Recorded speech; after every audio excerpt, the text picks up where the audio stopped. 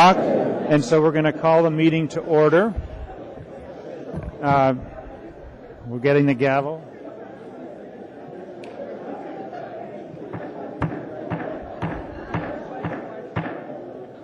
It's 5 o'clock, and I would, Madam Clerk, if you would please call the roll. Mr. Starr? Here. Mr. Gutierrez? Here. Ms. Gray-Jackson? Honored to be here. Mr. Birch? Here. Mr. Clayman? Here. Dr. Selcraig? Ms. Drummond? Ms. Osiander? Mr. Flynn? Present. Ms. Johnston? Here. Mr. Coffey? Here. Mr. Chairman, we have a quorum. Thank you. And Mr. Flynn, if you could lead us in the pledge.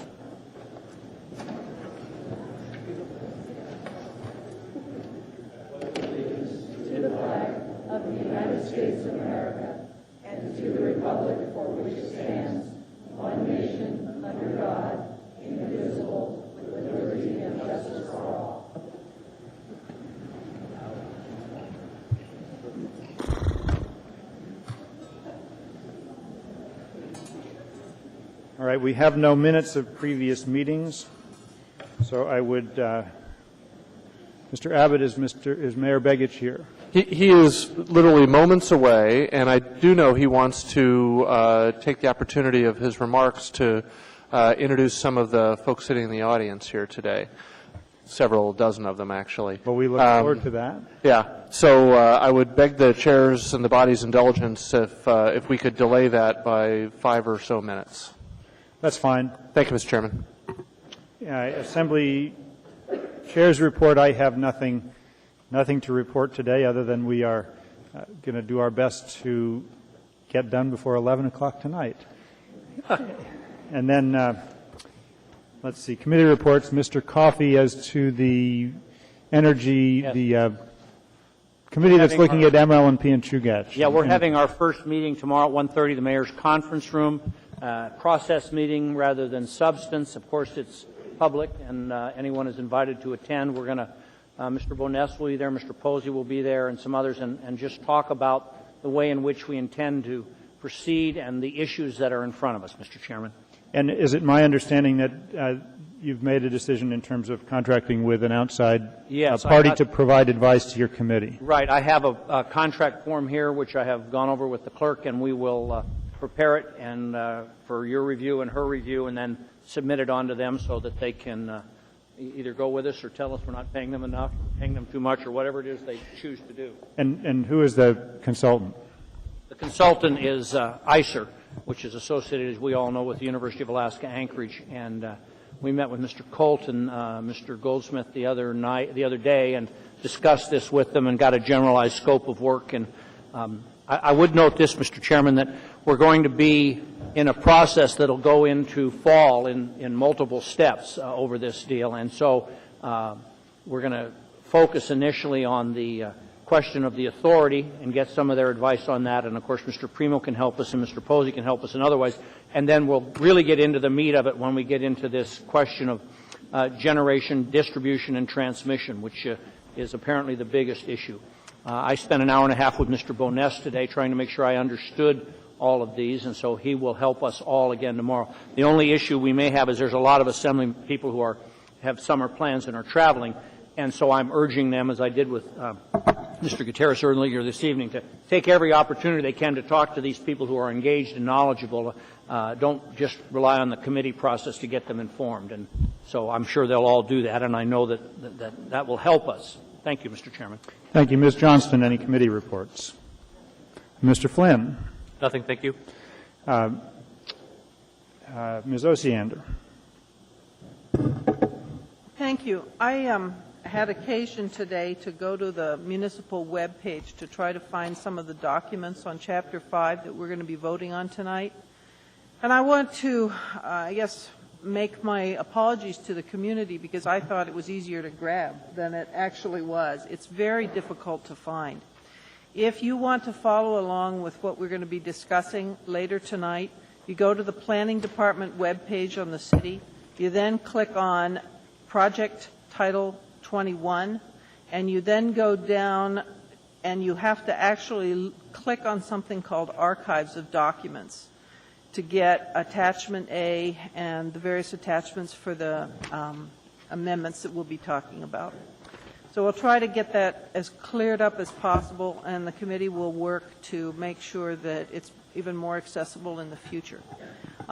Chapter 5 is before us tonight. Chapter 6 is coming shortly. We continue to meet every Thursday morning, 9:30 to 11:30. Thank you. Thank you, Ms. Osiander. Ms. Drummond.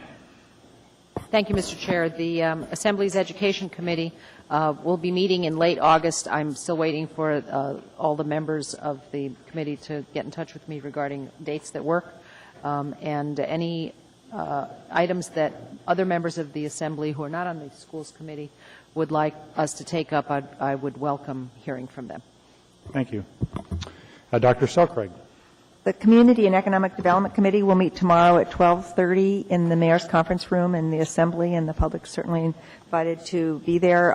It'll be the first gathering of our Energy Advisory Committee, and just to remind the Assembly, the intent of the committee is to not create new things, but really to look at what's already being done out there and bring us some opportunities for policy and action. So I look forward to their work. Mr. Birch. Committee reports.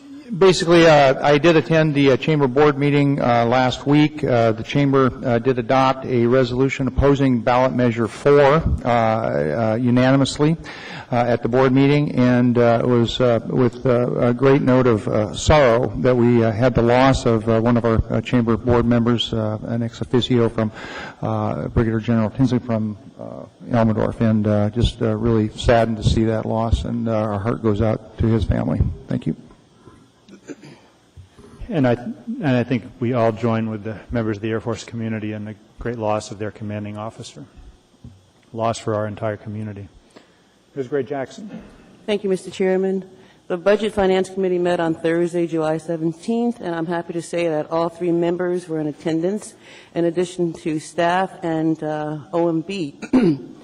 At the meeting, there was discussion on the revised resolution from last year, 2007-283S. We worked on revising that at the last meeting, and the Budget Advisory Commission were asked to provide some comments to us on that resolution, which occurred, and they were minor comments, but we included it in the resolution.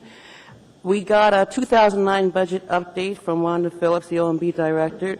She distributed the budget timeline, and she invited committee members to contribute to the calendar and to take part in the process. OMB expects the bulk of the request, the 2009 budget, to be due to high fuel costs.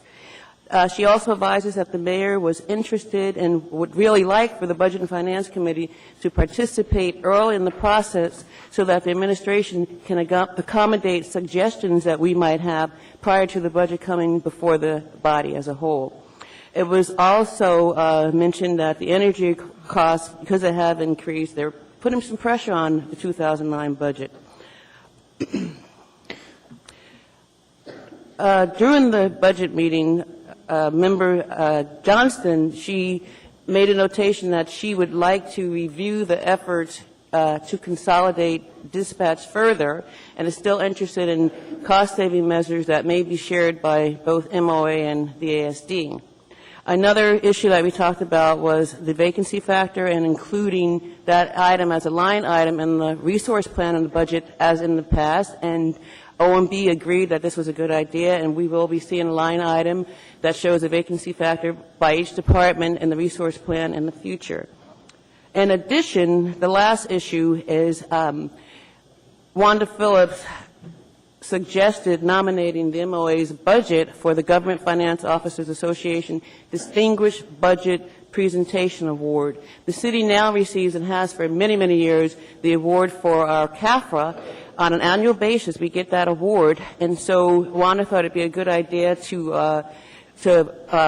apply for this award, because our budget presentation, the way it looks right now, is incorporating best practices, and we can include that in our application. Our next meeting for the Budget Finance Committee will be held on August 21st, 2008, and everyone is welcome. Thank you. Thank you. Mr. Gutierrez. Thank you, Mr. Chairman. Nothing to report from the Public Safety Committee, however, except to say that it is my intention to cancel the upcoming August meeting of that committee due to the fact that I will be out of the country. And we will take up public safety again in September, and I think there will be some other issues coming before the committee. Thank you, Mr. Gutierrez. Mr. Starr. If I may, through the chair, request that the agenda item for public safety soon address the public bears in our community. And it is quite an issue, especially in some of the more rural sections such as ours. I've had quite a bit of dialogue with the state, and our resource management with that is probably time to revisit that. And it's not to be in a critical manner, but we seem to be a tad reactive as opposed to some proactive natures. I don't want to bloviate here, but I think it's appropriate for the Public Safety Committee to address it from a different perspective than we are currently. I talked with the administration, and I think they would gladly participate in providing either additional guidance or perhaps even committing municipal resources to address what is becoming now an urban bear problem. So that point of liberty, I talked with the public safety chair, and he feels appropriate that he could manage that topic. So if the chair would concur, I think we need to move that topic forward from our perspective as a municipality. Dr. Selkirk is in the queue on the topic of bears. Actually, I'm glad that it's being discussed in public safety. I'm glad that it's going to be something that you're going to work on. One of the things that crossed my mind when I read the story in the paper and Rick Sonnet's comment is that I think that we're potentially at risk for, if somebody's mauled on the new trail in Eagle River, I think that we really need to examine the liability of the city in light of the advice that we've received. I know that having been told that we shouldn't put it there by the state biologist is a person that's managing these things is a pretty significant issue. And also, 2 of those maulings have taken place in our district, in Mike Gutierrez's mine district. And just want to share that I went out on Saturday night to see if there were any bears at the creek, and there was a bear by the creek. So, and I was in my car. But the fact is that it's a big issue, and I'm glad we're looking into it. It is, and it wasn't just brought forth on that. I've had dialogues with that. We've got 3 trail segments, as you're talking about. The state segment along Eagle River Valley, in particular, is up for continued discussion. We've reacted accordingly to some of their criticisms, but I think there needs to be some active dialogues to just how wide a berth we're going to give these bears in the urban environment. And as we continue to culture in a good way through salmon in the city programs and urban fisheries, we may be looking at things that need some more proactive management. And again, these bears are different than you see in the wild. They look at you and talk back as opposed to running away. And I think we've got some urbanized bears, and we've got an issue coming down the pipe. Yeah, and the issue, are you going to call me? Go ahead, quickly. He just looked at me. The issue of whether or not we really want to be adding salmon fry to these to these creeks, it's a big one in our district, so thanks. Mr. Gutierrez, I would appreciate your getting in the queue. I would just note that as chair of the committee, I follow your lead, and if you want to take this up, you have my complete support. Thank you, sir. Just very quickly, I wanted to add, I spoke with Mr. Starr this afternoon. I think it's very appropriate for the Public Safety Committee to take this up, and had offered if we want to reschedule the August meeting for a later time in August, or if it can wait till September, I will make it work. We'll make it happen, but this is an appropriate topic. Mr. Birch, I am also reminded, as we all are, the words of Wally Hickel, we just can't afford to let nature run wild. Mr. Birch. I just would reinforce that issue in South Anchorage and the hillside. We have similar problems, and I appreciate Mr. Starr's initiative and look forward to working with this organization to work toward a solution. And we've been looking at some answers in South Anchorage and appreciate the initiative there. Thank you. Thank you, Mr. Birch. Mr. Starr, do you have anything as to the audit committee? I do, actually. On your table here is the CAFR, Comprehensive Annual Financial Report, ink still wet on it. We're probably going to have an audit committee meeting to talk about the management report that generally accompanies this, which is not in here. It is an agenda item tonight, but I thought it would be appropriate for the audit group to deliver perhaps the management report in a management setting with the audit committee sort of taking those recommendations prior to our next meeting. We ran that by Ms. Weddleton, and she feels comfortable that's the best forum. We should have the management report in draft pretty soon. Typically that's discussed in and amongst it in administrative level, and then the final draft comes to us.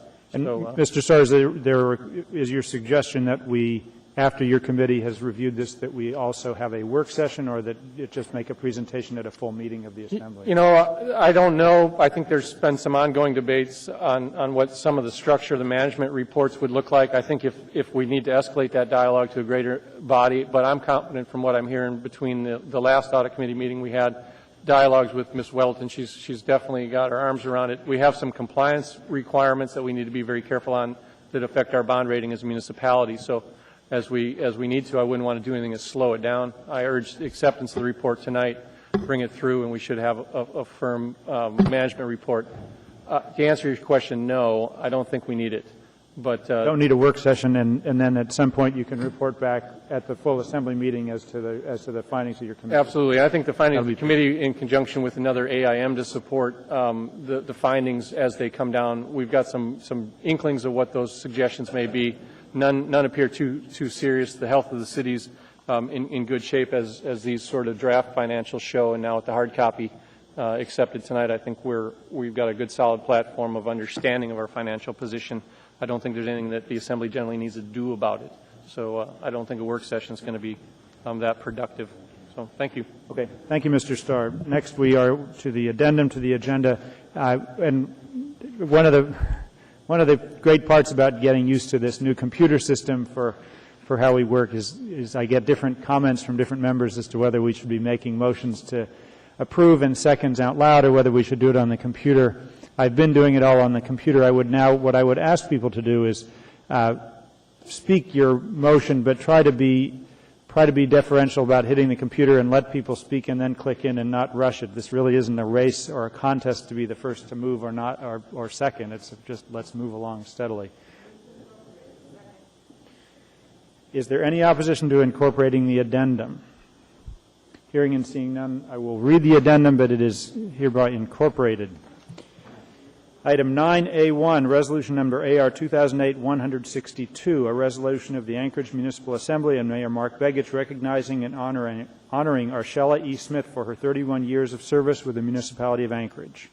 Item 9C1, Assembly Memorandum AM 500-2008, recommendation of award to Alaska Line Builders for Alaska Substation Project for the municipality of Anchorage, Municipal Light and Power Utility, ITB 28-C049, $587,495.19.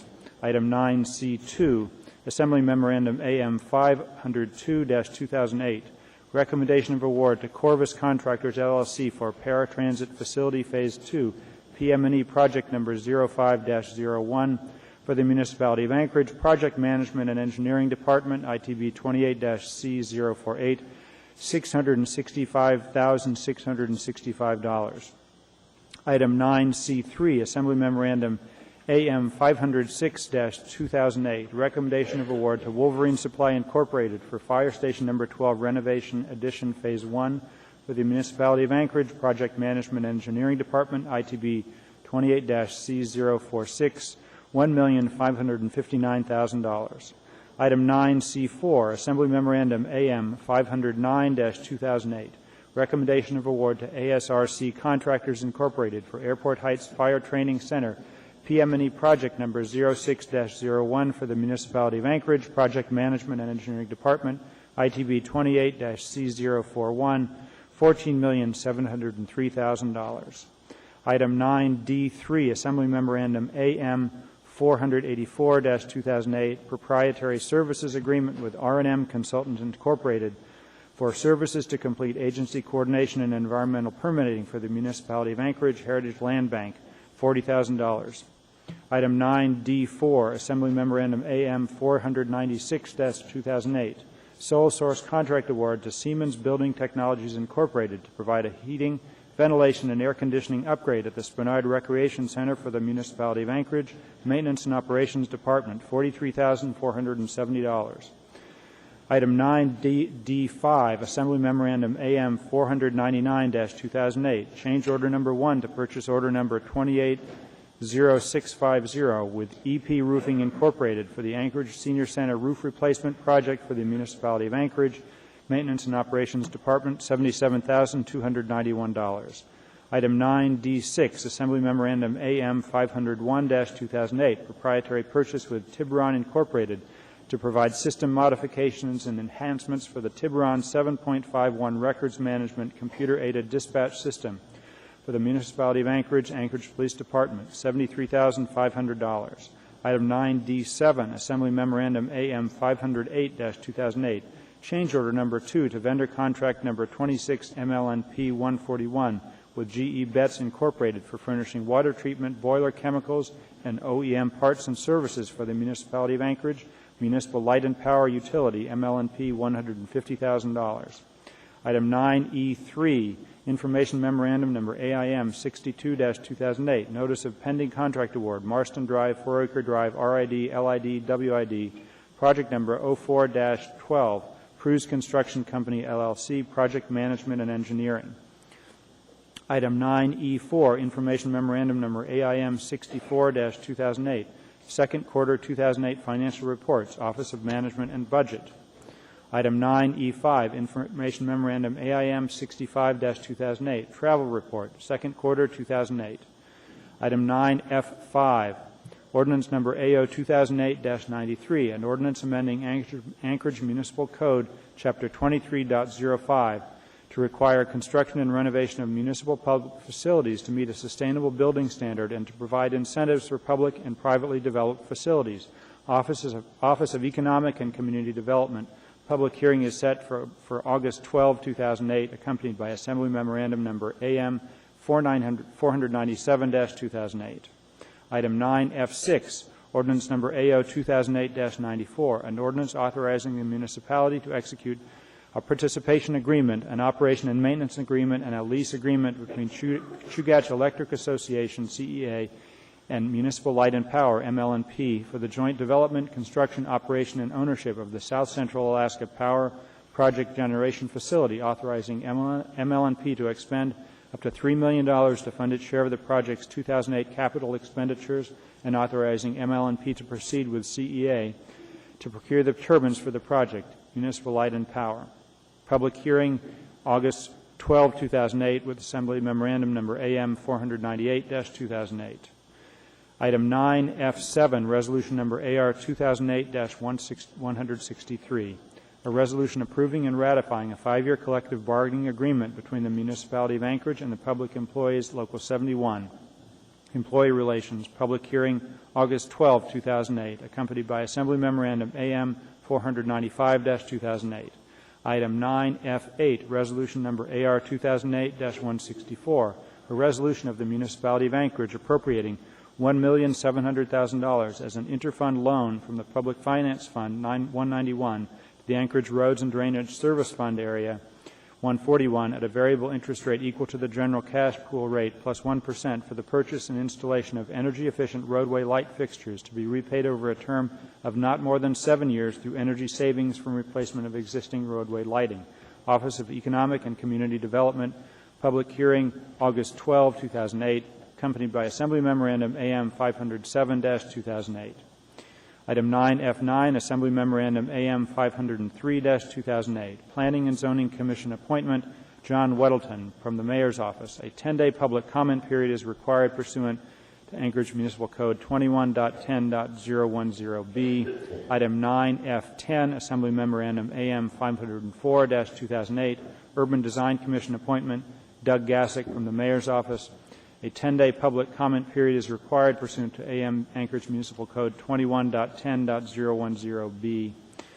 Finally, item 13A, ordinance number AO 2008-49, information memorandum AIM 63-2008 relating to AO 2008-49, Title 21 rewrite, Chapter 21.05 use regulations, Planning Department. That's the addendum to the agenda. Are there any laid on the table items tonight? Yes, Mr. Chairman. Thank you, Ms. Gray-Jackson. Go ahead. I'd like to move to lay on the table AR 2008-165, a resolution of the Anchorage Municipal Assembly adopting processes and procedures for the ongoing review and oversight of the budgets of the Municipality of Anchorage and the related operations of municipal departments. You have to push first motion. Could you go ahead and, has that been distributed? Okay, if you could go ahead and distribute it, that'd be great. Second. So Ms. Gray Jackson has moved and Mr. Gutierrez has seconded to amend this to the consent agenda. Is there any opposition to adding this to the consent agenda? Hearing and seeing none, it's coming.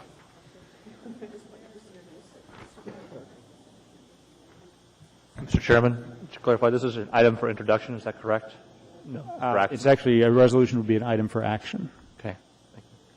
As a resolution, it would actually come under 9A2.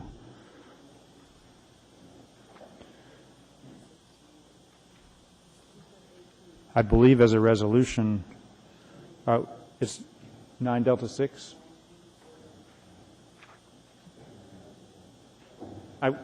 9B6. 9B6.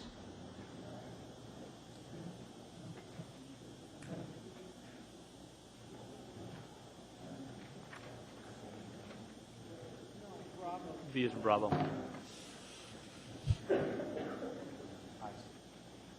The clerk is reminding me as a matter of procedure that I should ask if there's any opposition to the addendum as amended that now includes item 9B6.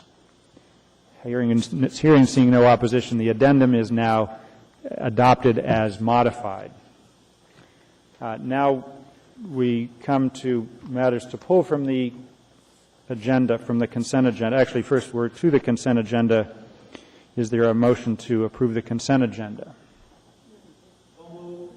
The consent agenda? Okay, Mr. Coffey has moved. Second. I think Mr. Gutierrez seconded. Mr. Coffey has moved. Mr. Gutierrez has seconded. The consent agenda, before we move to approve that, or before we take that up, Mr. Coffey, any items to pull?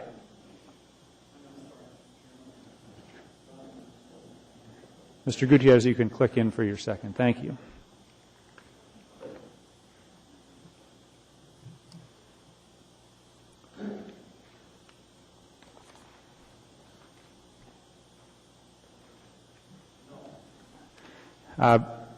Ms. Johnston, any items to pull? No, thank you. Mr. Flynn, any items to pull? Well, thank you. Ms. Osiander, any items to pull? 9A2 on the addendum. Excuse me, 9A1. Pardon me. Okay. 9A1. 9C4. On the regular agenda? No, on the addendum. Okay. Everything on the addendum, sir. Thank you. 9 Charlie 4. 9E4. And, Mr. Chairman, there are 3 items to be introduced that I merely want to request that the administration give us additional information on. So should Mike, turn to your microphone. We're not here. Sorry. Not picking you up well. Would you like me to just list what items I'd like, or would you like me to pull them and do it that way? This is on the items that have been introduced. No, it's on the addendum, the 9F, actually F5, F7, and F8. And you want additional information from the administration? Yes. Today or before the hearing? No. I just want to request it now so they'll have it when we deal with the matter. Okay. Would you like me to do that by pulling them? No, I don't think we need to pull them. I think it's been duly noted by that. I think you've just done it. I haven't listed them, Mr. Abbott. You just said 5, 7, and 8. Yeah, but I can tell you specifically what I need. Why don't you, if you'll forward that information to me this evening or tomorrow, I'll make sure you get it as soon as possible. Thank you, sir. Anything else, Ms. Osiander? No. Ms. Drummond? Any items to pull? Yes, Mr. Chair. Item 9B1 regarding Sand Lake Elementary School at the request of the school district. Ooh. Okay. Anything else? You want to pull B2? Yeah. Pull B2? And also 9B2 at the request of Ms. Osian. Thank you. 9 Bravo 1, 9 Bravo 2. Anything else, Ms. Drummond? That's it. Dr. Selcraig, any items to pull? I'd like to pull off the consent agenda 9F5 and 9F5 from the addendum. Okay. Yeah, from the addendum. Thank you. And 9F8. All right. 9F5, 9F8. Anything else to pull?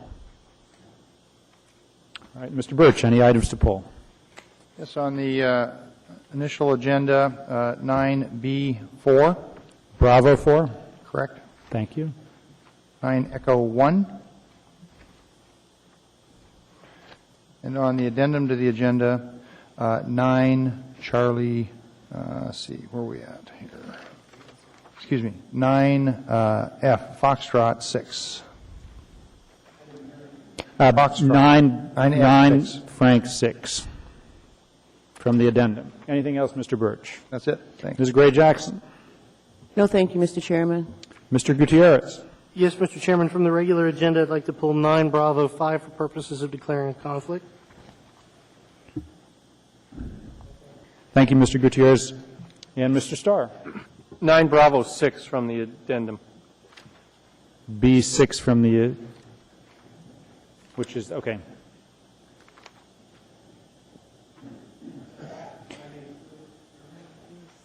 I think there is no 9A2. No, 9A1 has been pulled. B6, Bravo 6, LV resolution. All right. There's nothing else. Please vote on the consent agenda. Oh, actually, is there any opposition to the consent agenda other than the matters pulled?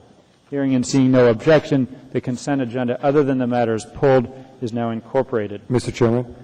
Mr. Begich. I can't get my request to go here, so can I ask to go back up to Mayor's report for introduction? Actually, I would be happy to take the mayor's report now before we take up the pulled items. I assume you don't have anything to pull from the consent agenda. That's correct. Thank you. Mr. May, go ahead and tell us. Thank you. Tell us all. Thank you, Mr. Chairman. I have a couple folks and a whole group that I'd like to introduce. This is, and you'll see them out here, obviously. This is the Youth Employment and Parks Program. As you remember, during the budget, we talked about the expansion of the program and the impact it was going to have this summer. These young people are here to kind of give you that report, but first I want to give you just some quick data points. We were able to hire 54 individuals, young people, for the summer this year working. We added 4 crew leaders, 6 assistant crew leaders, and as well as a Get Outdoors coordinator, a program organizer to help us with the program. It has had impact all across the city, and we're very excited about the ability to expand the program. As you remember, during the debate on the budget, we were going from 25 to 50, and the concern was, can we make it? Can we do it? What we found is there's a huge amount of young people who want to participate in this program for youth employment in parks, and also we found that there was plenty of work for them to do and educational opportunities. What I'd like to do is, if I can, introduce Joanne Sakar and Bree Shaw, if they can come up to give a quick presentation, as well as I don't know how they're going to introduce, or maybe the folks that are part of the program could stand up. It's obvious, I think, who they are. They're, for whatever reason, they're color coordinated tonight. But it's a great program that continues to have great success. Let me go ahead and turn it to Joanne and Bree, and maybe you can take it off from here. Okay. Hello, my name is Joanne Sakar, and I live in the Assembly District 1 in Chester Creek watershed. I work for the YEAR program, and I think this job is pretty amazing for youth teens. I say it's amazing because we get to do a lot of things, a lot of fun things and activities, more than any other job you can experience. I work on the recreation side, so on the rec side we have 3 different locations to work. My first location was Park and Play, so my group played fun games and activities with kids. On Tuesdays and Thursdays, my group would go to West High School to do aquatics and learn some of the basics of how to be a lifeguard. Then on Fridays, all of the crew members for the YEAR program would meet at the Fairview Rec Center to do civic engagement. The things that we would do for civic engagement is we would go into groups and talk about the pros and cons about our community. One day we did a door-to-door survey about waterways and watersheds. Then at my second location, my group went to Kincaid Park to work with the Kincaid Adventure Camp and Rowdy Rangers on Tuesdays and Thursdays. In the mornings, we would usually do things like transplant trees and ferns. We would also do weeding around Kincaid Park. Then at the third location, my group went to different schools such as Kincaid Elementary, Chugach Optional, and Willowa Elementary to help out with the summer camps. At this job, I got to meet new friends, and also it has given us a chance to do something positive in our community. Thanks. Thank you very much. Thank you. And just Mr. Chairman, there are two components. What you just heard from was the recreational side of it. Now you'll hear from the parks side of it. Hello, I'm Brianna Shaw. I live in Assembly District 4 and the Campbell Creek watershed. I work on the park side of youth employment on parks. On our side, we have done some really awesome projects. We have gone to different parks around Anchorage, making them safer and cleaning the brush, wrapping trees, and planting willows. Throughout this summer, I would have to say that my favorite project that we've done is the trail that we are currently working on in Far North Bicentennial Park. It's my favorite because we get to be in the woods and work with really fun tools. Overall, Youth Employment in Parks is a great program, and I would recommend it to other youth around to check it out and get involved. And now the rest of the crew will introduce themselves. The ones in red are crew members, and the ones in blue are crew leaders. Thank you. Thank you. Hi, my name is Gavin Dixon. I'm a crew leader on the park side. I live in Assembly District 6, and I live in the I live in the Furrow Creek watershed. And my favorite week has been working with chainsaws in Muldoon Park. Thank you. Thank you. Hi, my name is Jordan McLeod, and I'm on the rec side, and I'm in Assembly District 1, and I live in the Chester Creek watershed, and my favorite part is working with the kids every day. It's really fun. Thank you. Hi, my name is Admon Abuamsha. I'm also on the recreation side. I live in the Campbell Creek watershed, and I'm part of Assembly District 4. And YEP is a great program, and I recommend you guys to keep supporting it. Thank you. Thank you very much. Hi, I'm Anton Abuamsha. I'm also on the recreation side. I live in Assembly District 4, and I'm in the Campbell Creek watershed. Thank you. Hi, I'm Chelsea Womble. I'm on the recreation side, and I live in the Campbell Creek Water District, and I am in Assembly District 6. Thank you. My name is Gilberto Martinez, and I live in the Campbell Creek District. I'm in District 1. Thank you. Hi, my name is Lena Page. I live in Assembly District 6 and in the Campbell Creek watershed, and I'm on rec side. Thank you. Hi, I'm Matt Ellis. I live in Assembly District 3. I'm on the rec side, and I'm in the Chester Creek watershed. Thank you very much. My name is Daniel Center. I live in Senate District number 3. I work on the rec side, and I live in the Chester Creek watershed. Thank you. Hi, my name's Ernie Bush.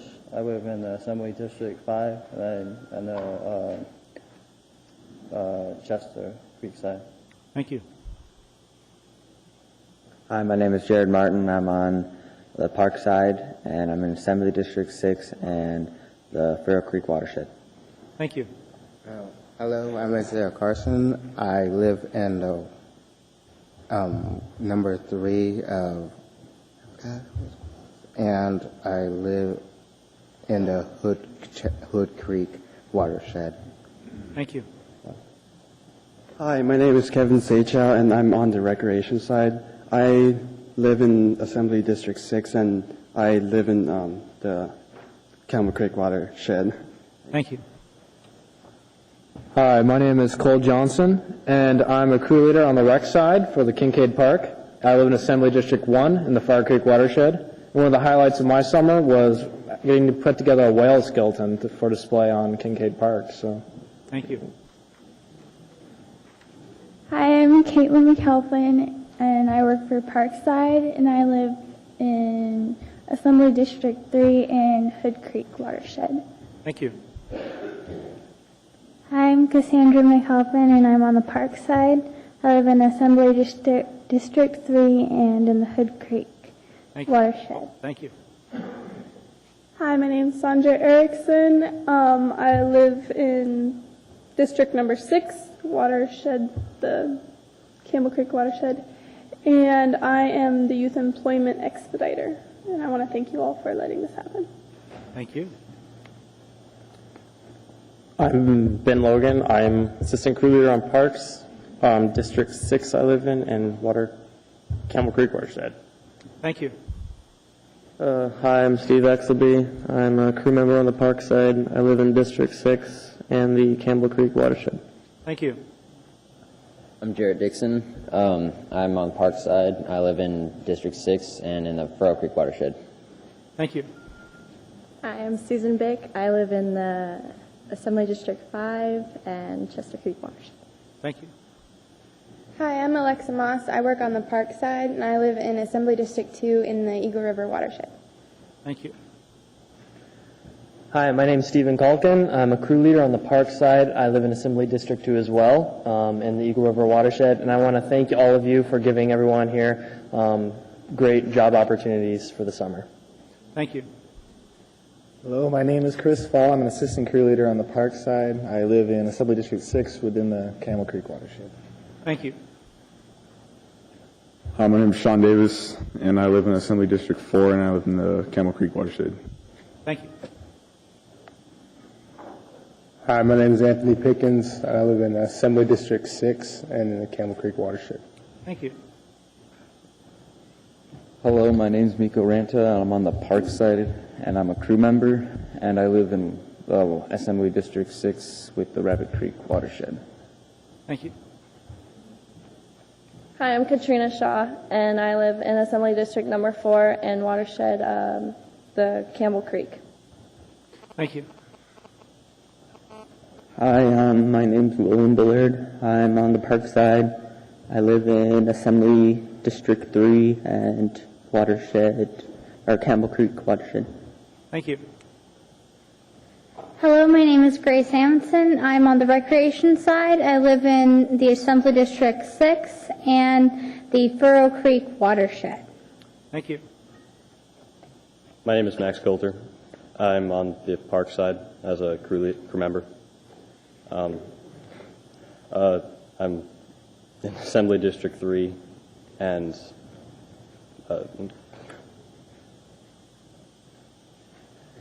I'm frozen. Which watershed do you live in? Campbell Creek, I'm sorry. Thank you. Thank you. Hi, my name is Amanda Englishby. I live in Assembly District 5, Watershed, Chester Creek, and I'm assistant crew leader on the rec side. Thank you. Hello, my name is Gly Hernandez, and I live in District 3, and I live in the Westchester Watershed, and I am the recreation crew leader. Thank you. Hi, I'm Bethany Weber. I'm on the recreation side, and I live in Assembly District 4 in the Chester Creek Watershed. Thank you. Hi, I'm Tina Anderson. I live in District 5, Watershed, Chester Creek, and I'm an assistant crew leader on the recreation side. Thank you. Hi, my name is Henry Bozine. I live in the Assembly District 5 in Chester Creek Watershed. I'm a rec side member. Thank you. Hi, my name is Pesmina Palmasino. I'm on Park side. I live in Chester Creek, District Assembly 5, and my highlight was planting a lot of willows. Thank you.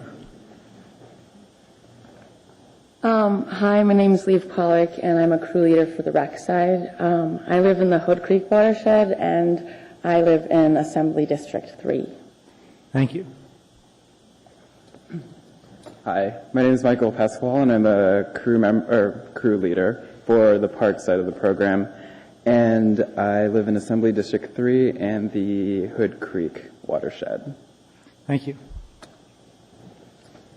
Hello, my name is Bryce Tim, and I'm actually from Ketchikan, but I'm an assistant crew leader for the park side, And for the summer, I'm living in the Assembly District 5 and the Chester Creek watershed. Thank you. Thank you, Mr. Chairman. Also on your table should be this map, which tells you some of the projects and where they worked within the community, and I hope you take a chance to look at that. But I wanted to make sure you saw your investment through the budget process and where it went and what the return was, and these guys did a great job. So thank you very much for the opportunity to have a chance to introduce them and let them introduce themselves. Thank you very much, Mr. Chairman. Thank you, and thank you all for coming down. And Mr. Gutierrez. Thank you, Mr. Chairman, and thank you, Mr. Mayor, for bringing these folks out, and it's good to see you all here. Just out of curiosity, who among you was part of the cardboard boat regatta a couple of weeks ago? Raise your hands. Mr. Chairman, I was fortunate enough to be a judge for that event. It was a fabulous event, and one of the Yep boats had the most spectacular sinking I have ever seen. If you're going to go down, baby, go down with style, and you did it. I was employed in parks when I was a teenager, and I know there's a lot of value there. I didn't get to play with chainsaws like some of you guys did, but thank you for coming out here, and I'm glad you enjoyed your experiences this summer. Thank you, Mr. Gutierrez. Dr. Selcraig.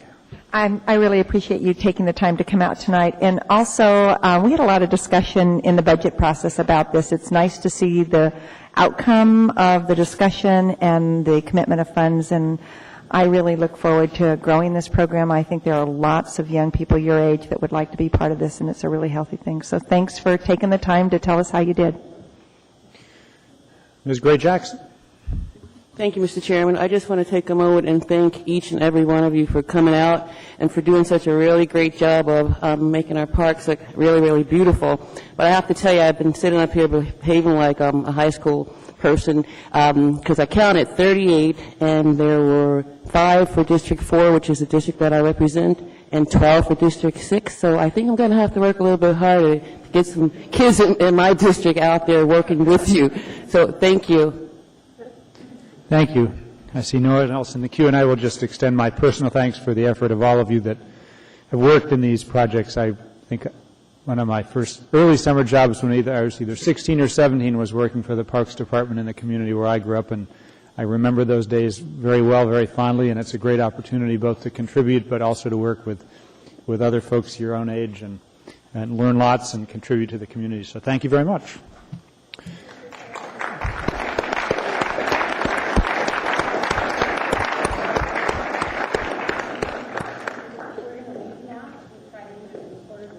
Thank you very much. Mr. Mayor, anything else from the Mayor's report? No, sir. Thank you very much. The first pulled item is 9A1, pulled by Ms. Osiander. Ms. Osiander, if you could move and a second. Ms. Gray Jackson and Ms. Osiander, I think, is going to read, and Ms. Gray Jackson is going to present. Other way, I'll get it straight. Ms. Gray Jackson is going to read, and Ms. Osiander is going to present. Ms. Osiander, if you could punch the button for moving. Oh, sorry. And Ms. Gray Jackson, the second. Thank you. Is there any opposition to approval of 9A2? Hearing and seeing none, that is approved. Go ahead, Ms. Gray Jackson. Arshella, could you please come down, and if you can bring anybody that you'd like to come with you.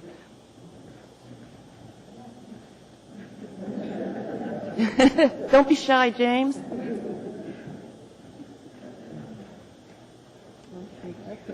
A resolution of the Anchorage Municipal Assembly and Mayor Mark Begich recognizing and honoring Arshella E. Smith for her 31 years of service with the municipality of Anchorage. Whereas Arshella E. Smith began working for the municipality of Anchorage with the Comprehensive Employment Training Act, CETA, in June of 1977 as a receptionist trainee. She was promoted in September 1977 to the position of office aide with the Department of Health and Human Services. And whereas in December 1977, Arshella received a promotion to office assistant with Human Support Services. And whereas in June 1978, Arshella was promoted to senior office assistant for Public Service Employment, Department of Social Services. In November 1979, Arshella received a promotion to records coordinator for the CETA program and the Department of Social Services, and was promoted to the position of interviewer for the CETA program in May 1981. And whereas In October 1983, Arshella was promoted as an Intake Eligibility Determination Officer with the Department of Health and Human Services, and in July 1998 became an Employment Coordinator with the Planning Department. Arshella became a shop steward with the Anchorage Municipal Employees Association, AMEA, in 1985. And whereas Arshella's commitment to improve the lives of CETA, Job Training Partnership, and workforce investment clients for over 20 years was evidenced through her work in counseling and in assisting in developing training tools and applications per federal guidelines such as Public Service Employment, PSE, Adult Work Experience, AWE, On-the-Job Training, OJT, Summer Youth Employment Training, SYEP, and the Dislocated Workers Program. As a municipal employee, she encouraged community members daily to succeed in life, and her extensive work with youth at risk, clients with disabilities, and the homeless proved to be her most fulfilling challenge during her 31 years with the MOA. And whereas on July 1st, 2003, Arshella became a junior administrative officer for the Accounts Payable section of the Finance Division at Anchorage Water and Wastewater Utility. And whereas Arshella has contributed to the growth and success of AMEA by helping implement a culture of employee involvement, pride, and continuous improvement through her role as an AMEA board member in 1995. Arshella became vice president of AMEA in 2002 and has been the president of the organization since July 1st, 2003. And whereas in June 2008, Arshella was part of AWW's work unit of the quarter for her work in AWW's Accounts Payable section. And whereas Arshella retired from AWW employment on June 27, 2008, having left the Finance Division with a strong foundation for fulfilling AWW's mission and with a strong record of accomplishment. The Anchorage Assembly resolves Arshella E. Smith is recognized for her 31 years of service to the municipality of Anchorage and the citizens of Anchorage. Thank you, Arshella. Bravo. Thank you.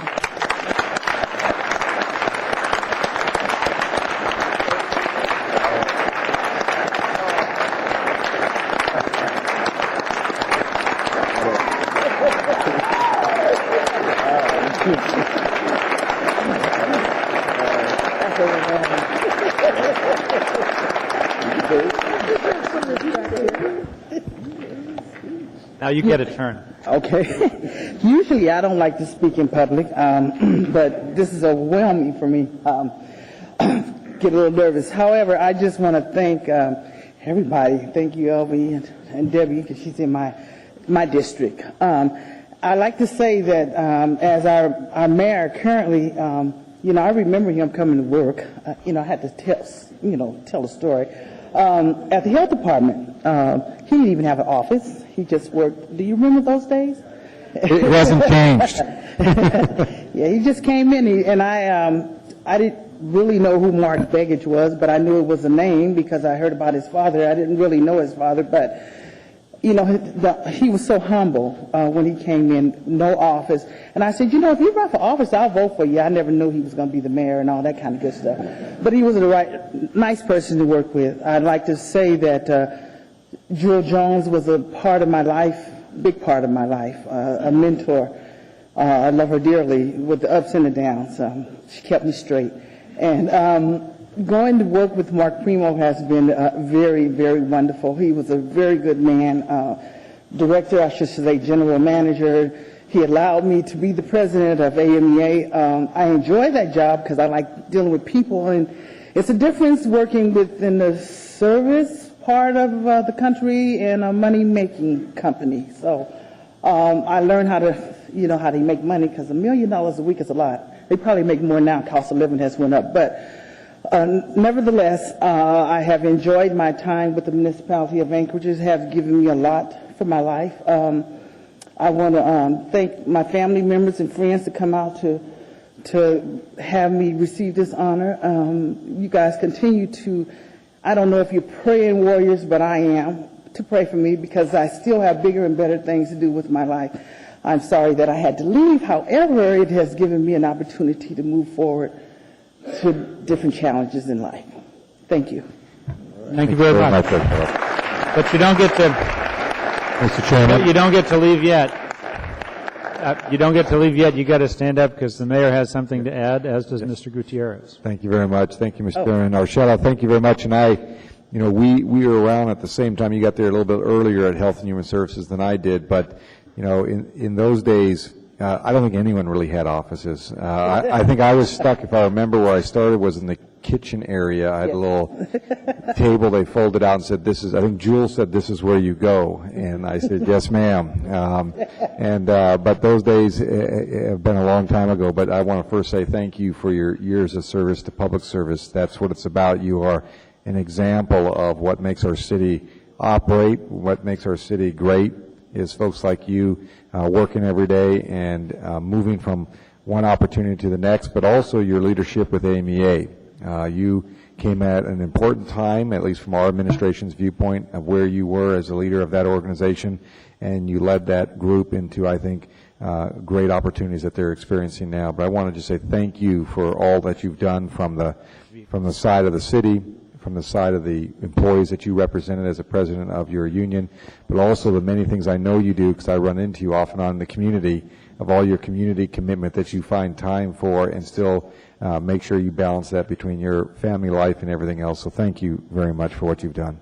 Thank you. Mr. Gutierrez. Thank you, Mr. Chairman. When I started working for the municipality in 2003, Arshella, you were one of the first people I met, and I knew pretty quickly that I had come to work at a very special place because I saw a lot of folks, yourself included, who had worked for the Muni for a long time and had moved up through the ranks, and it really kind of made me feel like this was a very special place. You were always so friendly and supportive. Arshella and I, Mr. Chairman, worked together on the Municipal Employees Diversity Council, and through all the different things you have done, you really made a difference in a lot of people's lives, not just as employees, but as citizens. And we just can't even thank you enough. Thank you for your friendship. Thank you for your service to the city. And good luck and God bless you in whatever you do. Thank you. And Ms. Gray Jackson has some good words as well. Hi, Shella. Hi, James. I just want to take a moment to thank you for your 31 years of service. That's a really, really long time. I made 25, and I thought that was really something. But 3-1, wow, that's a big number. And I just want to say to the public, we have so many wonderful, hard-working employees in this municipality that sometimes get a little bit forgotten. And I wish you well, Arshella. You're going to be missed, but I'm sure that we'll stay in touch. And congratulations on the rest of your life. Thank you. Thank you very much. No one else is in the queue, so thanks again and congratulations. Thank you.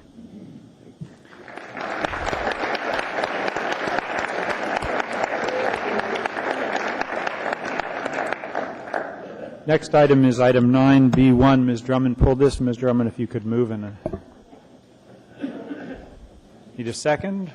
Ms. Osiander, thank you. You could speak it as well, Ms. Osiander. We're trying to do both speaking and pushing buttons. Go ahead, Ms. Drummond. Thank you, Mr. Chair. The school district asked that this be postponed indefinitely as they are not final in their version. And Mike is on. Pull it closer. The school district asked that this be postponed indefinitely as their concept design for Sand Lake Elementary School is not yet ready. And I urge the body to support unanimously postponing it indefinitely. So it's been moved and seconded to postpone indefinitely. Any opposition to postponing this indefinitely? None, Mr. Chairman, but a comment before it goes away. Go ahead, Mr. I Coffey. know it'll come back to us, and my concern would be the relocatables. And I read the memo, and they're there, but I don't know if they continue to be there, number one. And number two, I would hope they would make every effort to eliminate them, and I don't know if Ms. Como or Mr. Vacalis, there's Mr. Vacalis. So that would be my expressed desire, that we not continue to have relocatables if at all possible. Thank you for your courtesy, Mr. Chairman. Thank you, Mr. Coffey. No one else is in the queue. Is there any opposition to continuing item 9B1 indefinitely?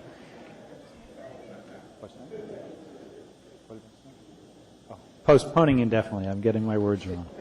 Hearing and seeing no opposition, that matter is postponed indefinitely. Next is item I, 9B2, also pulled by Ms. Drummond. Ms. Drummond, if you could move, and Dr. Selkirk, if you could click out, please, off the computer, withdraw your motion. Ms. Drummond, if you could make the motion. I can't get to that spot on the screen here. Come on, there we go. Make the motion at least out loud. Ms. Drummond has moved. Mr. Gutierrez, you want to speak your second? Second. Thank you. All right, go ahead, Ms. Drummond. I pulled it at Ms. Osiander's request, so I'll yield to her.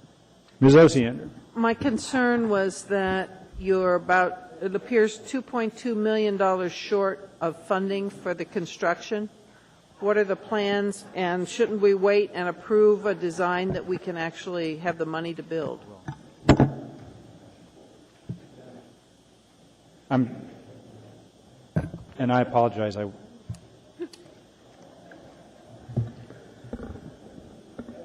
Through the chair, Ms. Drummond, my name is George Michaelis. I'm the Assistant Superintendent for the Anchorage School District. This project is not unlike several others that we've come before you with, where we've had a project in the conceptual design phase that the monies available certainly were not enough to cover at least the initial concept design as far as the project, what it would look like. And what we do traditionally when we do this is we go back through and we value engineer the project, and that's what we're in the process of doing at this time. And as a result of the value engineering, we will reduce the project to within the budget that we have available. If I could pursue, sir? Yes, absolutely. Go ahead, Ms. Osiander. You've got the floor. I anticipated that answer, but I also anticipated that if the value engineering calls for a modification of the design, you're going to have to come back to us, aren't you? Not if it, unless it materially changed the design. Remember, the concept design that you're seeing is concept only, and what it doesn't show is, you know, the materials that's being used. It doesn't show how the mechanical systems will necessarily finally end up, whether it'll be 1, 2, 3, 4, 5 mechanical systems to make the system work. It also does not include finishes and things like that. So we have latitude with the concept to be able to make some changes. And also we could make some minor program changes that could affect reductions in some costs associated with it without materially changing the concept. I just wanted to point out to the body that the construction budget is 11.5, and apparently they're $2.2 million short of that, which is about a fifth of it, which seems like an awful lot to make up in materials. I would cheerfully postpone this, Mr. Michaelis, in hopes of getting something that can actually be built. That's a question. Okay. Are you willing to postpone in order to? We'd rather continue on. We're confident that we'll bring this project in and be able to pay for this project. Without materially changing what's before us today? Without materially changing the concept. Okay. Well, it'll be interesting to see how you manage that. Thank you. Mr. Michaelis, don't go anywhere. There's 3 others in the queue. Mr. Gutierrez. Thank you, Mr. Chairman. I actually had intended to pull this one as well. Mr. Michaelis, I've received quite a few calls from constituents regarding this particular project, people who were taken off guard, who were surprised that we weren't moving ahead immediately. They saw what we did with Clark Middle School. We approved the bonds, and the next week we demoed the building practically. Can you explain why we didn't move immediately forward on this project and have it done this summer? Well, as you may recall, and I know that your constituents certainly recall, that we had this higher up on a CIP at one time. We brought it before the voters, and this project, along with another major project, was voted down by the voters. During that period of time, other things came to light that required us to deal with. For example, Clark Middle School. And as you know, in a CIP, what is present and approved in the CIP today can change very easily tomorrow because of environmental issues that's beyond the control of anyone. In the Clark case, in re-looking and examining what we were dealing with in that particular school, it was felt that we definitely needed to move that priority higher and take Clark up. And it was done through a public process, as you very well know. And there was an awful lot of debate and an awful lot of thought put into the fact that we would need to move Clark to a higher location. As a result of that, that pushed Chester Valley down, and it actually pushed it back. So those are the two reasons that Chester Valley was pushed back. And I understand that at the time the bond for Clark was done, the design process for that building was largely completed, whereas this one was not. Is that accurate? That is correct. So part of the, again, I would ask and suggest, it seems to me that is part of this budget shortfall due to the rapidly increasing costs of construction materials, fuel, et cetera, et cetera? That is a large part of it. It certainly is. In fact, we've been noticing that in all of our projects there's been substantial increases in material and also labor charges. Transportation costs, as you know, have skyrocketed. And we're not the only ones that's feeling this. We've gone through and polled the industry, and I think everyone in the construction business right now is feeling the same pain, so to speak. So that is a large part of it. Also, you know, in looking at the design, and when we go back through and value engineer, there may be some other things that we can do to cut costs. For example, you know, as opposed to having one major heating and ventilation system, you could accomplish the same thing by putting some smaller ones in, which actually might be a lot cheaper in the design process. So a lot of things that we can do to downsize the cost. But the bottom line is the most of it was the materials, transportation costs increases as a result of inflation. Given that, I think I would concur with your assessment that you should move forward with this and not delay, because I think any further delay is only going to increase those costs down the road. And I think it's, in a sense, a cautionary tale to the Assembly that before we put something like this, a project on a ballot measure for bonds, that we have that design process done so that we can move forward. Because in the current economic state, I don't see things like construction costs stabilizing anytime soon. Materials are going to continue to get more and more expensive, particularly driven by energy costs. So I would agree that we need to move forward on this. Thank you. Thank you. Dr. Selkrig. I've also heard from constituents, and I also was at a community council meeting where this was presented. And I think that there is some concern on the part of the community that there's going to be actually a reduction in what they expected they were going to get. And when you look at it, what is this, a 5% or it's a good chunk. Yes, so it's 20%. It's a big chunk of the overall project. And so one of the things I wonder about is the fact is that I was involved with the community when the school was asked to step back, and it was a hard decision for them.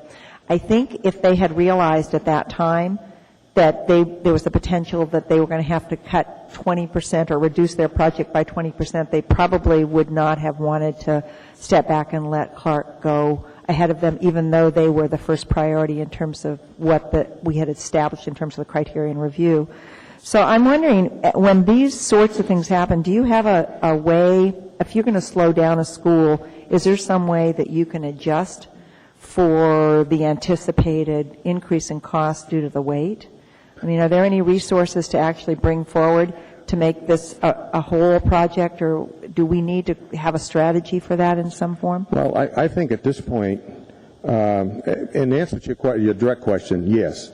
At this point, though, we're still in the phase of value engineering, and we've had great success in the past of value engineering and being able to have workarounds so that the project still has the program aspects that the community expects, but we're able to do some other things within the construction itself and how we modify certain things within the building to be able to cut costs at the same time support the program that the community is expecting.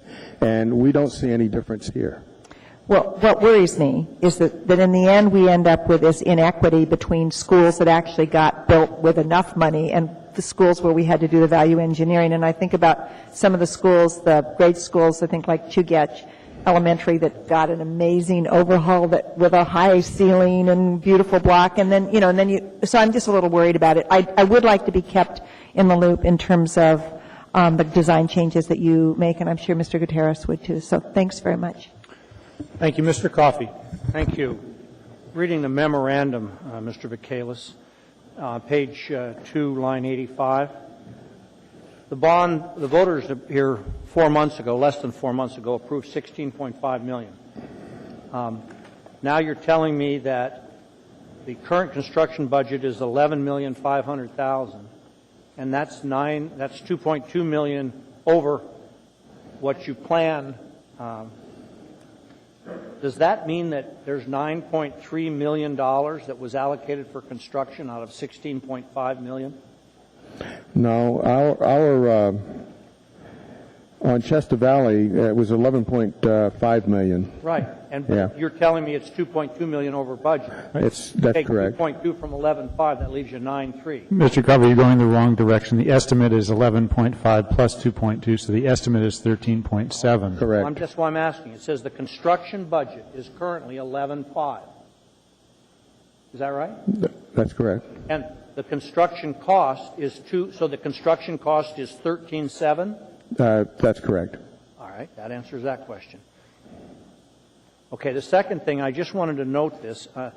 Both Mr. Stout and Mr. Bauer, who were here when the Denali, when Clark went ahead of these schools, received assurances and promises, and I'm assuming these went on to the parents of the people who go to school there, that this would be built the next year. Now we're another year. That's bothersome to me because these people were ahead. I understand the reasons for doing it, but firm commitments were made, at least they seem to be pretty firm to this body and therefore to the public, that because Clark stepped ahead, that we would then make sure that Chester Valley and Sand Lake were built. The last time anything was done with this school was 1966. Well, I would beg to differ when you say that's the last time that anything was done to the school.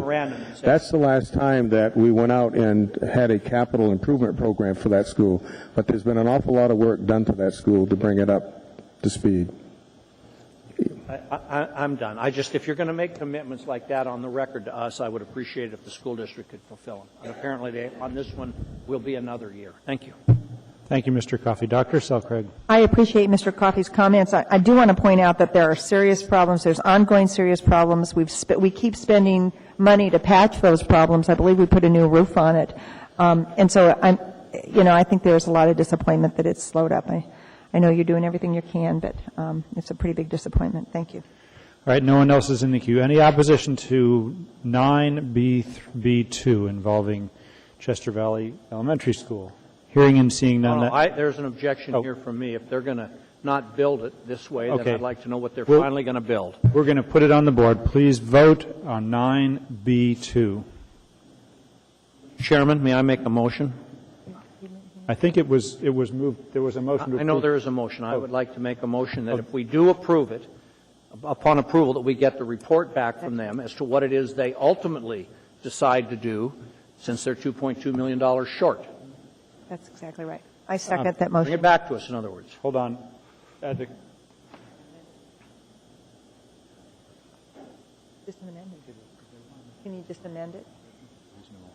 Okay, Mr. Coffey's made the motion, and Mr. Coffey, you could go ahead and hit your motion button. Let me just say it. I move to approve, subject to a requirement that the school district, when it has its amended design, brings that back to the assembly for approval. And it would need to come back not as something for approval, but it would come back as an information memorandum. It's not my motion. Right, but I think they could come back yeah, I think they should come back. The question is, my motion was for approval, like we approved this one. Oh, you want it, your motion is that, oh, I'm sorry. Yes, if the motion is that we come back to approve it, that's fine. That would be the motion. Okay. Then moved by Mr. Coffey, seconded by Dr. Selcraig. Mr. Chairman, and I'll speak very briefly. The reason I'm doing this is because of what I mentioned is the commitments. These folks in this neighborhood, and it's not even my district, it just bothers me that they have Chester Valley, it was a mess, and it needs to be fixed. And I'd like to see how they plan to address that as quickly as possible. Thank you. He wants to, the motion is that after they have the design concept finalized and the budget finalized, that they come back for another approval of what they're actually doing. Is that a fair description? All right. As to the amendment, Ms. Osiander. Thank you. I'm not comfortable with the amendment as stated for two reasons. First off, I was just assured by the assistant superintendent that the design before us is not going to be fundamentally changed, and instead they were going to look at materials and more specific portions, not the general design, in finding the savings. Second thing, the Assembly's involvement with school district projects is very well outlined in code. And if there is an additional requirement for submittal, there may need to be some legal analysis of our ability to require that at this point. All right. I would instead request the maker of the motion to ask for an informational memorandum to detail how they've come up with the 2.2, if that would be acceptable. Well, actually, I've spent some time reviewing Robert's rules, and he can't really accept it. You either make a motion to amend what he's made. All right, I move to amend the amendment on the floor to substitute informational memorandum. Rather than for our approval. All right, it's been moved by Ms. Osiander. Is there a second to that motion? Go ahead and, is there a second for Ms. Osiander? Mr. Gutierrez has seconded. Thank you. As to changing it from needing our approval to providing us information, anyone wishing to speak to that? I'm going to take everyone out of the queue. Hold on. I'm taking everyone out of the queue as to speaking, Mr. Gutierrez clearly clicked in as to speak to the amendment to the motion. To the amendment to the amendment, yes, sir. Yes. I would just like to, I'm very comfortable with the idea of requiring the school district to come back to us in one form or another. I would like to hear from Mr. Coffey as to why it's important that this come back for approval versus information. Mr. Coffey, go ahead. Two things. Number one, I want to make sure that they do what they say. And number two, the $2.2 million on $11.5 million is about 20%. That's a very significant amount of money. And this isn't going to be built now by their own statements until 2009. So what's the rush? And I disagree with Ms. Osiander. We are not required to accept the design as they present it to us. Therefore, if they are not going to give us this design, which they've said they're going to make adjustments, I'd like to see what it is they are going to give us. I see no harm in asking them to come back so we can have a discussion about this. If it were to delay the construction, I would not ask for anything. But it's not. It's 2009. Thank you. All right. Mr. Chairman, anything else? For that reason, I will not be supporting the amendment to the amendment. All right. Thank you. Dr. Selcraig. I concur with Mr. Coffey, and I know that I'm forgetting your name, Michaelis is up here to tell us the absolute truth, the way he knows it, but this has been a tough project, and we've promised things in a big way to this community, and I think the community itself is really anxious about the significant changes that may have to occur in order to meet budget. So I think it really is important for us to keep an eye on it, be comfortable with it.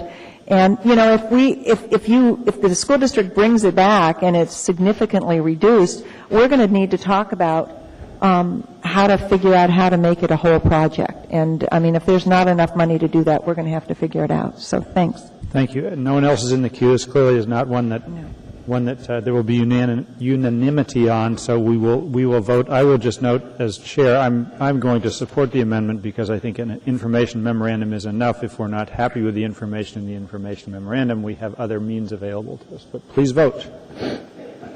This is to the amendment to the amendment.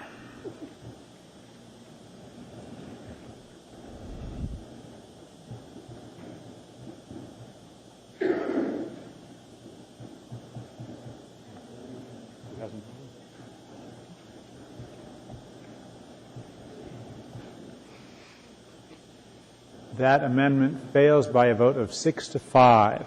All right, now as to the amendment that requires an information requires coming back to us for approval. No one else is in the queue. I will. Mr. Chair, may I make one comment? Actually, no, because we're going to keep moving, and I don't think we need your comment, but I appreciate your offering. Go ahead. I'll ask if there's any opposition to the amendment. Okay, let's vote on it. This is the amendment that will require them to come back and get a second approval once the plan is in place. Please vote.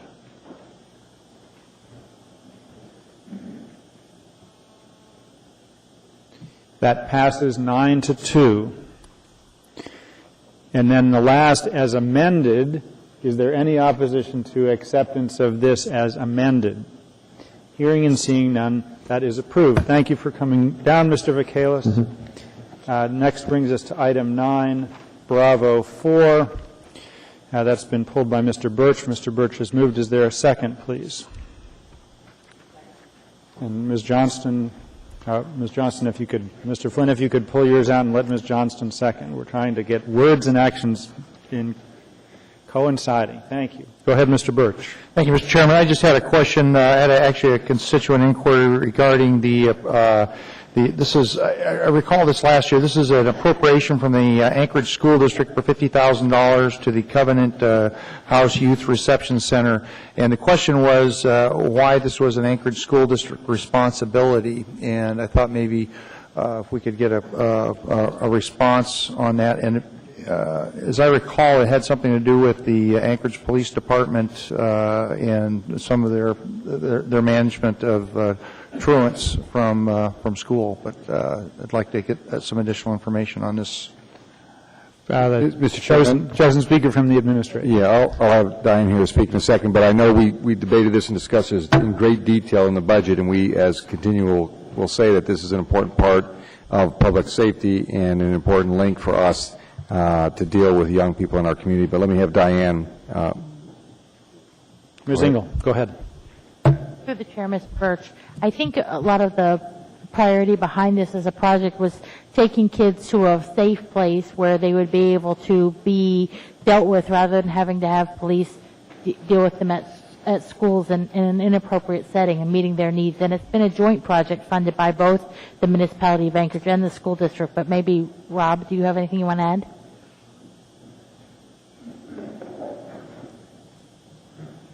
Chief Yoon. Through the chair, Mr. Birch.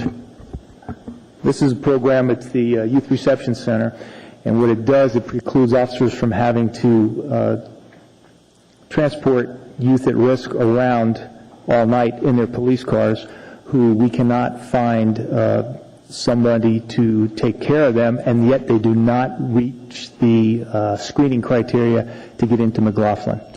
There's a gap there, and this the Youth Reception Center is admirably filling that gap as far as the police are concerned.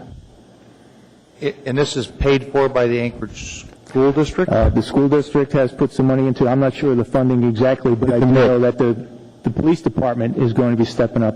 We're moving some money around in our budget that we have from it's such a priority to us that we're going to do what we can do to help fund this. It's a shared responsibility right now. What happens now, the city and the school district participate. What will happen in 2009, we are more than likely going to be the larger participant in the program. We think it's important because, again, as Chief Yoon has talked about, I have dealt with this issue from way back on the assembly days. We tried to do this program because The idea of police officers carting around kids because we can't get an adult or a custodian to take them and McLaughlin won't take them is a total waste of police resources and keeps them then unavailable to respond to other calls. So we think this is a critical component for our response in public safety.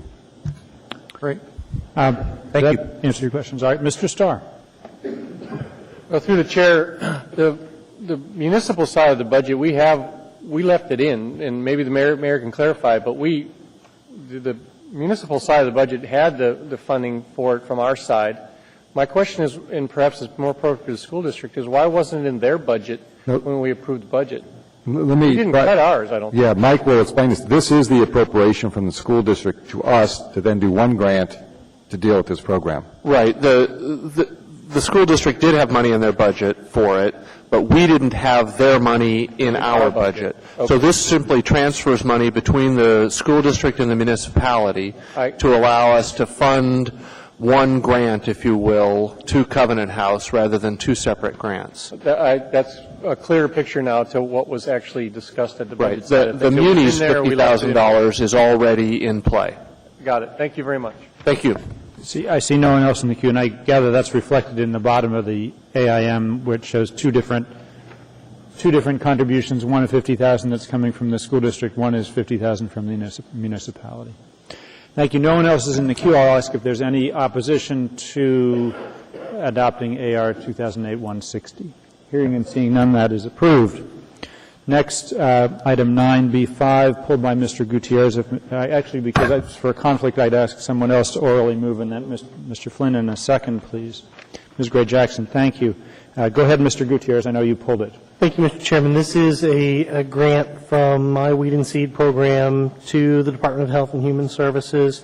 Again, it's one of those issues where the Department of Justice has said I may not be involved in the decision-making process on either end.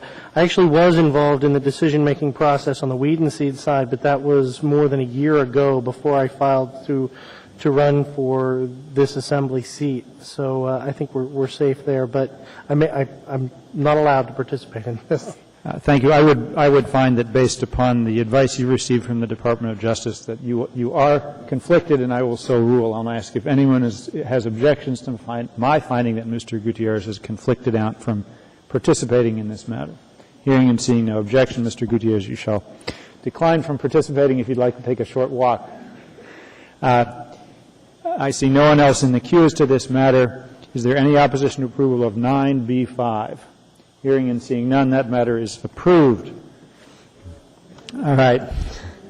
Next is item 9B6, Mr. Starr. I move to approve. And is there, go ahead and click in, we need a second. Second by Ms. Gray-Jackson. Now, Mr. Birch, if you want to withdraw yours and let Ms. Gray-Jackson, thank you very much. Go ahead, Mr. Birch. Well, actually, I appreciate the Budget and Finance Chair picking up the statements of interest to the public on how the committees are going to work. And I think the committee structure all across the board from the Assembly perspective helps the public have additional resources to get their input in. It also lightens the workload into specific task groups, and I appreciate that. I'm a little perplexed on the second page, if you look at lines 21, probably starts 22 and 23, about the need to clarify the Budget and Finance Committee will work with the Budget Advisory Commission to achieve its goals. And 2 points of clarity, perhaps the chairman can do it, and then I'd like to move a motion. What relates to Section 5 is that it is urging a standing committee formed. Do we not already have a standing committee? Perhaps legal can tell us on that. But I remember Purview and Code, don't we already have a standing committee for Budget and Finance as recognized? Is that a question for Ms. Gray-Jackson or is it a question for municipal attorney? I've seen it specified before, so. Who's the question for? Is there a standing committee or do we need to form one? Mr. Chairman? Go ahead, Ms. Gray-Jackson. Okay. From my knowledge, based on my many years of experience, the only committee that is by code for the Anchorage Assembly is the Municipal Audit Committee. None of the other committees are codified. So with that said, I don't know if we want to call it a standing committee or not, but I can tell you that in many years that I've been around, we've always had a budget committee. It's been called Budget, Budget Finance, Budget, Budget Finance. But thank you. again, I just moved to the formality of the standing committee. I'd like to strike the requirement to re-specify that the Budget and Finance Committee will work with the Budget Advisory Commission in Section 5 specifically. I would make a motion to remove that line. So the motion would be to remove the last sentence of Section 5 on line 22 and 23. Correct. Okay, we'll clear the board, and if you could make that, we'll click in for that motion. Is there a second for Mr. Starr's motion? Seconded by Mr. Coffey. The clerk will get those on the computer. And I'd just like to speak to that for a moment. It's not to have offense to their role in that. I think Section 5 speaks clearly as to the role of the committee as opposed to how the committee is going to work. I also wouldn't want the committee to feel like that's their only resource to providing the information that we need. And the way it's written, it looks like they will work that to achieve its goals. And so the absence of other groups, even the administrative work tasks, it doesn't seem to be appropriate to reemphasize that. The Budget Advisory Commission is referenced throughout the resolution, I think, in a very appropriate way. I would just like to see Section 5 stand clear as to why we're putting this as a standing committee as opposed to giving it too many directives. Thank you, Ms. Gray-Jackson. I'll pass, Mr. Chairman. Thank you, Ms. Gray-Jackson. Dr. Selcraig. I guess I'm interested in how Mr. Starr sees the distinction between the Budget and Finance Committee and the Budget Advisory Commission. And how do you understand those as separate entities, and why wouldn't you want them to be working together? Well, again, in Section 5 in particular is what I'm looking at, is to strengthen in the future the way that people interpret what the Budget and Finance Committee's standing role is. And I don't disagree with the need to integrate that, but I wouldn't want to do it at the exclusion of other opportunities. For example, we brought on a hired staff person essentially to help us with the budget review. We had a contracted accountant support for the Budget Committee last year, and that worked really well. So in the limiting factor, it says it'll work with the Budget Advisory Commission to achieve its goals. You know, what about all the other options? So, you know, rather than try to clarify the other options that are out there, I would just say we want to move that as to not limit it to one support group. Budget and Finance Commission is empowered, and their role is clearly spelled out in what the code says that the Budget Advisory Commission is supposed to do. To reclarify it here, it seems redundant and almost restrictive from what the committee would do in the future. Dr. Selcraig, any response to Mr. Starr? I don't believe I would support striking the Budget Advisory Commission in this section, because actually I didn't think it worked that well last fall. I felt that there was confusion on the part of the Budget Advisory Commission in terms of their role as related to the Budget and Finance Committee. I think that there was an effort to integrate them, but there was a lot of confusion from at least the feedback I got. And it seems to me the more that we work to have the Budget Finance Committee define its roles as separate and complementary to the Budget Advisory Commission and vice versa, the less we're going to get into a situation where the right hand doesn't know what the left hand's doing. So it just seems to me a really good idea, and I think I spoke to coordination between these two committees last year consistently when we were in the budget process. So I won't be supporting the amendment or the proposal to strike the Budget Advisory Commission. Thank you. Ms. Gray-Jackson, go ahead. Thank you, Mr. Chairman. I'd just like to say that the Budget Advisory Commission, their role is codified. It's by code. And to quote some brief sections of that code, the municipality, in regard to the municipality's budget and as described in Anchorage Municipal Code, its duties, Budget Advisory Commission, are to provide the Assembly and Administration with well-informed advice as to the budget and to participate with the Assembly in the Assembly review of the budget. And that is the role of the Budget Finance Committee. And I'm just really happy that we have this commission in place that's codified, that isn't going to cost us any extra money other than $20 per person for each meeting they attend, and most of them, I believe, don't even take that. So with that said, I think that including the Budget Advisory Commission and the Budget Finance Committee's role to assist us with no further cost is prudent. Thank you. Thank you. Mr. Gutierrez. Thank you, Mr. Chairman. In reading this section over, I understand the argument that perhaps we shouldn't exclude this committee from working with anyone other than the Budget Advisory Commission, but I don't see that exclusivity in this paragraph. I don't see anything that would imply that the Budget Advisory Commission is the only group that the Budget and Finance Committee can work with. I just don't see that here. I think just as a prudent activity that the committee would look for as many different sources as it could. I just don't see that exclusivity implied here, so I won't be supporting the amendment. Thank you. Mr. Coffey. Well, I guess it's a matter of interpretation. The Budget Advisory Commission is established to assist both the administration and the Assembly in this regard. What's troublesome to me is throughout here, it states that the Budget and Finance Committee, in conjunction with the Budget Advisory Commission, it says that on line 42 on page 1. It says it on line 3 and 4 of page 2, on line 15 and 16, and then again on lines 22 and 23, and again on lines 24 and 25. And if we don't, as a budget, suppose we have meetings without them. What's in conjunction mean? I'm trying to understand the emphasis on this, and part and parcel of my concern is the idea that and I've experienced this in 2007, that the Budget Advisory Commission was basically a defunct organization. It wasn't staff. There were a rash of appointments at the very end of the process. The administration had little or no input from them, and we got a whole bunch of input from them, and a lot of resistance to some of the methodologies which were being used by the committee, and it created a lot of tension in ways that were necessary. I think the Budget Advisory Commission can be a very effective tool, but to sort of mandate by resolution in 6 different places that we have to do things in conjunction with the Budget Advisory Commission, to me is, I don't understand it. It seems to me like it's overkill. Why are we mandating that every time the Budget Committee, Finance Committee of our body seems to do something, they've got to meet or work in conjunction with the Budget Advisory Commission?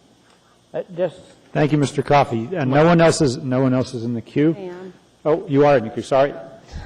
Ms. Gray Jackson, go ahead. Thank you, Mr. Chairman. Mr. Coffey, I understand.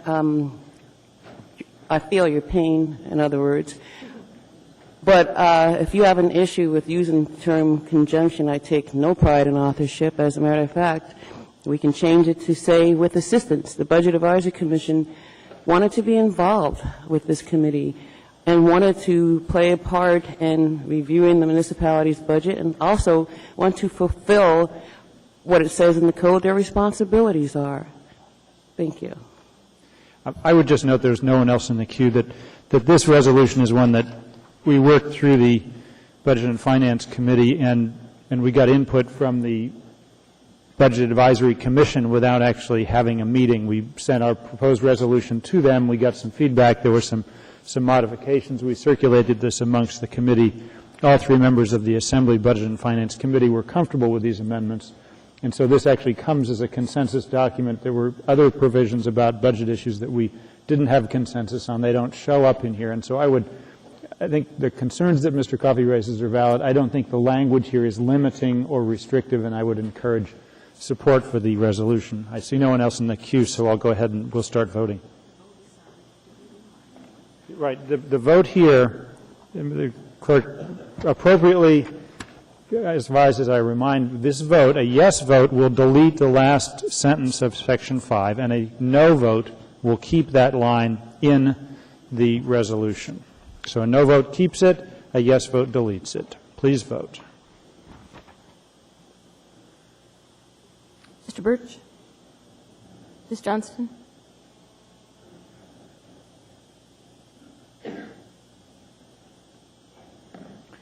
And that motion fails by a vote of 6-5. All right, I see no one else in the queue. The next question is for adoption of item 9B6. I'll ask if there's any opposition to 9B6. Hearing and seeing no opposition, that resolution is approved unanimously. That brings us next to item 9C4. And that would be Ms. Osiander. Thank you. Seconded by Mr. Flynn. Go ahead, Ms. Osiander.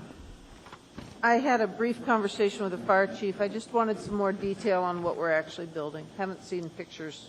I don't know quite what the new building looks like. Chief? And other assembly members have not either. I did a little poll. Through the chair, Ms. Osiander, I guess I'll have to apologize. We had intended, and in fact we have been sending monthly updates with circles and arrows on 8x10 glossy photos with annotations on the back.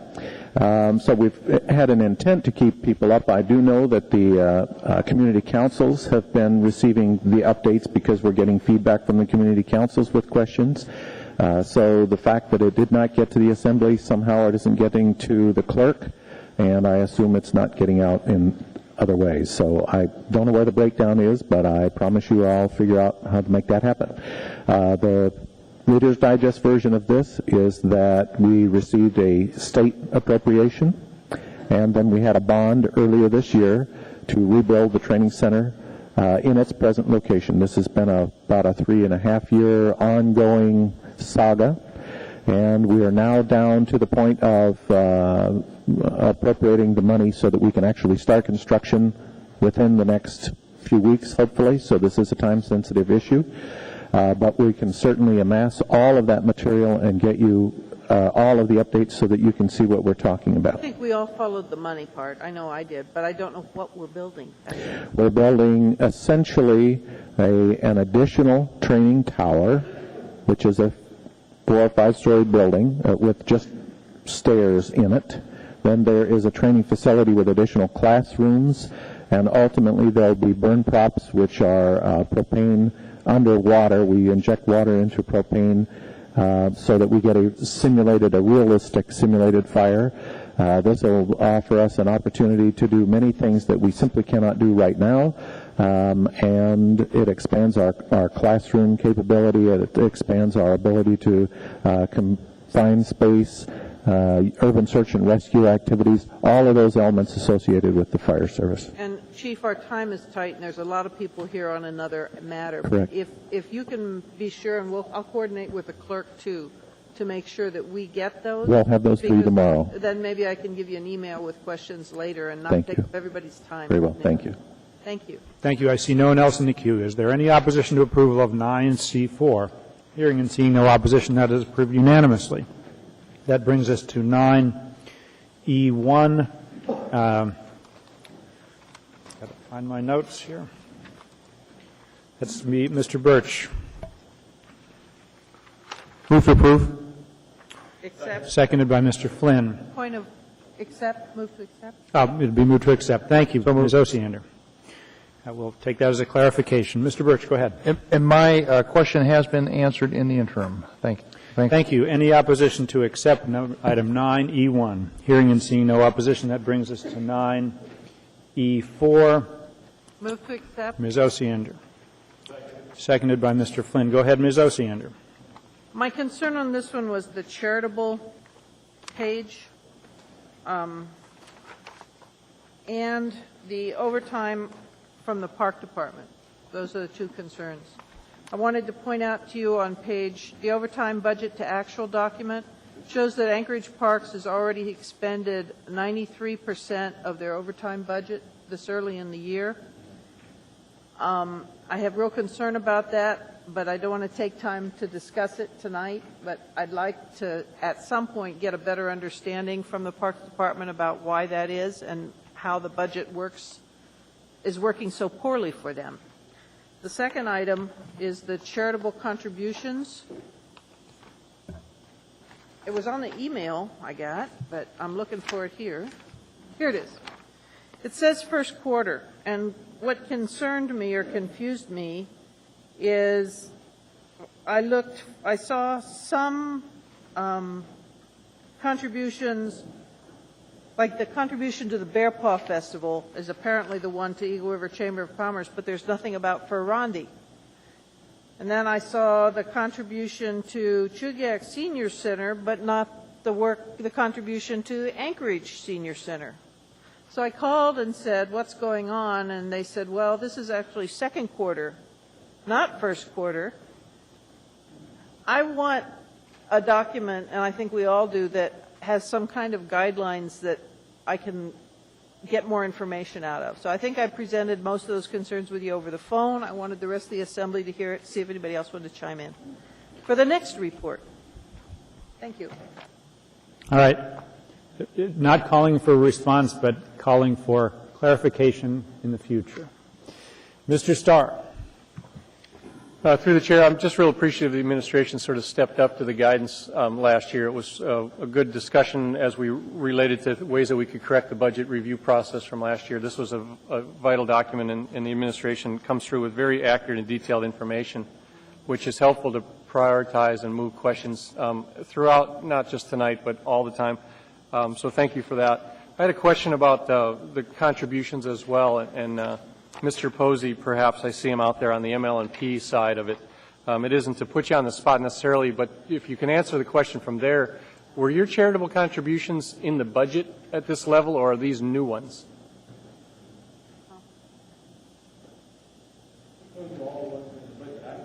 Mr. Posey, come forward so we can get you on record.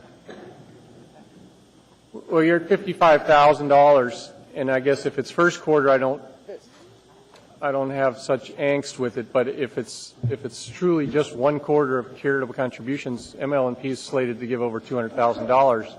I don't remember that budget number. It was contained within our budget, and our budget is basically not a line item that, we set certain numbers in our budget for what we're going to do, and I don't think you'll find the line item there. Charitable contribution Right. isn't in there. It's a small number. Do you have a committee or a way that this is done? I mean, how does the public know that the money's going out? Do you Through the chair, we have a committee, as was requested by the Assembly, Yeah. and our commission, both work in accordance with the guidelines. So the public just petitions ML&P at certain times of the year and tenders it in front of the committee. Is that how you have it now? At certain levels, they all go to the committee, and we give a report and ask for our commission to approve at $2,500 and above. Okay. Thanks a lot. Okay. I see no one else in the queue. Is there any opposition to accepting item 9E4? Hearing and seeing none, that is accepted. Next, looks like 9F5.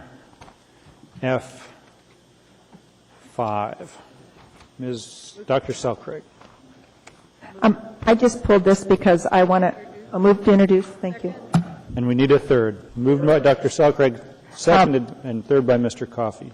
I'd like to be added as a sponsor, and I'm pleased. I think that we're facing a new reality in terms of heat costs and in terms of energy costs, and I'm really pleased to see that the administration is stepping up with some strategies to encourage sustainable development. It's good stuff. So I just wanted to draw the Assembly's attention to it, and I look forward to seeing it roll out and have the impacts on the community we hope it will have. Point of order, Mr. Chairman. Hold on, just a moment, Mr. Starr. Just to clarify, the system was having a slight glitch. Who was the second? I know Mr. Coffey was. Ms. Osiander was second. Mr. Coffey was the third. Hold on, go ahead. Point of order. Go ahead, Mr. Starr. I'm sorry. I was just going to suggest that we mark this to save for the next meeting. There's a lot of color photos in here, and if we discard as our usual style, it'd be helpful if we wouldn't throw this out after tonight. So just push on. I would encourage everyone to leave it in your notebook and write save on the top. Ms. Osiander. Well, I'm looking for my color photos, which I didn't get. They're on the addendum and inserted into the document. Okay, well, regardless of that, I have some concern about the economic, the cost sheet on this, because it apparently assumes increased fees. And I would like to have some delineation of increased fees if it's actually going to be, anyway, just make it more accurate. We will, but I think that's not correct, and I'm not sure there's increased fees. There's benefit for voluntary participation by the private sector incentives that reduce the fees. Did I miss that, Randy? Could I clarify my Oh, okay. question? Yeah, go ahead, Ms. You got Osiander, it, and Mr. Mayor? You got it now? Pardon me? Okay. With the reduced fees, the narrative talks about the fees are flexible and as such could be changed to make up for the cost Oh, of I got you. incentives. Gotcha. And my assumption is that meant you're going to increase fees. Not necessarily. Well, all I want is Yeah, later we're- on, I don't want to talk about it now. Okay, well, I just want one at a time, please. Sure. In our view, that does, because we would not propose any fee increases with this ordinance of any time, and if we did, it would come back to this body at some point. Okay, then my sense is it shows a deficit, but we'll wait and see. Thank you, sir. thank you. Mr. Coffey also in the queue as to 9F5. Yeah, on the summary of economic effects on the first page, in thousands of dollars, so the total direct costs, I'd like an explanation. It looked like $181 million. It says in thousands, so it went from $150,000 to $181 million, and I thought you might want to not spend $181 million retrofitting city buildings. We hope you wouldn't catch that. All right. Thank you. I see no one else in the queue. There's no action needed because this has been moved to introduce. I will ask, though, if there's anyone else that wishes to be added as a co-sponsor to this. All right, Dr. Selcraig is added as a co-sponsor. Next, Mr. Birch pulled 9F6. Your motion would be to introduce.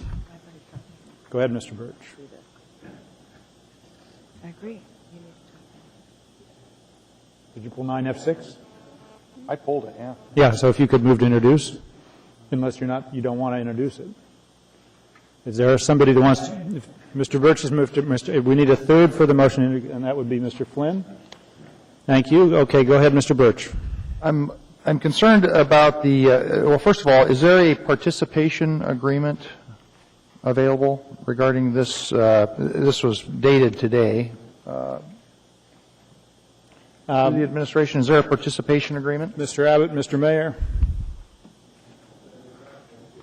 There's a draft that's, and I don't know if it's been finalized yet or not, but it's certainly one, there's a working draft out there, and it's our intent to share it with the committee, the Assembly Committee that will be reviewing this in advance of the 12th. Well, the thing that's interesting about this ordinance is it says that their MLMP and Chugach have prepared a participation agreement and an operation and maintenance agreement. This is a proposal to start buying turbines upon the execution of this agreement here in the middle of August. For a $368 million, that's over $1/3 billion acquisition. And I guess I'm concerned about the rush on this and the timing. There is a Rail Belt and Electrical Grid Authority report, a draft report by Black and Veatch that I've had an opportunity to review in part. And actually that's in draft with comments coming on August 20th. And I guess the concern I have is, first of all, the initiative behind this has been done outside of the MLMP-Chugach merger committee, which it just kind of faded away and hasn't really been reinstituted. I understand the Assembly has a committee now to review this. But I'm concerned about the timing, and I'm concerned that there's a proposal for a $1/3 billion capital investment to begin procuring turbines in August. And it's a significant investment, and it's outside and it does not even reference the Alaska Rail Belt Electrical Grid Authority. So I guess it's more of a coordination issue, and it's a concern I have, and I would like to direct that through the administration or to the administration through the chair. Thank you. Mr. Chairman. Begich, I see you in the queue. Go ahead. Mr. Mayor. We are very coordinated with many of the activities that are going on. This is not a new project. We have talked about this multiple times with the Assembly. In my quarterly reports I give to the Assembly, we talk about this issue. So we don't see this as a rush, Mr. Birch. And actually, the idea is, as moving along in its process, the participation agreement will be done and coordinated at the same time. And the committee that the Assembly has selected, we are working with to make sure that they have all the information they need on a pretty significant project that will reap millions of dollars of ratepayer savings. We're very excited about this project. As you know, on the committee, the final two works of the committee was go do it. I remember sitting right where you are, I think, and the issue was that we should, the two parties, Municipal Light and Power and Chugach Electric, should move forward in preparing where they think they can join operations in a sense of generation. They are doing that. They are doing it very aggressively because timing is everything. In a lot of ways, Chugach Electric is in a long-term position that they need to resolve now and not wait too long. In our situation, we have been planning a new generation plant for probably 5 years, so it's not anything out of the ordinary. What our modification is that we are now working with Chugach hand in hand, and we are watching what the state's doing. To be very frank with you, as we wait for the state to do their business, we're making sure that we have generation to make sure our ratepayers are protected and have the necessary generation of power for this area. So we're moving judiciously and we're being very cautious. It's a big investment. We're working with the Assembly Committee. That's the step. The Assembly has all these items in front of them in a public process, and we're looking forward to a good debate and discussion as we get ready to move on the participation agreement as well as joint generation, which will save ratepayers millions of dollars. Through the chair, I would like to receive a copy of, even if it's in draft form, of the participation agreement and operation and maintenance agreements that are referenced in this document. Thank you. I'm sure that won't be a problem. Mr. Coffey. Thank you, Mr. Chairman. I received a draft of this from Ms. Logan, who is on the Chugach board. As a courtesy, she was in my office talking about committee process and arranging a meeting, which will take place on Thursday, the 31st, at 1:30 at the mayor's conference room. I also anticipate that tomorrow we would have the latest draft of it and whatever is attendant on it. And frankly, it is the first of 3 orders of business for our committee. This has, according to Ms. Logan from Chugach, they have a 19th of August deadline. Apparently they have made some purchase commitments that were theirs and theirs alone. And if they don't make these purchases by the 21st of August, then they would have to start all over again from Chugach's perspective. My understanding from my discussions with her is that this pending agreement with ML&P came after that commitment, or excuse me, it's not a commitment. They don't have to do it if they don't get the funding, but that order was placed, and then the two utilities started talking about jointly purchasing and acquiring this. And it's the first order of business for our committee as to whether or not it would be appropriate, and we will, of course, have to report back to this body in advance of the 12th.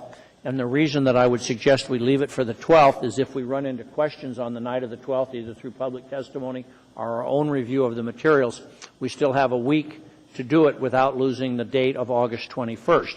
Now, it may very well be we reject the whole thing or accept the whole thing or modify the whole thing, but we certainly, if the committee is going to do anything, it's got to get itself together to provide the information to this body to make the kind of decision that's appropriate under the circumstances. And I think we'll do that. I certainly intend to have us do that. So, thank you, Mr. Chairman. Thank you. Mr. Gutierrez.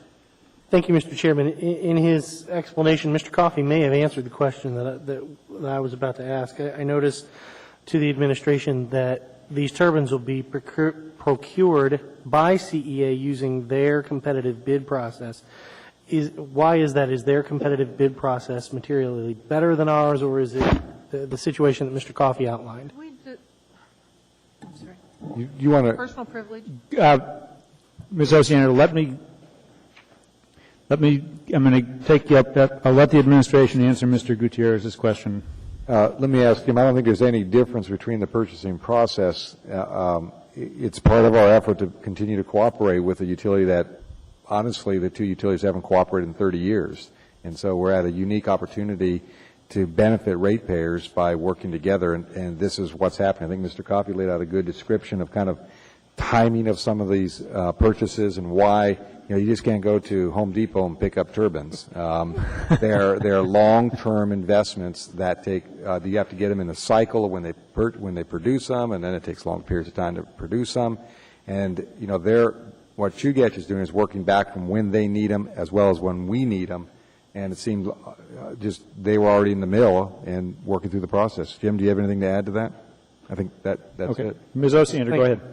Actually, it should have been a point of order. This is merely for introduction. We're going to have a lot of opportunity to talk about this later. There's a lot of people in the audience waiting. So I was going to respectfully request that we defer the debate. Well, on the bright side, no one else is in the queue, and so this is only on for introduction. No action is necessary. So that is introduced. The next is item 9F8. Dr. Selcraig pulled. Go ahead and make your motion to introduce. Move to introduce. And a second. Second by Mr. Flynn. Third by Mr. Coffey. Been moved, seconded, and third. Go ahead, Dr. Selcraig. I was also pleased to see this in the packet, and I had a question in terms of the lead lights. Are the lead lights actually available at a size and level that we could encourage the state to use along Glen Highway? Because I've had lots of complaints regarding those, and I'm wondering if this isn't a model. Yeah, let me add, maybe Randy might want to add some, but this will cover the first quarter, the lights that we own, which are mostly predominantly neighborhood lights. We are attempting to work with the state because, as you know, we manage their lights except the high towers, which are on the highways. We're trying to engage them. They're used to the format they've been doing for 30 years, to be very frank with you. I can say this so Randy can tell DOT later. That was the mayor talking. All right. But thank you. You know what? Ms. Osiander was making a point of order, and I think she's correct. This really is not on for debate. This is on for introduction.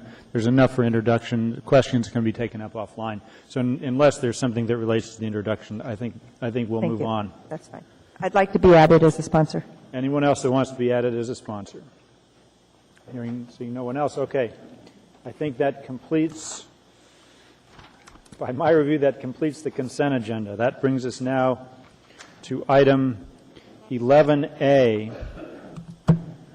that is AM 274-2008, proposed alternative methodology for levying assessments created by water and sanitary sewer and extension projects.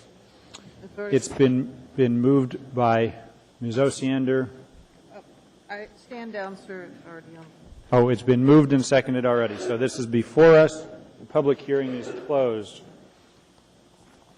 And I believe the question for the Assembly is whether or not we should adopt this alternative methodology for levying assessments for water and sanitary sewer mainline adjustments or projects.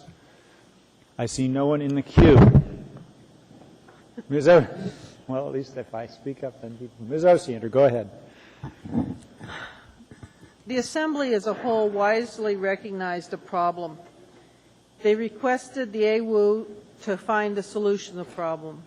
AWU found a solution to the problem, and then, in my mind, very unfortunately decided that they could not recommend that solution.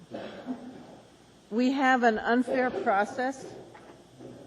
This is a way to add some equity to a situation where people with large lots are seeing an encumbrance on their deed for projects that they didn't vote for, that they didn't request, and that they don't necessarily need.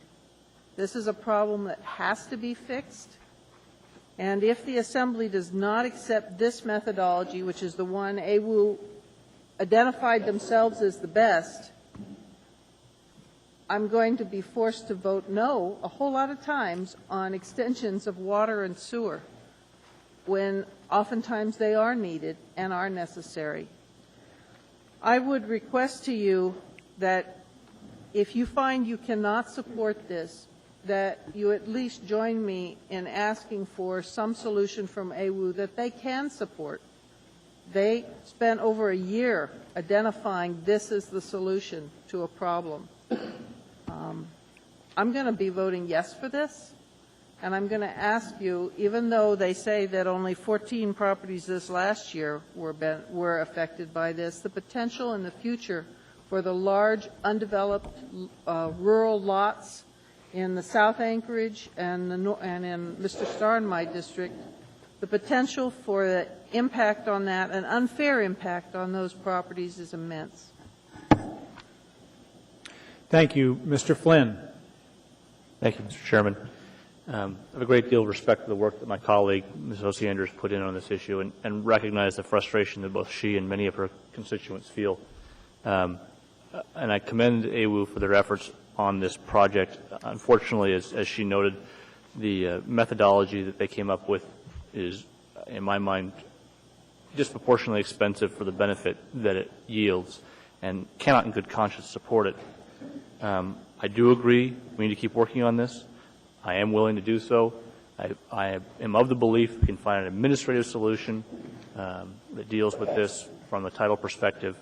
And with that, I'll conclude my remarks and urge my fellow members to vote no on this memorandum. Thank you. Thank you, Dr. Selcraig.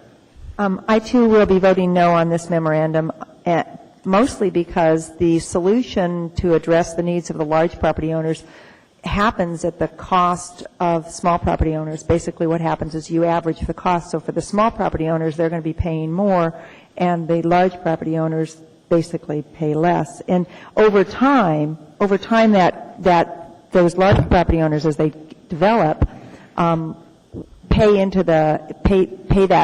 that same amount over and over again. But that doesn't address the fact that the smaller property owners are paying more.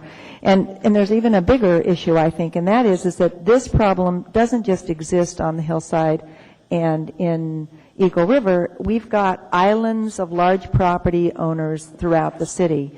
And I actually happen to own a piece of property on a street where nobody has sewer and water, and they're like an island for the issues that Ms. Osiander is talking about. So I think that if we're going to solve this for new properties, we have to go back and look at the reality that we have the same issue all over the city, and we have to come up with a way to solve it that doesn't actually result in smaller property owners paying more. Thank you. Mr. Coffey. I was here with Ms. Osiander and many of you when the issue came up, and the extent of the assessment that would be assessed against property owners whose property was fronted on where a new sewer and water line were being extended to serve people in a subdivision downstream. And it was substantial, $50,000 plus in some circumstances for people who had perfectly adequate wells and so on.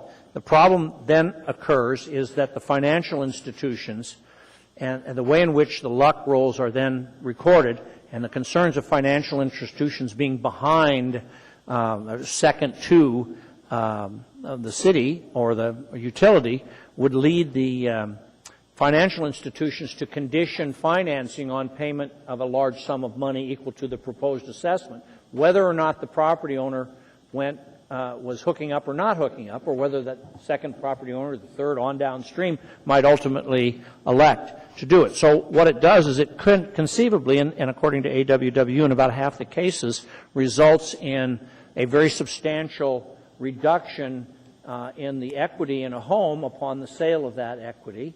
And there are multiple solutions outside of legislation or AWWU's purview. But the problem is that we have, well, maybe that's not a problem. It may just be the way it is. We have nothing to say about that. The financial institutions can do as they please as a condition of financing and so on. I join with Ms. Osiander because here's the problem. This thing costs $700,000 to implement. It's cumbersome, it's difficult, it's fraught with peril, and if the utility is correct, it would affect 14 property owners on average. Now, that's a big deal for the 14 property owners, but the question is whether the other ratepayers should bear the $700,000. I asked the question about why you couldn't take into consideration the zoning elements of the property at the time, and I wasn't fully satisfied with the answer. It's basically that they don't do it, and whether or not they could do it in a manner that would reduce the impacts but not cost $700,000, I'd like to see that explored. So I join my colleagues in saying, no, I don't want to do this because I don't believe it's efficacious. But at the same time, I would hope that Mr. Primo and the board, his authority board, and others would continue to look at the problem because it is a very substantial burden on the few people that it falls on. So I will support Ms. Osiander in asking for continued examination of this issue. Thank you. Mr. Starr. Well, we need to do something. I've voted to assess people in developing parts of the community hundreds of thousands of dollars. It's a $125,000 hookup charge to a property owner that's owned his property for 25 years. That's going to get a lien placed on his land, and when he sells that property, he has to pay that connection whether he has a functioning well or not. We charge the same amount if you hook up a 1-inch water line or a multi-user line, and we have a system that's broken. We need to step up to rely on future bodies to address it, or that we hope someone else deals with it. We have a problem, and this starts to fix it. Whether it's a cost of government or not, one assessment roll will almost pay the cost to rework this program. We need to accommodate uses in districts. We need to look at commercial hookup fees versus the residential hookup fees and charge luck rates accordingly. We're burdening our property owners and making it less attractive to own, and we're making it less attractive to develop properties. And that's the wrong direction for our body to take. So I urge support. It may not be perfect, but it gets us started, and we have that obligation. Thank you. Ms. Gray-Jackson. Thank you, Mr. Chairman. First, I'd like to thank AWW, Mr. Primo in particular, and his board for following the direction of a previous assembly and trying to come up with an alternative. I won't be supporting this alternative, mainly because it's costly, and secondly, the board doesn't even support it. I would like to say that I really do support Ms. Osiander and her request for AWW to come forward to this to bring forward to this body a methodology that AWW and the board can support. Thank you. Thank you. Ms. Osiander, Dr. Selkirk, you're both in the queue. When we're in debate as we are now, I try to encourage all of us, as Ms. Osiander has noted, there's a number of people waiting to be heard on other matters, so I would encourage you both to keep your remarks very brief. Go ahead, Ms. Osiander. It's difficult because this has been such a major topic for so long. I understand. The first thing I'd like to say is this is a heavier impact in both ends of the community because there's so much more proportionately undeveloped land. There is intense antagonism towards extending sewer and water into my district on many fronts, and primarily because people are aghast at the cost when they've got good water to have to pay for the extensions and the mains. There's a big problem the same way on the hillside. My belief is a fundamental responsibility of this body is to set rates as fairly and equitably as possible. And in that sense, it's a cost that must be borne to do that. And that's why I'm going to be voting yes on this. Thank you. Thank you. Dr. Selkirk.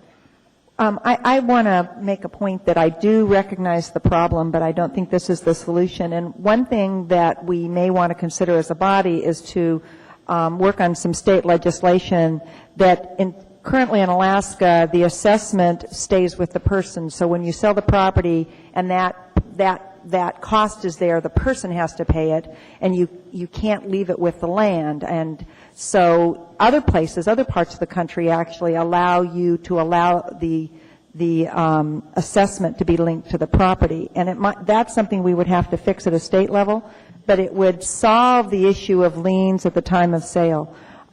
So anyhow, I think that there are other ways to do this that are more fair than what we're looking at. And I again want to remind the body that there are many islands within the city of Anchorage sitting on sewer and water that it's too expensive for those people to link up to. So I think our solution has to be broader than just the new developments that we're looking at.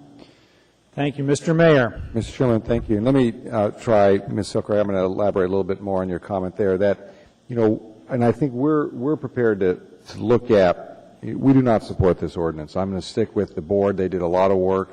That's why we have an independent board, the AWW board, who reviews these issues. They've done a lot of work. This does not work from my perspective.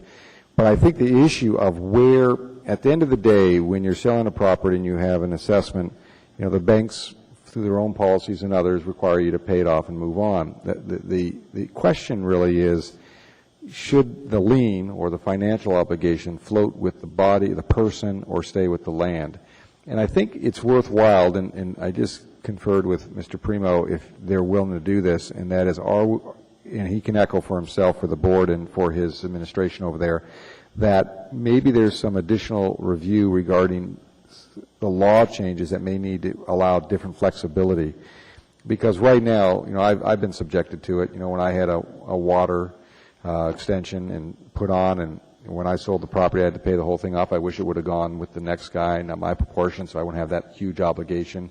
But it does, and maybe there's a way to approach this through some statutory process. And I would just ask Mr. Primo if he wants to comment on it, but I would, again, we're not supportive of this, mainly because the arguments that the board made, as well as the work that Mr. Primo's staff did. But I think there might be some other alternatives with regards to statutory changes that I think they're willing to look at and present back. And if I took, I don't know where there was, if I took anything out of context, please correct me, Mr. Primo, but I'm trying to cover it here. Mr. Primo, very quickly, because as my fellow members are reminded, we have many people waiting to testify in other matters.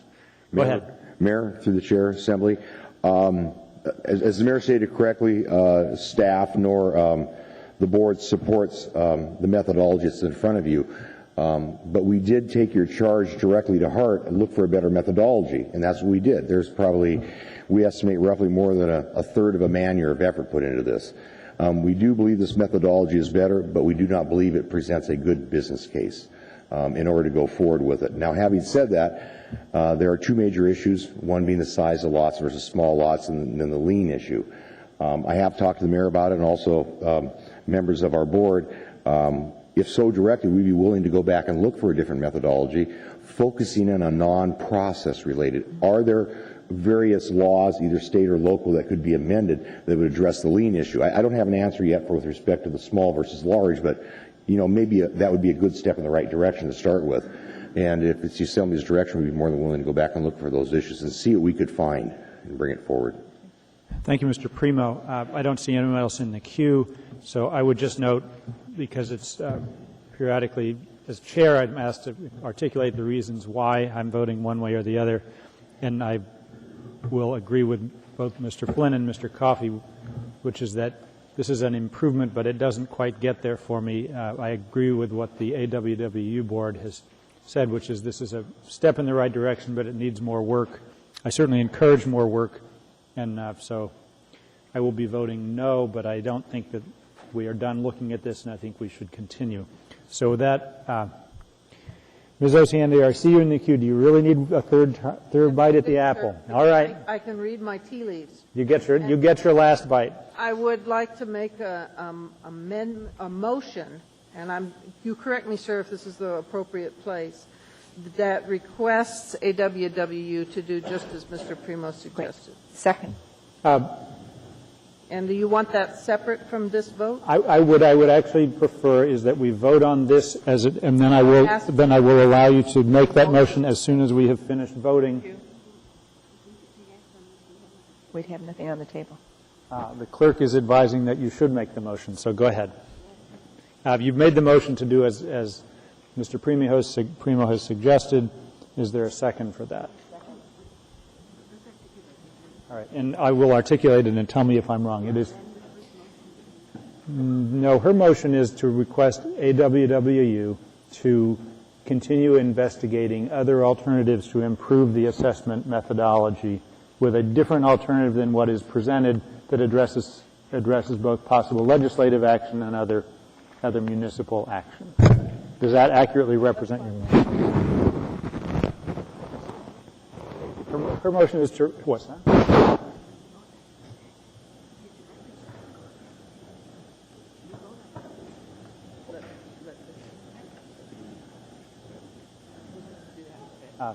I think that's... Point of order, Mr. Chairman. Go ahead, Mr. You were right the first time. Vote on the ordinance, and then you're giving her personal privilege to make a motion. We can express the wish of the body. All right. I appreciate that, Mr. Coffey. All right. We're not taking up the motion. First is to vote on 11A, A yes vote adopts the new methodology. A no vote keeps it as the status quo. Please vote.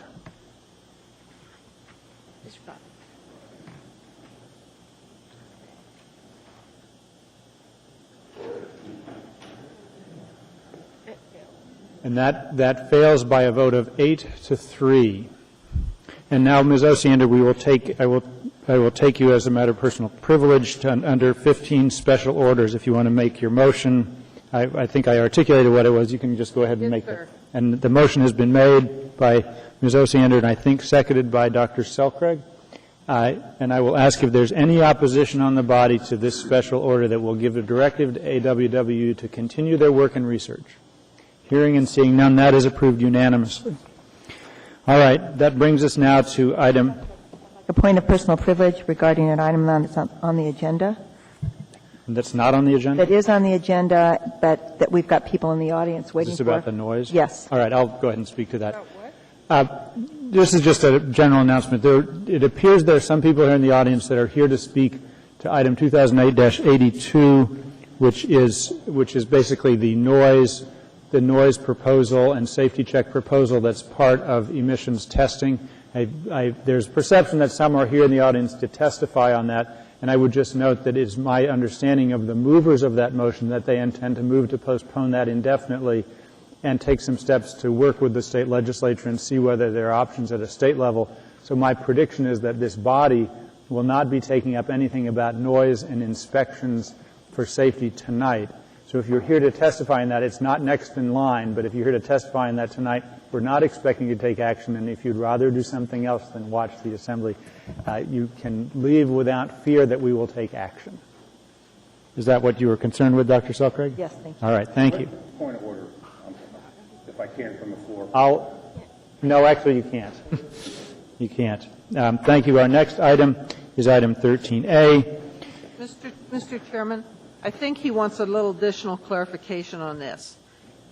If I could paraphrase what you just said, or Sure. Sheila could paraphrase? Could I speak to this, please? Sure. There'll be no vote on this. It won't happen. Basically, what I intend to do is postpone this, and there are two elements of this, the safety check and the noise.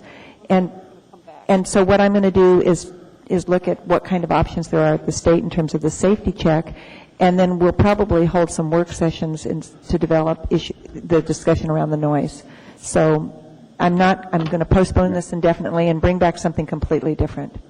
Just through the chair, it is my understanding that it was postponed indefinitely at the last meeting by the chair, to which we went and investigated that the chair cannot do that. It has to be done by a vote of the assembly. And as such, if it will be done by the vote of assembly, we will go. Okay, let me clarify. At the last meeting, I do not have the authority to postpone anything indefinitely. What I did was make an announcement similar to what I just made to let people know what was happening. The item has actually not come up, and because I don't have the authority to postpone anything, and we didn't get there at the last meeting, it came back on this meeting. And that's there, so it's here for the assembly to vote to postpone. Yeah, and it was a surprise when we caught it in the paper that it was back on the agenda. Mr. Chairman, okay, thanks. May I make a motion, please? I'm in the queue. Actually, there's nothing before us. So, if I may I make the motion to change the order of the day to take this up and postpone it indefinitely? Second.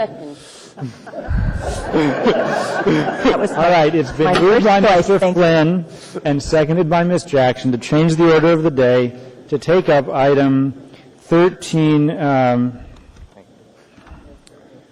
I'm sorry, I've just got to find my place. 13H. Take item 13H out of order. Is there any opposition to taking 13H out of order? Hearing and seeing no opposition, that we will change the order of the day, take up 13H. I'll defer to my colleague, Dr. Selcraig. I would call for the question. Well, I think we've got a public hearing to contend with. Sorry. Open the public hearing. So the public hearing on 13H, actually we have to open the public hearing. It's been moved and seconded. Is there any opposition to changing the order of the day? Hearing and seeing none. We have changed the order of the day.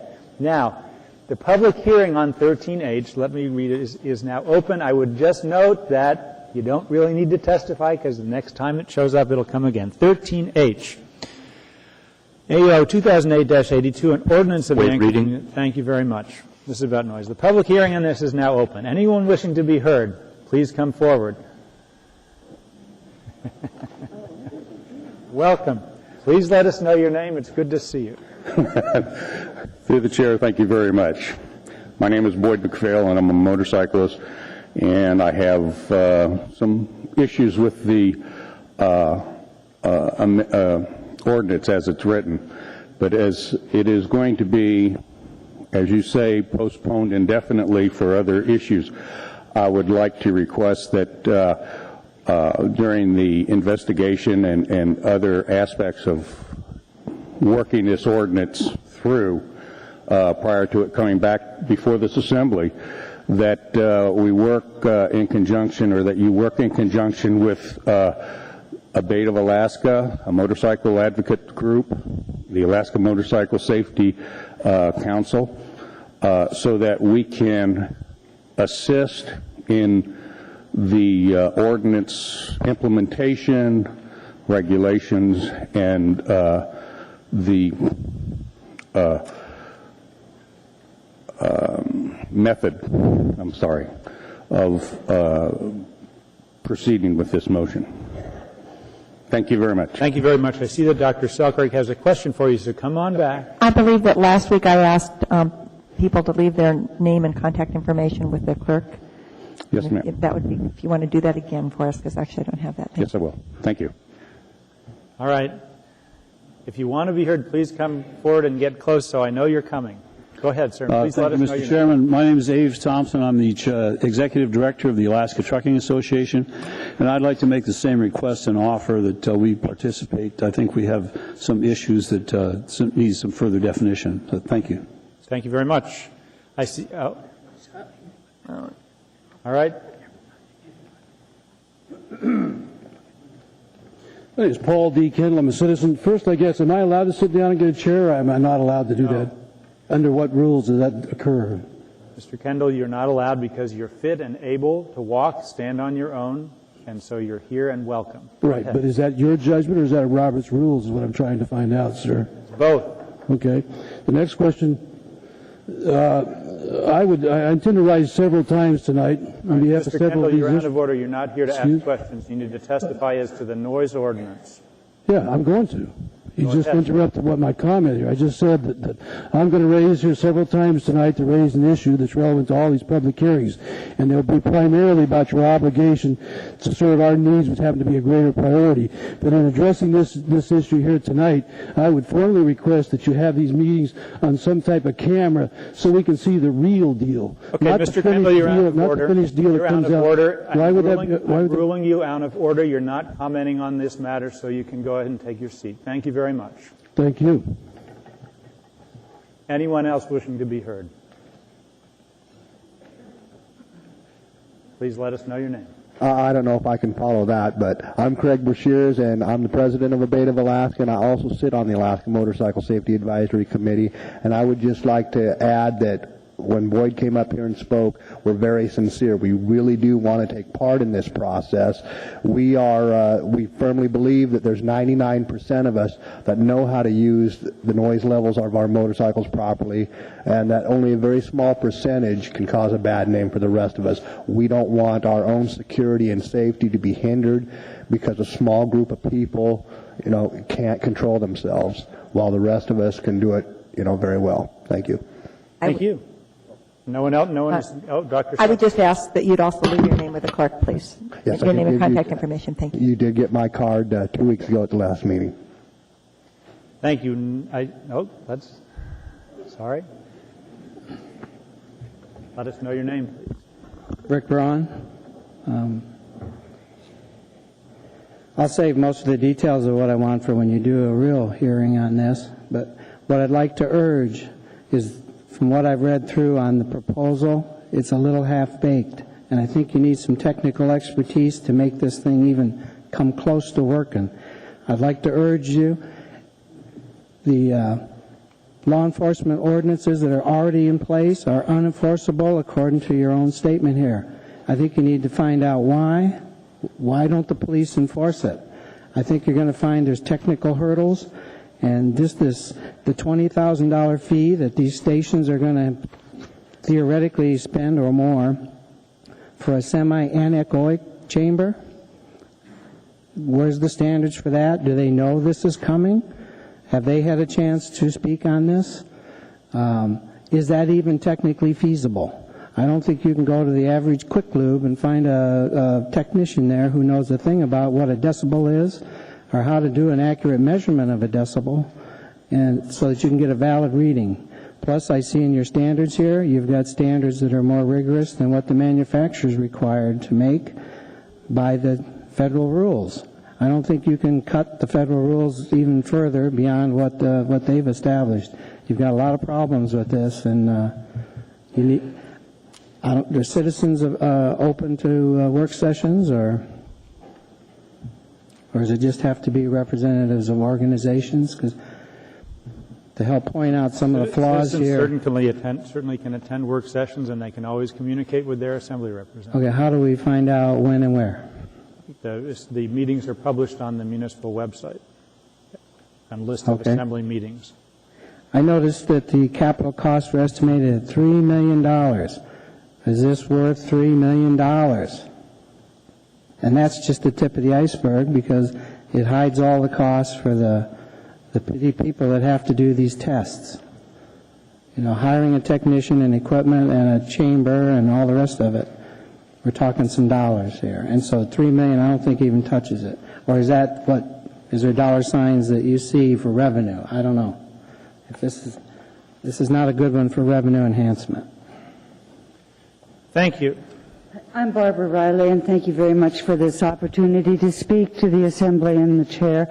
I ride a motorcycle, and I ride responsibly. It is of paramount importance to me that my motorcycle be absolutely, unequivocally safe, because my life depends on it. I would like to see the test put forward that would be more scrutinizing and more strict than what I go through to ensure my own safety, okay? The other point of it is that my pipes have 3 times saved my life. At one time I was in Girdwood and a car was backing up. I was pulling this way. They did not see me. And I wrapped my throttle, and the car saw me and did not run over me. A second time, I'm coming out of Glen Allen, and 5 caribou come up over the side of the road. Thank you, I wrapped my pipes again, and the caribou, they ran across the road. Another time, I'm headed up the old glen going towards the Matanuska Glacier, and a bear comes out in front of me.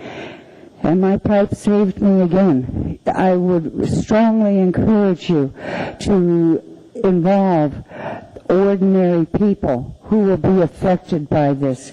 I don't want to go into taking the time of looking at the decibel levels that you've set like this. You know, if you think a motorcycle is 110 decibels, well, so is a screaming baby. So maybe we should legislate all the babies and have them taxes on them and such.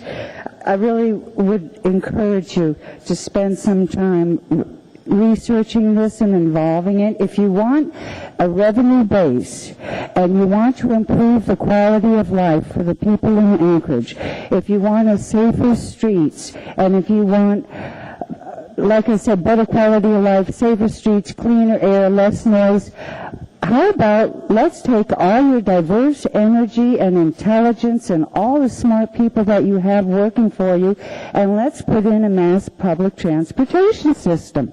Okay? You know, like the BART or the bullet train in Japan coming across, rather than more laws in this already burdensome time of escalating prices.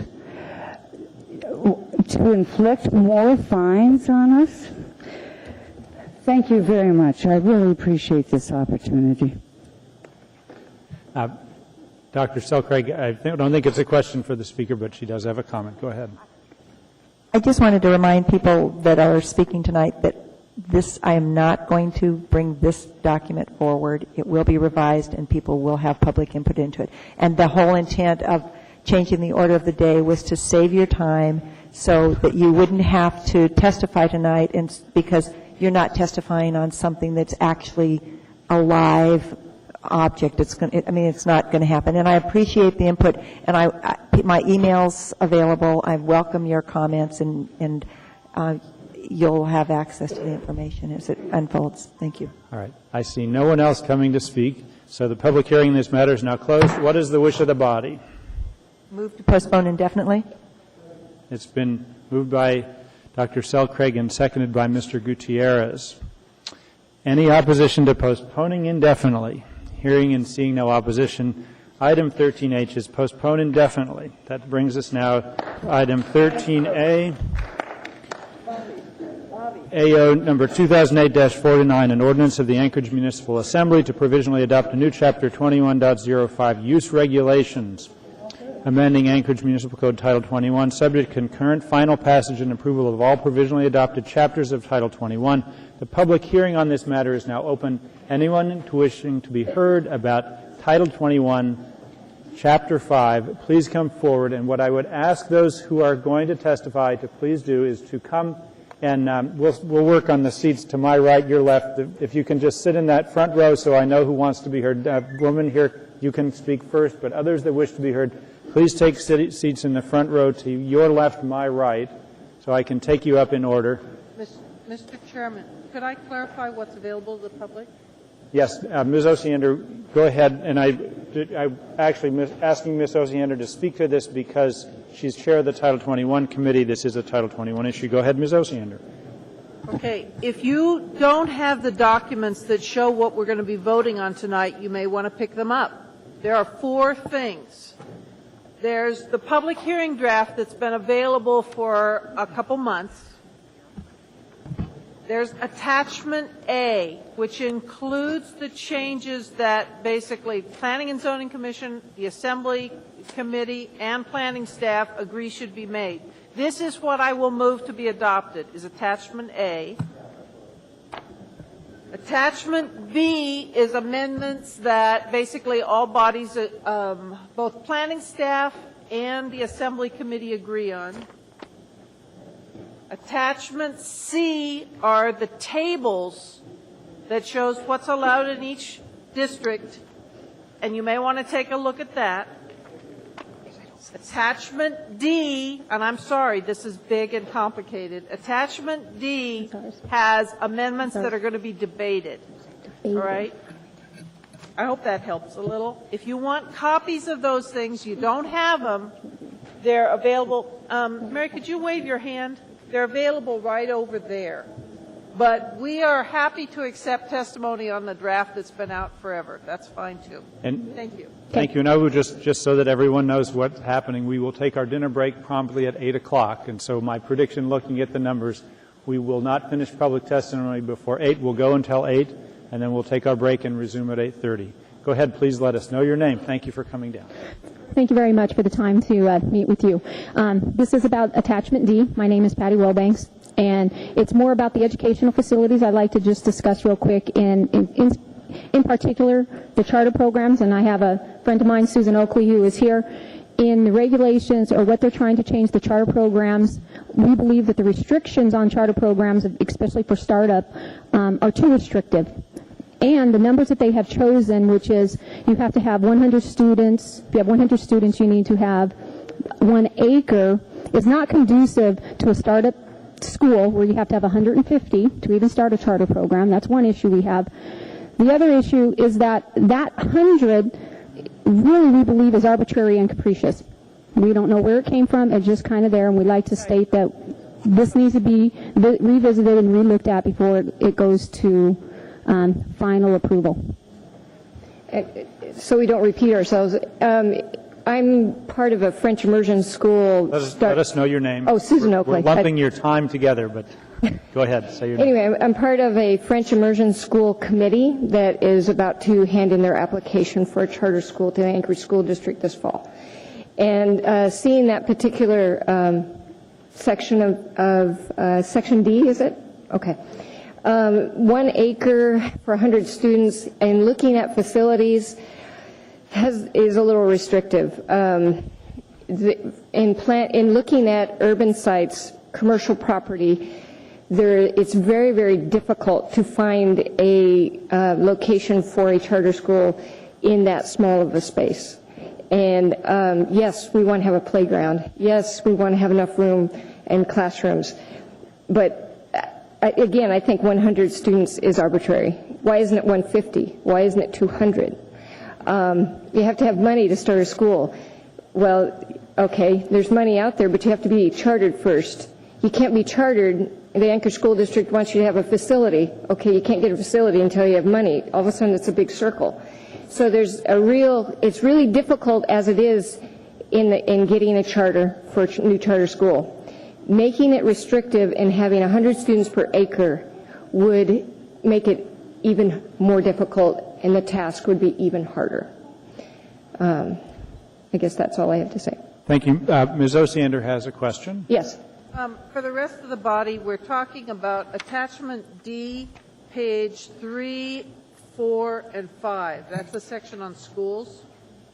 And I had two questions. Yes, ma'am. All right, your concern is the acreage.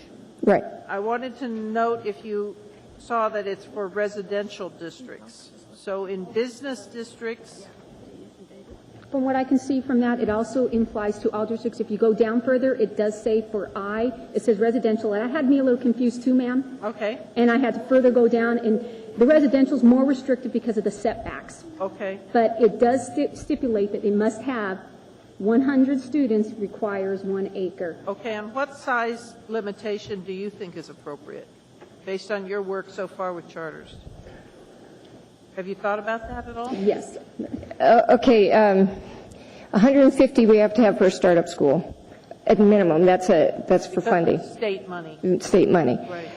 To be honest, you really have to have more like 250 students to pay for your renovations, to pay for the building that you have and the property around it. It really is more like 250. If you have less than 2 acres, or if you have more, let's see. If you have more than 2 acres, it's Yes. going to be more restrictive. And when you're starting up the school initially, you may only get 150 children. By the time you move to it, it's 250. So when you ask how many acres, if you're looking at 300 kids, 250, 300, you're looking at 3 acres. So that's really not out of the ballpark. I really was looking at more like 2 acres is probably a real realistic number of what we need. So it's not that far off, but my concern is trying to find those type of facilities in the Anchorage Bowl is almost impossible for a charter school to do. In addition, if there is a school out there that is a charter program, they are not going to be able to move if they want to because they're not going to be able to meet these requirements either. Ms. Drummond and I have some conversation about that already. My other question is, there's a section here about play space. I personally had a little bit of a problem with basically requiring for 2 square feet of outdoor play area for every 1 square foot of total combined classroom. Is that problematic for you or not? That would be about 30,000 square feet that you're talking about there. If you go with a 15,000, bare minimum would be about 15,000 square foot building that somebody would need for the size of school that she's talking about. That's 30,000. You put the parking on there. That becomes a little more, that becomes restrictive, though we would love to have that. It's just, it comes down to trying to find the right building. It's the availability. It's not, we would love to have 5 acres and a hockey rink and everything else. In an ideal world, you don't have objections. It's not ideal. Having a 3-acre parcel would be ideal for a startup charter school. It's not there. All right, okay. Dr. Sugrick has a question. Don't go yet. So it's your understanding that this applies not only to residential but to other zoning designations, and I just wondered if staff could clarify that. I believe Mr. Nelson, actually, there's a question for staff. Ms. McConnell, Mr. Nelson. Relative to the site size requirement, first of all, it should clarify that we're not requiring that you have at least 100 students in the charter school. That's not what's being said here. What's being said here is if you have over 100 students, and if you are in a residential district, if you go further on if you're down, in a residential district, then there is a requirement of 1 acre per 100 students for the site size area. But if you are not in a residential district, if you're in a commercial or a mixed-use district, then there is no site size requirement. Okay, if that is not how I read it when I was going further on down. I wish I had my copy here, but. Okay, actually, ma'am, I appreciate your input, but actually, Okay, because, no, I'm just, what happens is Dr. Selkirk had a question which Mr. Nelson is answering her question, and we all get to listen. Okay, sorry. That's okay. That's okay. I recognize that we get to do this all the time, and we appreciate your taking the time to come down. Yeah. So back to the question. My challenge is to remind everyone of the procedure. Go ahead, Dr. Selkirk. So assuming that it is just in residential areas and that you can, in other zoning districts, you have more leeway, does it become a more compatible ordinance? Thank you. Somewhat. There is a facility that I'm looking at that's in a mixed residential and industrial area. It's in the Spenard area, which is kind of, it's real mixed in there, like over by Spenard Builder Supply. So you have residential right up against the commercial area. So what do you do in that sense? You have housing right next to a trucking company. So am I in a residential area or am I in a commercial area? It's the underlying zoning of the property. Okay. Thank you very much. Next, Thank you very please. much for your time. Thank you. Thank you for coming down. I really appreciate it. Next, please. Ma'am, you're next. Oh, I didn't need to sit here. Well, if you want to be heard on the topic, if you don't want to be heard, let the next woman come forward. I've asked people that have wanted to be heard to sit in these front seats. If you don't want to be heard, if you could sit on. Oh, you just didn't want to go first. Okay, go ahead. Please let us know your name. Hi, my name is Dawn Morse. You can just say your name, Ty. My name is Ty. My name is Aaron. Okay. We are here in support of, I'm not sure what it is. We're in support of the Coalition for Backyard Pets, and I understand that that's going to be voted on tonight. What happens with the pets in the backyard? Okay. We live on the east side of town. We have 3 hens and 2 bunnies, and we love them. We love them very much. And I have 3 main reasons for coming tonight. The first is the great joy that these animals bring to my family personally. The second is the wonderful things that they do for our community, for our neighborhood. And the third is that it's just the right thing to do. And I won't take a lot of time, but one of the greatest joys in my life is watching my little girl carrying the hens under her arms like little feathered purses back and forth between our yard and the neighbor's yard, who has graciously allowed us to let our hens run free in her yard because they need wild land and we have a garden. And then the children are all very good at catching the animals. There's a lot of drama when they escape, which they do frequently. All the neighborhood children join in. They come and tell us when they're free and they help us catch them. They help us take care of them.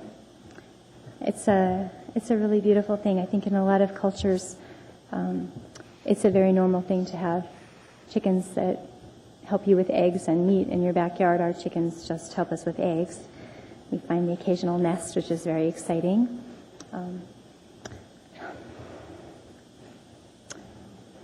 Anyway, so that's it's very meaningful, and we would really appreciate not having a tax on it. Okay, so do you want to say? I like catching the bunnies. Okay, come here, Ty. You can also pull the microphone down if you don't want to lift them up. Does it? It just bends right down. Look at that. I like the chickens and bunnies. Thank you. Anybody else? No.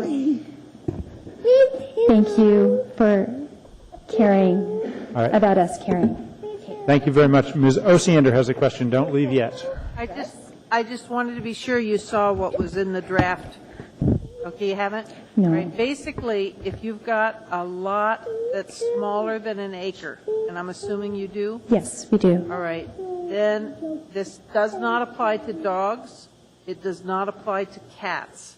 But it does apply to other animals, and it says that you can keep up to 5 for every 6,000 square feet, and then every additional 1,000 square feet in your lot, you can have another animal. You can't have roosters, but you could have hens. Right. Okay. And, so it does say we can have hens. You can have hens, but Okay. 5 for 6,000 square feet. I actually did a survey last year because we had a rooster with 4 hens last summer of our neighbors, and every single family that I asked signed my survey, and they were in support. I separated columns, hens and rooster, because I wanted to find out if anybody had an issue. They all supported the rooster. So just, although I don't expect that to go, that's fine. A lot of people like to hear it, but that's lovely, but I don't want to be taxed. Is that in here? There's no fee to this, but if you have a certain number of animals, the health department asks for a facility license. And you can get information on that. Is there anybody here from the health department? No. But generally, there's no tax on this. To keep hens, there's no tax. Okay. You could only keep 5.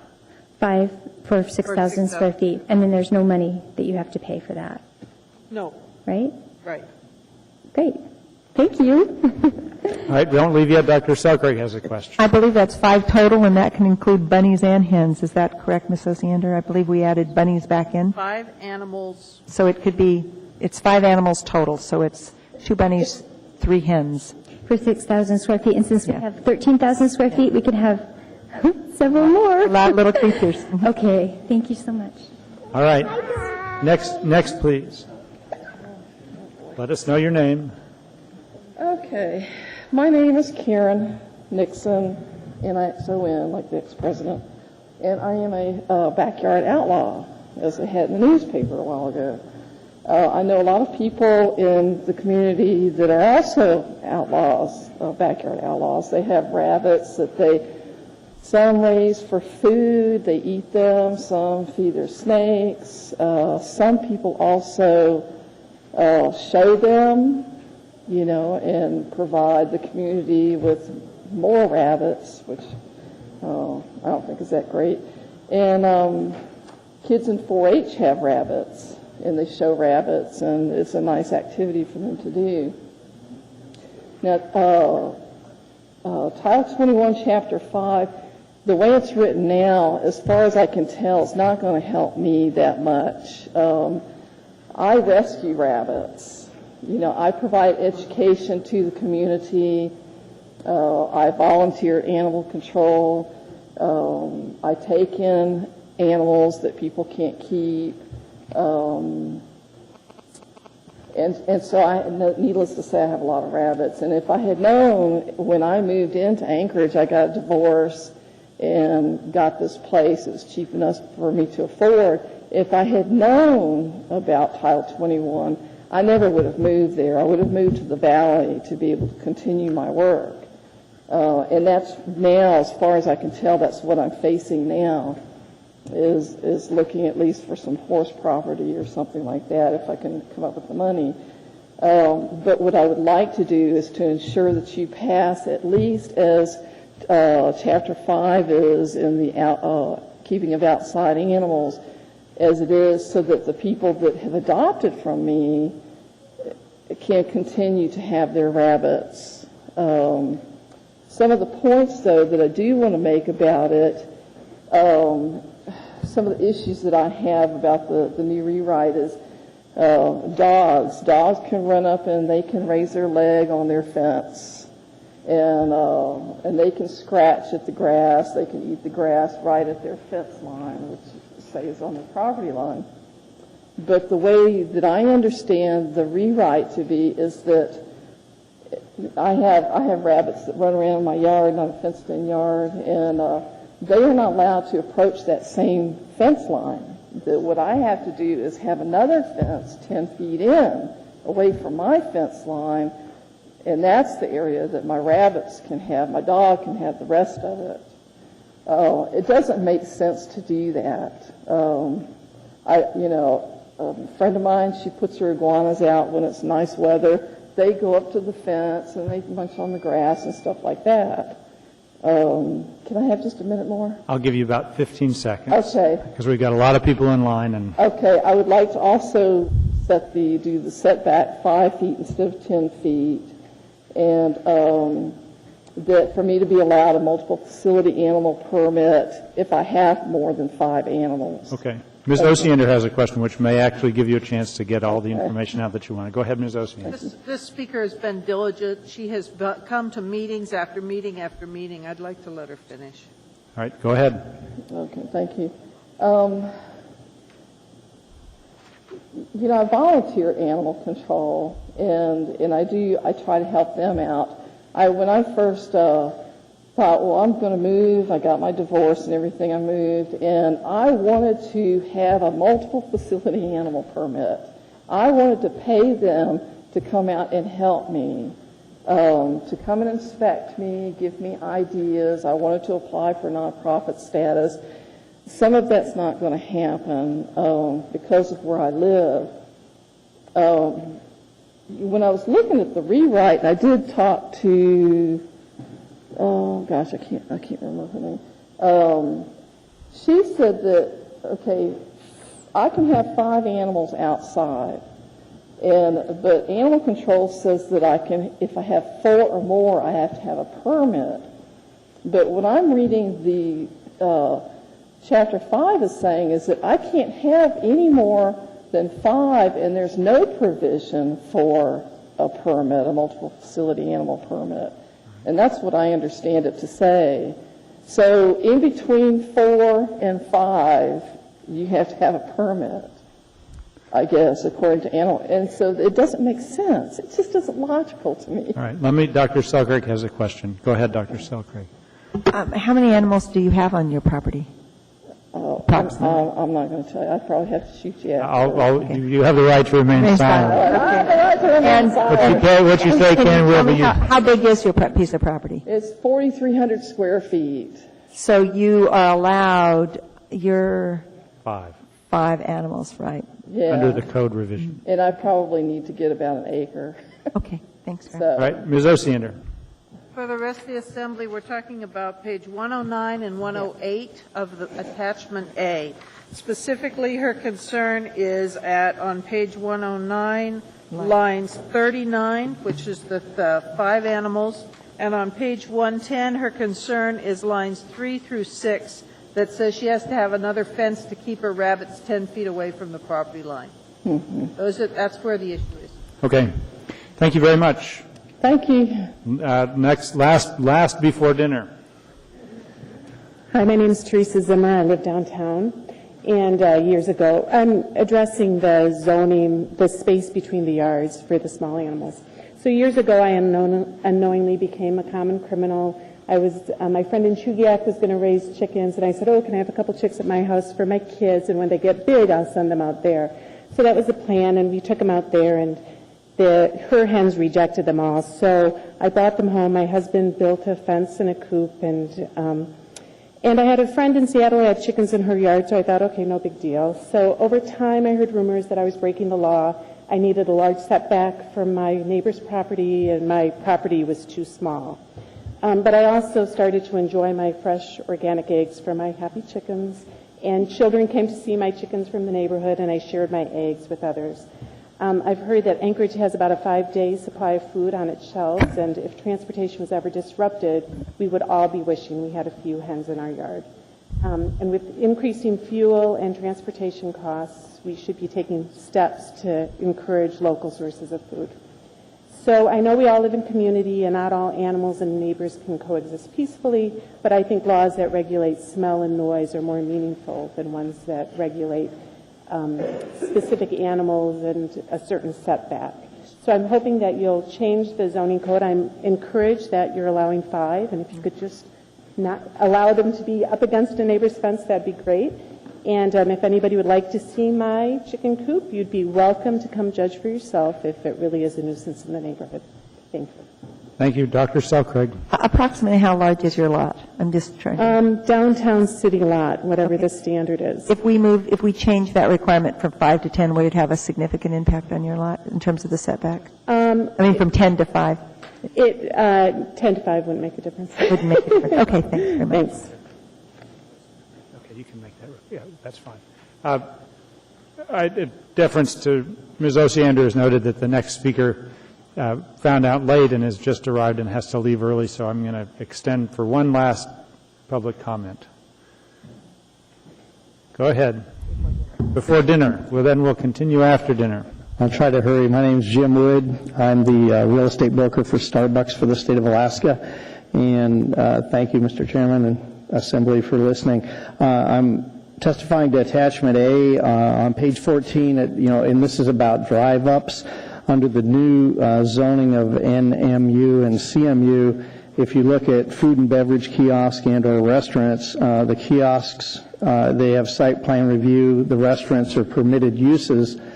But then you go to page 104, and it discusses the drive-ups, and it says restaurants allowed and everything. But if you miss page 95, 95, when you get down to CMU and NMU, drive-through services are not allowed.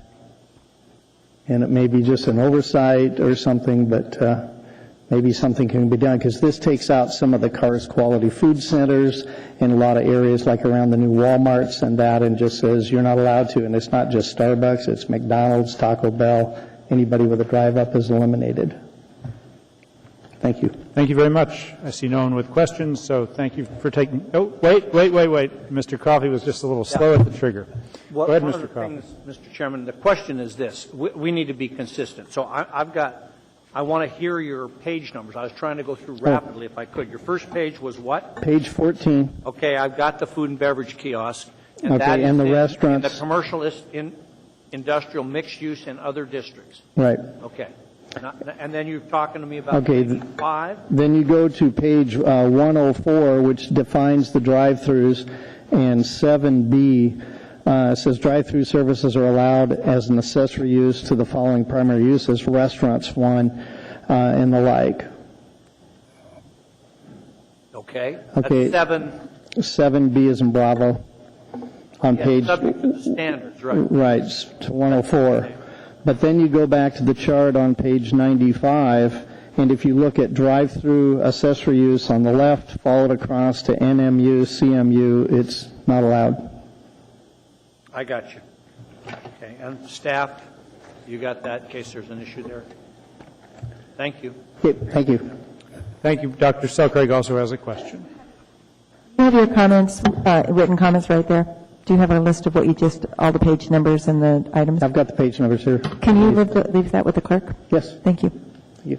All right. Thank you very much. We will now recess for dinner, and we will do our best to return promptly at 8:30. Thank you.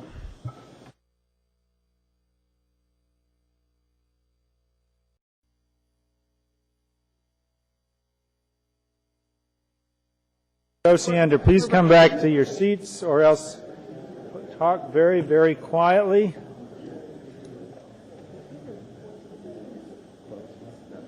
We are going to continue the public hearing, and we have people back in line. We are continuing as to Title 21, Chapter 5. Ma'am, if you are first in line, you're next up. Please, continue. And I appreciate your patience while we had our dinner. Oh, no. Thank you very much. Thank you for this opportunity to address the Assembly. I'm sorry. Let us know your name. Oh, thank you. My name is Lucy Peckham, and my last name is spelled P-E-C-K-H-A-M. That's P as in Paul and M as in Mary. I wanted to thank Ms. Osiander for her comments at the beginning of the night. It has indeed been very difficult, and I've been working on this for over, 4 years, to find the most recent information online, and it's been very difficult, so thank you for understanding that. Some of us didn't get the most recent information until today. At any rate, there's a couple things that I would like to comment on. I'm also addressing Chapter 5, Section 070, Section 14, the outdoor keeping of animals. The one thing that is, I'd really like to congratulate the everyone on is starting with a larger number of allowed backyard pets. It's important to have a moderate-sized, if we're referring to chickens, a minimum of 4, and 5 is a great number because it makes a very stable flock. And if a hen dies, which they do, you still have a stable flock. And then you can add a pair rather than having to try to add a single member of a flock. The old things about hen pecking and flock stability and attacking each other, these things do happen. So starting with a larger flock of 5 is very useful, and we appreciate that number. I should say I appreciate that larger number, and the ability to add one for each additional 1,000 square feet of property. That being said, I'm incredibly unhappy with the 10-foot setback. In my situation, and in most people's, when you buy a house, it comes with a fence on the property line, an enclosure that is usually significant and sufficient to keep dogs in. In my house, my yard is certainly that way. To have a setback that requires there be an additional enclosure 10 feet from a property line, it doesn't make any sense to me. My dog can wander my yard freely. My hen or my rabbit or my ferret is... That's technically your time's up. Okay. What I ask people to do is, there's questions I know, and so we ask, rather than conclude, we'll let them ask questions, and oftentimes with the questions, you get all in you need to say. So questions, Dr. Selkrig. Would 5 feet be better than 10 feet? No. So basically, you don't think that there should be any setback at all? I would be perfectly comfortable with a setback on the housing of pets. Like rabbits? Like a rabbit hutch or a hen house. But when I let my animal out... Like your hens out? Like my hens out. They roam my backyard to my fence line with my dog. And how about rabbits? Do you think they should be roaming the backyard? I feel the same way, that if you have a secure fence on your property line, I've never had a hen escape my property, and I had hens for 6 years until I was turned into the city. So my hens never troubled my neighbors, and sanitation of a wandering hen within a large backyard is not an issue.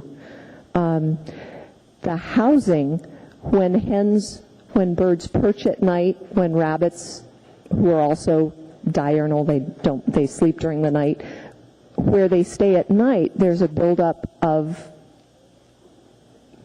excrement of various forms. So it's reasonable to keep hen houses, rabbit hutches, other enclosures away from a fence line. But there should be no additional setback for an enclosure. I don't understand why a fence on the property line would not be adequate. Thank you. Thank you very much. All right. Next, please. Oh, no, I'm sorry, Mr. Coffey was in the queue and out of the queue, and he's back in the queue.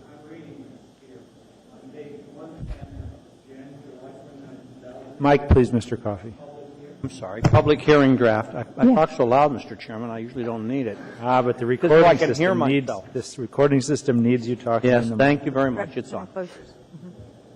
Have you read the latest one, the July 29th? It says structures for the outdoor keeping of animals shall not encroach into the setbacks of the zoning district. Now, for me, structure means hen house, rabbit hutch, dog house, that kind of stuff. The next line, sir. I know, I'm going on. Shall not, and structures and enclosures shall be at least 10 feet from any lot line. If you struck the words "and enclosures," does that answer your question? Oh, that would be 2 thumbs up. 2 thumbs up. Oh, yeah. That would be excellent. Well, that would probably just make my day. 2 thumbs up there. Okay. Thank you, sir. Now I understand clearly what you're talking. Thank you. Thank you. Thank you very much. I see no other questions. Next, please.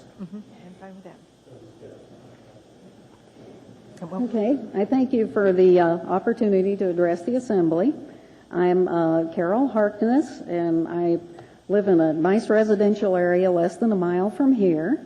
And I have for 6 years had a flock of hens that live in my yard and have been an enjoyment and entertainment to the neighbors and the passing children and moms. And we've had no problems and no complaints, although I have asked, do my hens make noise that bother you? And they say no. One way I have addressed this is to put blackout shades on the outsides of the windows of their hen house.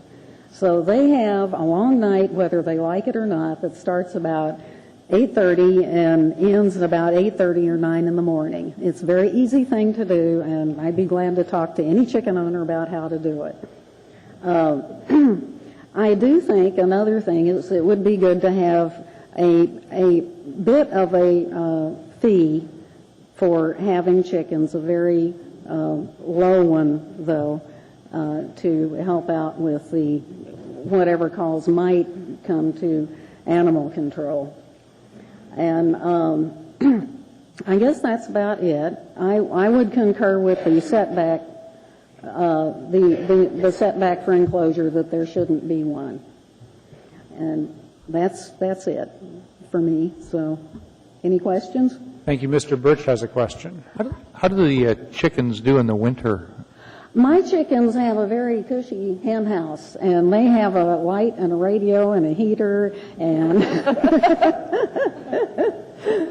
and they do well, but that is something that people need to be concerned with, and that's why I would like to see the chicken owning community have an active membership group so we can share our hints and things we've learned, because it is important to keep animals comfortable and well cared for, which is another good thing about having like diverse pets. Children have learned who had no idea about how chickens live, about how they are well kept by visiting my house. Thank you. Okay. Ms. Osiander. I wanted to announce for those of you who are interested, there are now additional copies of all the documents over there on the counter, and we are particularly talking right now about Attachment A, page 109 and 110. Thank you. Thank you very much. I would just note that the other issue in this world is when the fox gets into the hen house. Oh. As I know has happened in this community in recent months. Next, please.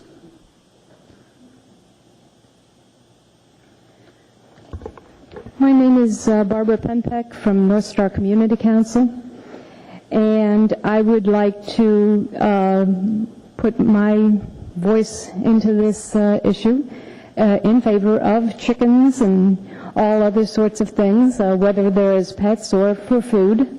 I have a garden in front of my house that produces food, and it's vegetarian food, so. And what my concern is that I would like to see someday, maybe it won't be this time, but at some point, to restrict dog owners from walking their dog and using my garden as a toilet. Several years ago, I had a crop of kale that was intended for Beans Cafe, killed by dogs peeing on it. And this is a very serious health issue, and that's what this part of the code was about. People were concerned about chickens, waste being dangerous, and it can be, if it's not handled properly. But chicken owners keep their animals in pens, and unfortunately the dog owners don't. They take them out on leashes, and I had seen actual people with their dog peeing on my garden, and when I tell them, please don't pee in the food, I have to dig it up now, this is the end of it, you can't eat this. They said, oh, that's okay, it's just piss, it's okay. And that's not okay. It's my property. I have the right to grow garden. I grow garden food. Right now I'm working with the Raw Food Group that you may have been aware of. we believe that next year I'm going to have a bunch of raw fooders using my front yard to produce food for themselves. And I would not want anything to happen to them that happened to the people in Wisconsin when animal feces got into the water and people died of the spinach. Or recently we've had tomato or pepper problems. A lot of times that's animal feces. So I'd just like to make sure that everybody is being treated equally as far as safety is concerned when it comes to animals, and make sure that the animals are safe and so are the people. Thank you very much. No one has questions. Thank you for coming down. Next, please. Good evening. My name is Diana Redwood, and I'm here regarding the outdoor keeping of animals. I just want to say that I grew up in Palmer, had chickens. I was recently visiting a friend in Portland, Oregon that does have 4 hens in a little hen house, and it is legal in Portland and in Seattle and a couple other large urban areas. So I'd just like to say that I would support the Title 21 revisions. I think it's great. I'd like to see the 5-animal amount increased to 10, although I wouldn't want 10 chickens myself. I can see that somebody who had a large family wanted eggs. I'd like to see that limit extended from 5 to 10. The second thing is the setback. I'd like to see the setback. I think it's great that you moved it from 100 feet to 10 feet. I'd like it to be 0. Thank you. Thank you very much. I don't see anyone with questions. Next, please. We're letting the chickens go. Thank you. And Hi, my name is Kathy Wright, and I really want to support the changes to allow people to have chickens. All the neighborhoods where I lived where people have had chickens, it's been a feature. It's not been a bad thing. Any of the places I lived, and I've lived in several neighborhoods, both really all around Anchorage, in the middle of Anchorage, where I've had neighbors that have had chickens. I had one neighbor, one place that used to walk their goose down the street, and I realize geese are not an issue here, but with hens, it's always been a feature. It's been something, that's the house that we go with my kids to go look at the chickens. Even before I had kids, I'd make detours through alleys to go visit the chickens in the neighborhoods. And I hope to have hens in my backyard someday. I'm growing up some little guys, and I really want to have them, and they're going to have like the most gourmet little chicken coop ever. They're going to have a really nice life, and it's not going to bother any of my neighbors. I've had way more neighbors that have had barking dogs and don't clean up after them and things like that, and I just can't see how these chickens are going to impact the neighbors like a dog would. And dogs are allowed to go right up to the fence line. It happens in my yard that, the place that would be actually least offensive to all the neighbors would be back by the edge of the fence. And so I would encourage you not to have any setback for these structures or enclosures, and instead to regulate if there is a problem with noise, if there's a problem with smell, to then have that be something that could be brought up with the homeowners instead. So I just like to, Thank you for any changes you make to allow us to keep our chickens. Thanks. Thank you very much. I just want to ask, and you can come up, I want to ask how many people are here to talk about chickens and other pets? You're not required, if what you're going to say is pretty much the same as what others have said, there's no requirement that you actually speak. But come on forward.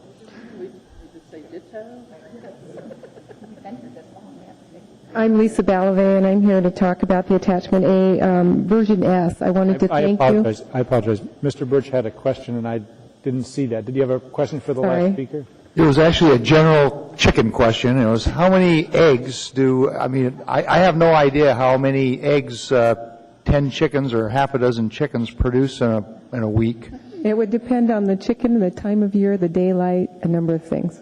Okay. So if you have 5 chickens, does it produce a dozen eggs? One a day is Possibly. pretty good. If you're getting one a day. Yeah, one a day, per chicken. Thanks. You're welcome. And the age of the chicken. All right, go ahead. I'm here in reference to version S. I want to support the changes that you made. I also want to encourage a slight modification, and that was the modification that Mr. Coffey had suggested. I'm guessing he suggested that, about the difference between having a structure for the animal and a full setback for the enclosure. It is really important for the health of chickens and other animals like rabbits to have more of a free range. I am a chicken owner. I have 3 small hens. They're banties. They do need free range, and I do let them out when I'm home. They are in an enclosure that is within farther than 10 feet from the fence line. And I have the cooperation of my neighbors. I have 3 neighbors bordering my neighborhood, my backyard, who have all appreciated the chickens, and we've kept in close touch about whether or not they're a noise, nuisance, or a problem. They don't leave the yard when they're free-ranging, and they're always enclosed when I'm not home and at night. And I also do close mine up without any light at night, especially in the summer here, because of the they will cackle when the daylight starts to come up. So I just wanted to support you in that rewrite and also in the changes that are in version S. Thank you very much. Thank I don't you. see any questions. Next, please.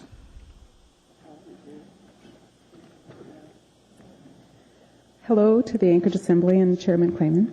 I'm here to talk about chickens specifically, but I just wanted to say that backyard pets are clean. Let us know your name. I'm sorry, Kathy Powell. Kathy? Kathy Powell. Okay, thank you. Backyard pets are clean, quiet pets. Chickens are pets, and veterinarians will tell you that many people enjoy chickens as pets. They actually seek veterinary care for them if it's necessary. Chickens are loved like cats and dogs, and they are very personable. They do not bark, and they do not bite, and they do not prowl around at night or soil other properties in the neighborhood. They are by nature clean, tidy, rarely make any more noise than a soft cluck. Most owners allow time for the hens to access the yard to eat slugs, spiders, and other garden pests, and of course the obvious benefit is the yard's free of pests, but also fresh eggs. Flocks, and I do define flocks not as hundreds of birds, but as numbers like 10 birds. Flocks give the owners fresh eggs for their personal use. These eggs are clean and absolutely fresh from hens who have had guaranteed good nutrition. When the day is done, chickens instinctively go into their enclosures for the night, and they're quiet. They're quiet enough to enjoy a 0-foot setback. In America, families, couples, single peoples observe laws if they're law-abiding citizens. But problem pet owners will always be around, and any pet, if neglected, abused, or uncared for, is in an unacceptable situation. Most cities allow backyard pets. Laws and regulations are guidelines with which to be reasonable citizens. They should apply so that a responsible backyard flock owner has the protected right to reasonable enjoyment of their rights as a pet owner. And as we talk about personal use of personal property and creating setbacks for personal use, I have to ask, what about sapping trees, fragrant vegetation for people who have asthma and allergies, dryer sheets, which is a big problem in our neighborhood, and overspray of pesticides and insecticides. Overspray of pesticides and insecticides that are sprayed along fence lines. There are issues with these things. These things decrease the enjoyment of adjacent properties, insecticides and dryer sheets, things like that. But there seems to be a bias with some people against backyard pets. But in my experience, of all the people I know that have backyard pets, and mostly flocks of chickens, I've never heard a complaint. But more, I've heard people be thankful for the opportunity for something they wouldn't have thought to do themselves, and send their kids over and enjoy your gifts of fresh eggs. So I'd like to see a 0 setback. And I'd also like to emphasize that they go into their enclosures at night.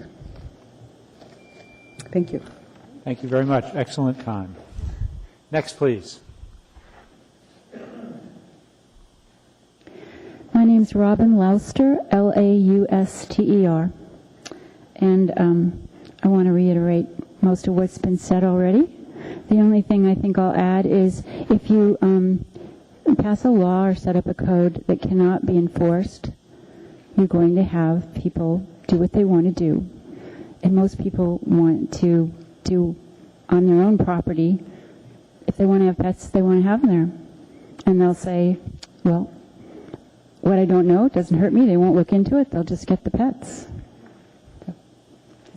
Thank you very much. Next, please. My name is Michelle Champion, and I would reiterate what everyone there said, but I would like to, if this is okay, read written testimony that my husband wrote. He had to leave when you took your dinner break. So am I permitted to read his testimony and give his name? Absolutely, especially since he's your new husband, as I understand. George Donart, Donart, and this is what he wrote. I have been teaching school in East Anchorage and have had numerous students whose families keep chickens for eggs, food, and pets. These families do so as an economic and nutritional necessity. Most also live in mobile homes. I believe that setbacks and permits and fees infringe on the right to healthy food in our neighborhoods. Regulations of backyard animals in mobile home parks should be left to the managers of those parks. Come on, this is Alaska. Be big. Now, I think he was writing this in response to, from what we could tell by reading through the draft, that mobile home parks, that the municipality is actually saying that people cannot have chickens or other backyard animals in mobile home parks. So the issue here is that should be left up to the mobile park owner and not the municipality. Okay? Thank you. Thank you very much. I don't see any questions. Next, please. We've finished with chickens. My name is Jim Ferguson. I'd like to make it clear I am not here regarding chickens. I'm not against chickens and I'm not for chickens, but I'd here like to talk about Title 21. I have a handout. Can I approach and have somebody distribute up there, please?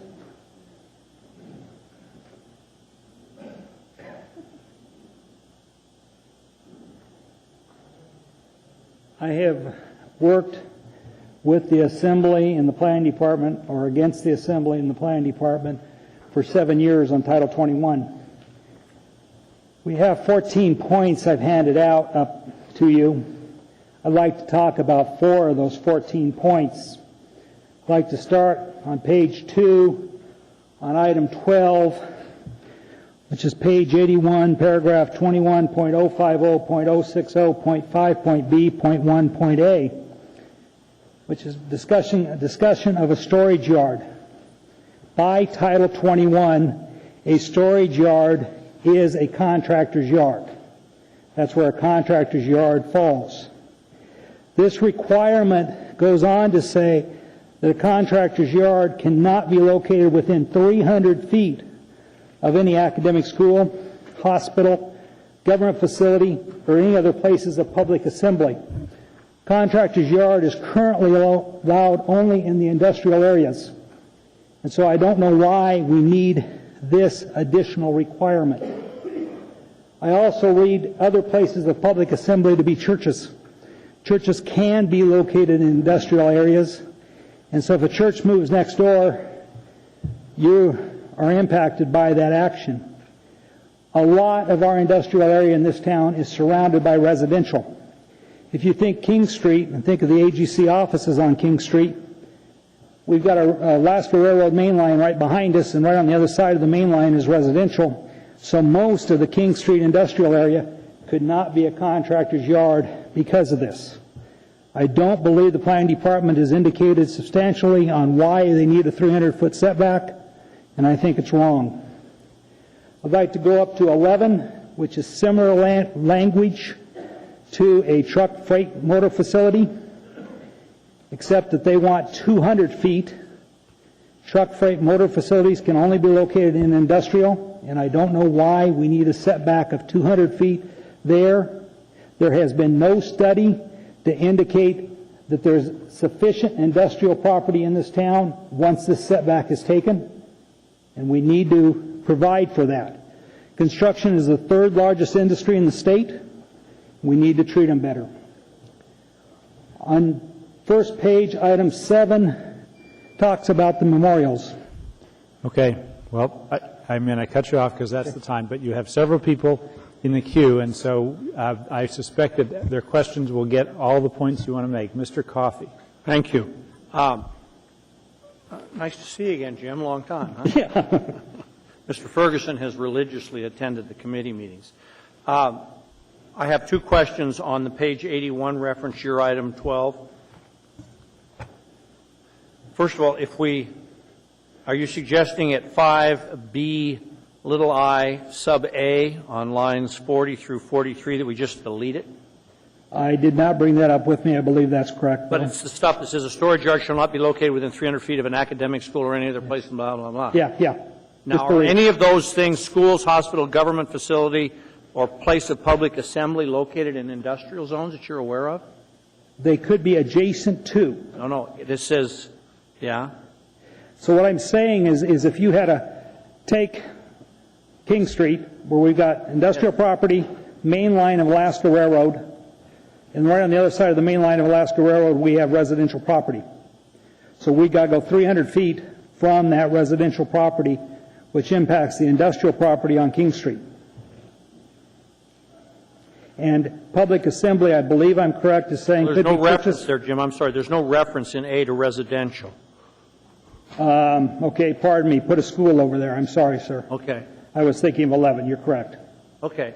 Well, if we delete it, what is the risk that we're going to have impacts of a substantial nature on any of these, hospital or academic school and so on? Put an L4 landscape buffer there. I was going to ask you about that next. That would be 30 fine. 30 feet, right? 30 feet. It's better than 200. So, and this is a storage yard, which means what happens there? Is there work done on equipment stuff that's of an impactive type nature? Their contractor's yard or yards are are not defined any further in Title 21. Yes. They're all here. Right. So whatever a contractor does in his yard falls in this category. Okay, and I mean, he might do welding on equipment. He may do motor He may handle repair. material. I would picture more of it being material or equipment coming and going and that kind of stuff. It's what you do in your yard. Welding would probably be a very minor part. I do not think that'd be major. Well, because the L4 landscaping, which is 30 feet, is a required Between incompatible uses. when adjacent to residential districts. Okay. Doesn't say anything about incompatible uses on Okay. page The definition of 82, L, lines 23 and 24. definition of L4 is where I was coming from. No, this just says L4 landscaping is required where adjacent to residential property. We would accept it there. I mean, I don't know where the 200 feet came from. 300. 300. Yeah, 300 okay, feet came thank from. you. I have those questions answered. And then on your other one, on page 77,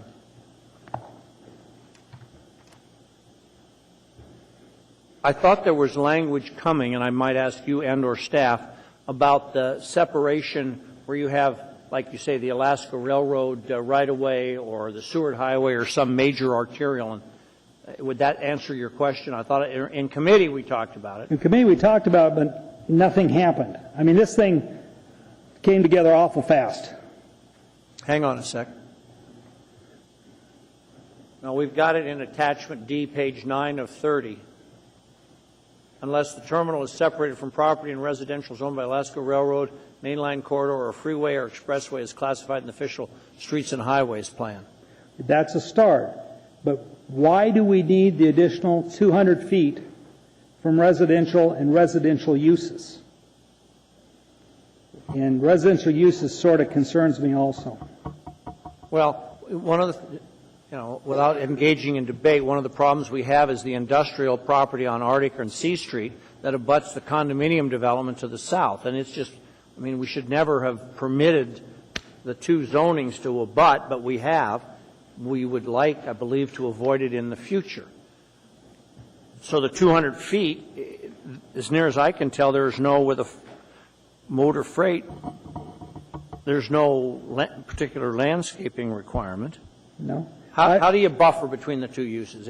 I would like to suggest, why can't we use employee parking in that 200 feet. The way it's written, we can't do anything in that 200 feet. It says no part of any terminal should be located less than 200 feet. No, and I guess no part means anything. Yeah, I guess I see what you're saying. Okay. All right, thanks. All right, thank you. Dr. Selcraig. I want a clarification from staff regarding your comments, and then I also wanted to ask you if you have any other comments that you'd like to cover. But first, I'd like to, staff, can you comment on the meaning of terminal, and does that mean that in fact there couldn't be employee parking there? Does that mean nothing? The intent is that it refers to the property that the freight terminal is located on. So, and the reason for that is that it's very hard for the municipality to control the actual use of the site. And it will change over time. They do maneuver, they have additional vehicles. And the concern that we have has primarily to do with noise and odor from idling diesel trucks, along with other activity that takes place at these types of locations. So, the purpose of this, and I think Assemblymember Coffey hit on it, is that we've got some current problems already. We know about them. And in writing this code, what we're trying to do is establish standards to avoid or prevent any future ones from occurring. And another question is existing facilities are grandfathered in? Is That's that correct? correct. So we're really talking about new development? Talking about new development. Okay. All right, thank you. I wanted to ask you, was there anything that you wanted to comment on? You were interrupted, and you have been a really good member of the committee. I want to give an opportunity to. Actually, we're way past, we're running way late. I appreciate the opportunity if you have a lot of comments, but you've had I think he a only long had, time to, I understand, Dr. He only had Selcraig. 4 things he wanted. I just like to know what, I guess let me ask the specific question. And I'm not going to allow him to, if you have a question, you can ask a question. I'm not going to allow him to conclude. He's had more than enough opportunity. Could you just let us know, you said you had, was it 4 things specifically you wanted to address? I did. I had 2 others. One of them regarding the... I wanted to know which one specifically, which numbers. Okay, which numbers. I'll answer number 3 and number 7, ma'am. Thank you. Thank you. Next, please. And I would just note it's now 9:10. We're going to keep the public hearing going on this until 9:30. And at that point, we will just continue the public hearing until the next time we can get to this, because we have several things we're going to have to get to tonight. And my prediction is we won't get finished with the public testimony tonight. Go ahead. I didn't see you in the queue. Go ahead, Ms. Osiander. You're still not in the queue, but that's okay. I'll hear you. Well, its request to speak is gray, which is my indication that I'm in the queue. Mr. Birch is in the queue. For who? Go ahead, Ms. Osiander. You are in the queue now, Ms. Osiander. All right. Go ahead. Mr. Ferguson, the motor freight terminal section was no part of any terminal shall be located less than 200 feet. Is it your understanding that there has to be an additional property then between the motor freight terminal property and the residential zone property? That's the way it was described in the workshops, ma'am. Thank you. And the other concern you had was memorials on particularly an airport, is that correct? The Sergeants Association has built memorials with the city's approval at Merrill Field in the past. They're building on top of an existing, or I guess abandoned dump. The space can't be used for anything else. If the words in memorial are not inserted or covered someplace in here, we're forcing the Sergeants Association, who pays for this out of their own dollar, it's not a federal deal, to go and seek a variance to build their memorials that they've built in the past. Okay, thank you. Mr. Birch. Well, I had a number of questions on this, and I guess for one, I want to thank you for your time and contributions in this effort. Have you submitted these earlier on in the process and received a thumbs up or a thumbs down in each one as to whether they're incorporated? I'm just trying to understand the process a little bit. I submitted these to a couple assembly people on Saturday, which was basically this became available to us on Thursday morning. And so I submitted these comments on Thursday, or on Saturday. Okay, and so the administration hasn't really had an opportunity to vet these at this point? No. Yeah, okay, thank you. Thank you very much. Next, please. Chairman Claimant, Assembly, my name is Jeff Dinwiddie. I'm the principal for Evergreen Nursery in Alaska Trailblazing. And I got 2 quick points really quick. Attachment A, page 90, snow disposal sites. The maximum height for a snow disposal site is 35 feet. I just don't see that working in our city. The 100th Avenue snow dump is probably, the way they've changed the way they stack it alone for you guys, they blow it on top and create multi-levels. And as industrial property, you guys have seen the survey for industrial properties, there just isn't a lot of it. It's got to, you shouldn't have a limit on the snow height. We're going to need every single square foot of snow disposal site the city can get. By 2010, we probably are going to add 6 million square feet of asphalt to this city that has to have snow removed, and that's just the projects that are slated to go. And most of those projects are on existing industrial lots that were used for snow dumps. So those 2 things are just that's gonna have to get worked out, and you should just basically scratch line B for a height limit and just let the snow dump operators figure out what they're gonna do on their own. Page 83, compost facility. We talked about this back in, you guys all know that we're doing the compost facility pretty much on your request, but it's working out fine. It's doing good, but it'll close tomorrow if you pass this. We do not have 660 linear feet from a residential lot line. That's 10-acre buffer on each corner. That's going to take, for a 5-acre pad, it'll take a 29-acre site to do a compost facility. There's no way in the world. There's just no room in this town. You guys don't even own enough property. Maybe if you center it in the middle of Bicentennial Park, that might work. But that's going to have to be scratched. And I guess we're okay with the nuisance control plan. We've already got one in place, so that's fine. I think. Oh yeah. What exactly? Where does gravel screening come into this? I guess I have a question for how does gravel screening fit into? Is it manufacturing heavy or is it natural resource extraction? Yeah, that would be my question to the body. Thank you. Any questions? Ms. Osiander, go ahead. How far are you from any residential lot line? The pile is 200 feet. Okay. This is the compost facility as opposed Yes. to the Evergreen Nursery. Yeah, the compost pile itself is 200 feet, and we could live with 200 feet. The property is bigger than that, but that's just where the pile is located. So you're interpreting composting facilities as the composting pile? I would hope so. Otherwise, we're closing tonight. Okay. And on it's gravel screening you're talking about? Well, how does, you've seen massive piles of, every piece of land that's left in the city has got massive amounts of peat on it. And, there's 2 different types. You either screen it on site as part of the site development plan, or you haul it to a location and you screen it there. What is that? I mean, is it the same as screening at Anchorage Sand and Gravel as a gravel terminal or Quality Ag Pro, or is that somehow natural resource extraction, or is that? Yeah, I'm just trying to understand. Yeah, I don't know. What you're talking about. So you're talking about soil reclamation? Well, you're trying to make the lot buildable, and that's what. Well, there's 2 different.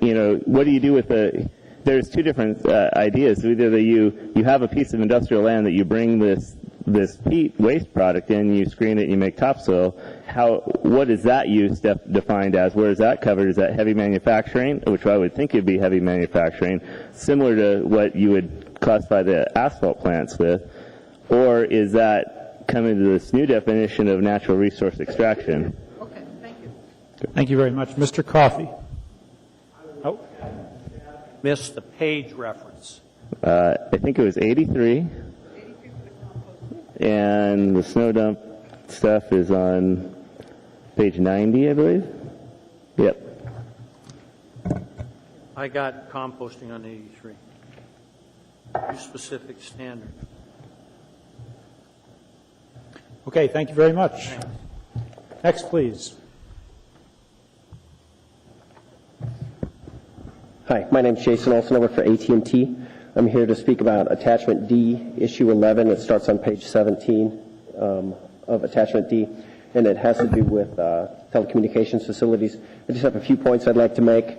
As some of the Assembly knows, because they were at the July 17th Commission, after that subcommittee meeting and its subsequent various emails from parties that were at that meeting, we agreed to essentially a word-for-word commitment to keep the rule as is, and then go through a further process to look at making changes. And I think that's where the industry was as of July 17th. Changes were posted to the rule to revert back from the original changes to revert back on Thursday or Friday this week. We've done as good a job as I think we can. Our outside counsel from Ashburn and Mason, Don McClintock, went through the changes pretty thoroughly and sent out an email to which staff responded to today. And I think a lot of those issues were addressed. However, just having got it last week, there are a lot of changes going on, and I can't stand here before you and say it's absolutely gone back to word for word the other way. We'd like more time to kind of do that, to make sure it goes back for word. Unfortunately, a lot of times with these rules, the devil's in the details, and small word changes that you think are innocuous one day, you go back and look at them and think about it in a different context, and they become a bigger issue. So that's why I'm here today. I'm asking the Commission to basically delay voting this out and give the industry more time to sit down and work through these changes and see if there are other issues. I think the two issues that I can definitely point out today that are not the same, they're both in reference to a user guide that as of yet does not exist. So on page 24 and 27 of Attachment D in these rules, there's a user guide referenced. The user guide does not exist today. I'm not sure if that user guide, which I'll be subject to, that's included in these rules, will be reviewed by the Assembly. It's just uncertainty that I don't think my company would prefer not to face that uncertainty without having that known. So we'd like, that's a clear example of it's not word for word, and we'd like more time to work with the industry to work this out. If you choose not to, or if you do choose to vote it out today, we'd like, to have another, since this is kind of a provisional approval, we would like to have more time to look at this and possibly propose more changes if we find things that are different. It's just, in the short amount of time, we're not 100% sure that it did revert back to the old code completely. Thank you. Mr. Coffey has a question. Well, I was going to ask you specifically that, are there any other things besides references to the user's guide? And I understand what they're trying to do is take existing code, which we all agreed we weren't going to amend now. We may come back to it later, but not now, and conform it and format it and make it fit under the new provisions of Title 21. I mean, that was the agreed upon goal. Yes, that was the agreed upon goal. And we did outline, we did kind of, over the last 24 hours, kind of do a maniac review of this process, and we did highlight the things that we found. Unfortunately, after doing this for 10 years, working on regulations, you find it one day, 3 days later, you go back and look at it, and something else hits you, and you're like, oh, I didn't think of that when I read it the first time. So, first blush, we probably got most of it, but I can't say that it's completely done.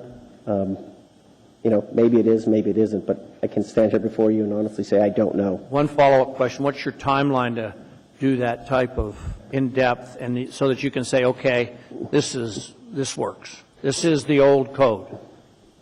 Another week, 2 weeks? 3 weeks. Well, we're not meeting again for 2 weeks, so you might be okay. The chairman's rule is followed, which I expected to be in about 11 minutes. We're cutting off public testimony, and then I guess we're going to move on to something else. So I don't think you have too much concern. But I would appreciate that you work with them to get that in as good a conformity with existing code as you can properly formatted. Absolutely. All right. Thank you, Mr. Chairman. Thank you. Dr. Selcraig.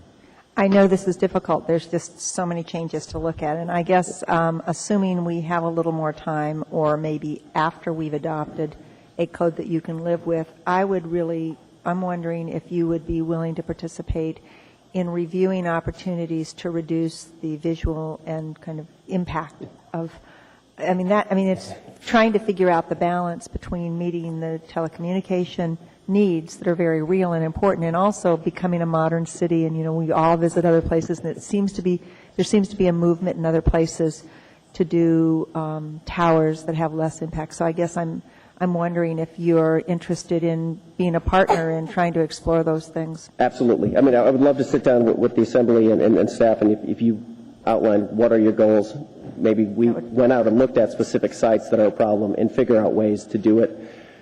I use the word collaboration. Right. Have a collaboration with everybody, go to site visits, see what we can do, and then work through the honest trade-offs of, it's easy to say I don't want to see a tower, but then everybody wants high-speed internet access. So we'll have to balance those things, and we're more than willing to work through those issues with you.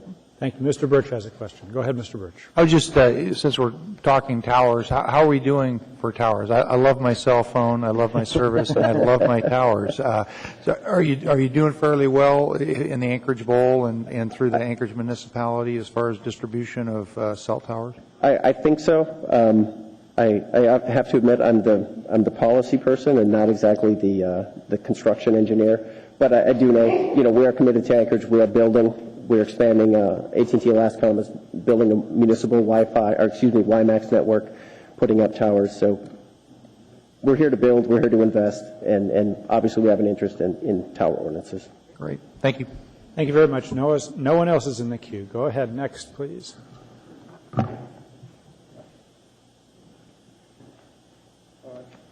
I will be very brief. Go ahead. Okay, I'm Lisa Phillips. I'm the Manager of Regulatory Affairs at ACS. I'm reiterating basically what Jason just said, but Section K was set aside on July 17th to basically go back to the normal code or the code that's in place now. We came tonight to learn if there were any surprises, and we saw AT&T was here, and I talked to him at the break, and I learned that there were some changes that were posted possibly Friday. ACS has not had an opportunity to make a comparison and would like that opportunity. That's pretty much what I have to say. Thank you. I don't see anyone with questions, and I would just presume that the time frame that was discussed with the prior speaker, you all would be able to work within that as well. We would work with that, yes. Mr. Clayton, Thank you. could I clarify? Certainly. The changes are just an attempt to clarify what the Mike, existing... please. Mike. It's on. To clarify what's in existent language. That's the changes. I understand Okay. but we would like to look at them. Gotcha. Okay. Next, please. Mr. Chairman, members of the Assembly, my name is Tom Livingston. I'm an architect. I'm also a volunteer representing the Aurora Waldorf School of Alaska. My focus has been working with the working committee has been for schools, specifically small schools. Attachment D, the amendments that are proposed in Attachment D, I endorse. I have one addition that I'd like to request, specifically on the endorsements. The site size based on enrollment seems reasonable. Also, the play yard requirement based upon open space to building space seems reasonable. The one addition I would like to suggest is under section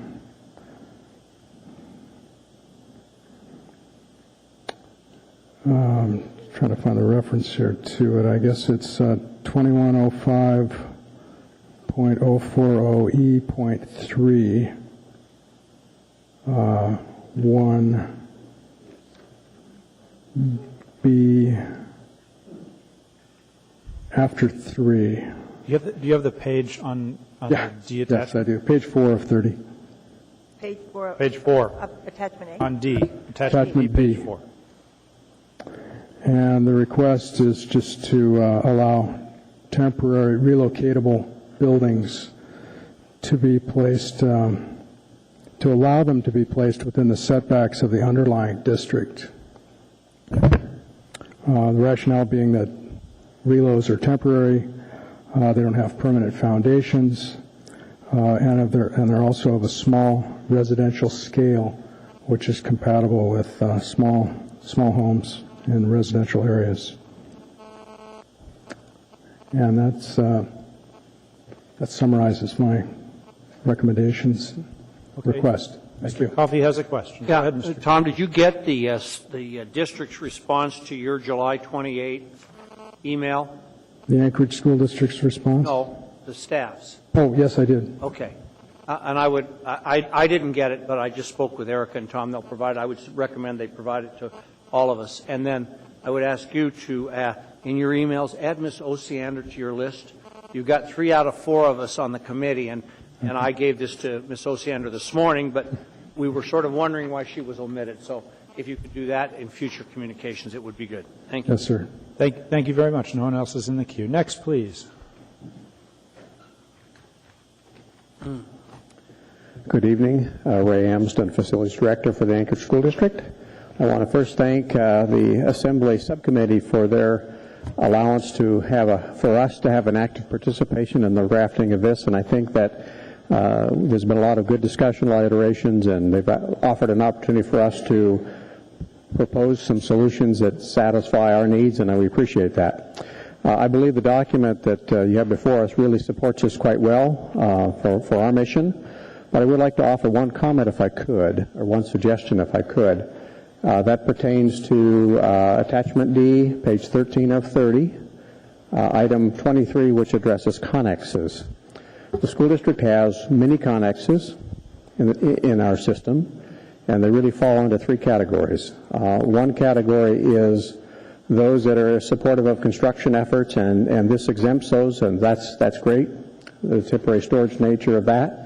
We also have a group of connexes that have been established to support our emergency preparedness, and I believe there's 21 today at various sites. And so the process we went through to cite those was an involved process that included community planning and a variety of people, and I believe that they addressed that need well. They're all painted in a color that was mutually agreed to.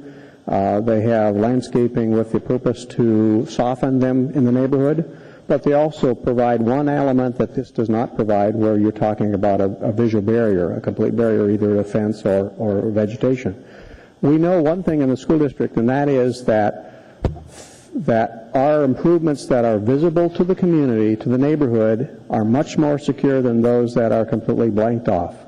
And although your requirement is a fence or a barrier that's as high as a connex, I think my fear would be that what happens behind that fence, what happens behind the connex where someone takes off a couple boards, goes inside, what kind of activity goes on that's completely obscured from a neighborhood. We don't think that's a good idea. So I would propose, if you could, consider this, that connexes be considered like we did the emergency preparedness ones.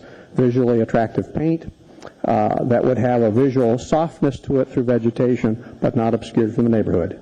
Allows us good access, but still allows people to keep an eye on our stuff, the community stuff. So with that, thank you for the opportunity. Thank you. Ms. Osiander has a question. Go ahead, Ms. Osiander. No, I've got it. Okay, you've answered the question. Even better. Next, please. Anyone else? Oh.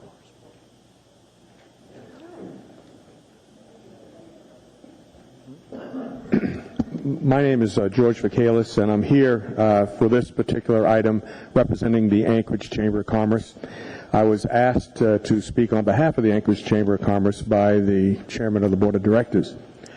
Before you this evening, you heard an awful lot of comments about Title 21, and I'd just like to let you know that the Anchorage Chamber of Commerce has been involved in this process just about from the very, very beginning. And most of the businesses that spoke this evening are members of the Anchorage Chamber of Commerce. As you know, we have about 1,300 member organizations, which include private enterprise, public enterprise, as well as nonprofits. And you heard from a lot of those folks this evening. And the Chamber of Commerce's belief is that the process that the Anchorage Assembly has undertaken is a fair process. It's a deliberate process, and we certainly appreciate the openness and the ability for our members to voice their concerns and, in some cases, sit in on your Thursday meetings. We appreciate that. We also appreciate very much the responsiveness of the staff of the planning department, because many of our members, instead of testifying this evening during the process, have provided comments to the planning staff, which they have addressed, and they've either addressed them in a positive manner, based on their opinions, or they've addressed them basically in not agreeing. But nevertheless, our members have had the opportunity to express themselves, especially tonight. What we would ask is that as you continue the deliberations, that process continue. And number two, on behalf of our members and others as well, that when you look at this and these different items, just remember that almost anything that's put into Title 21 affects the cost of something.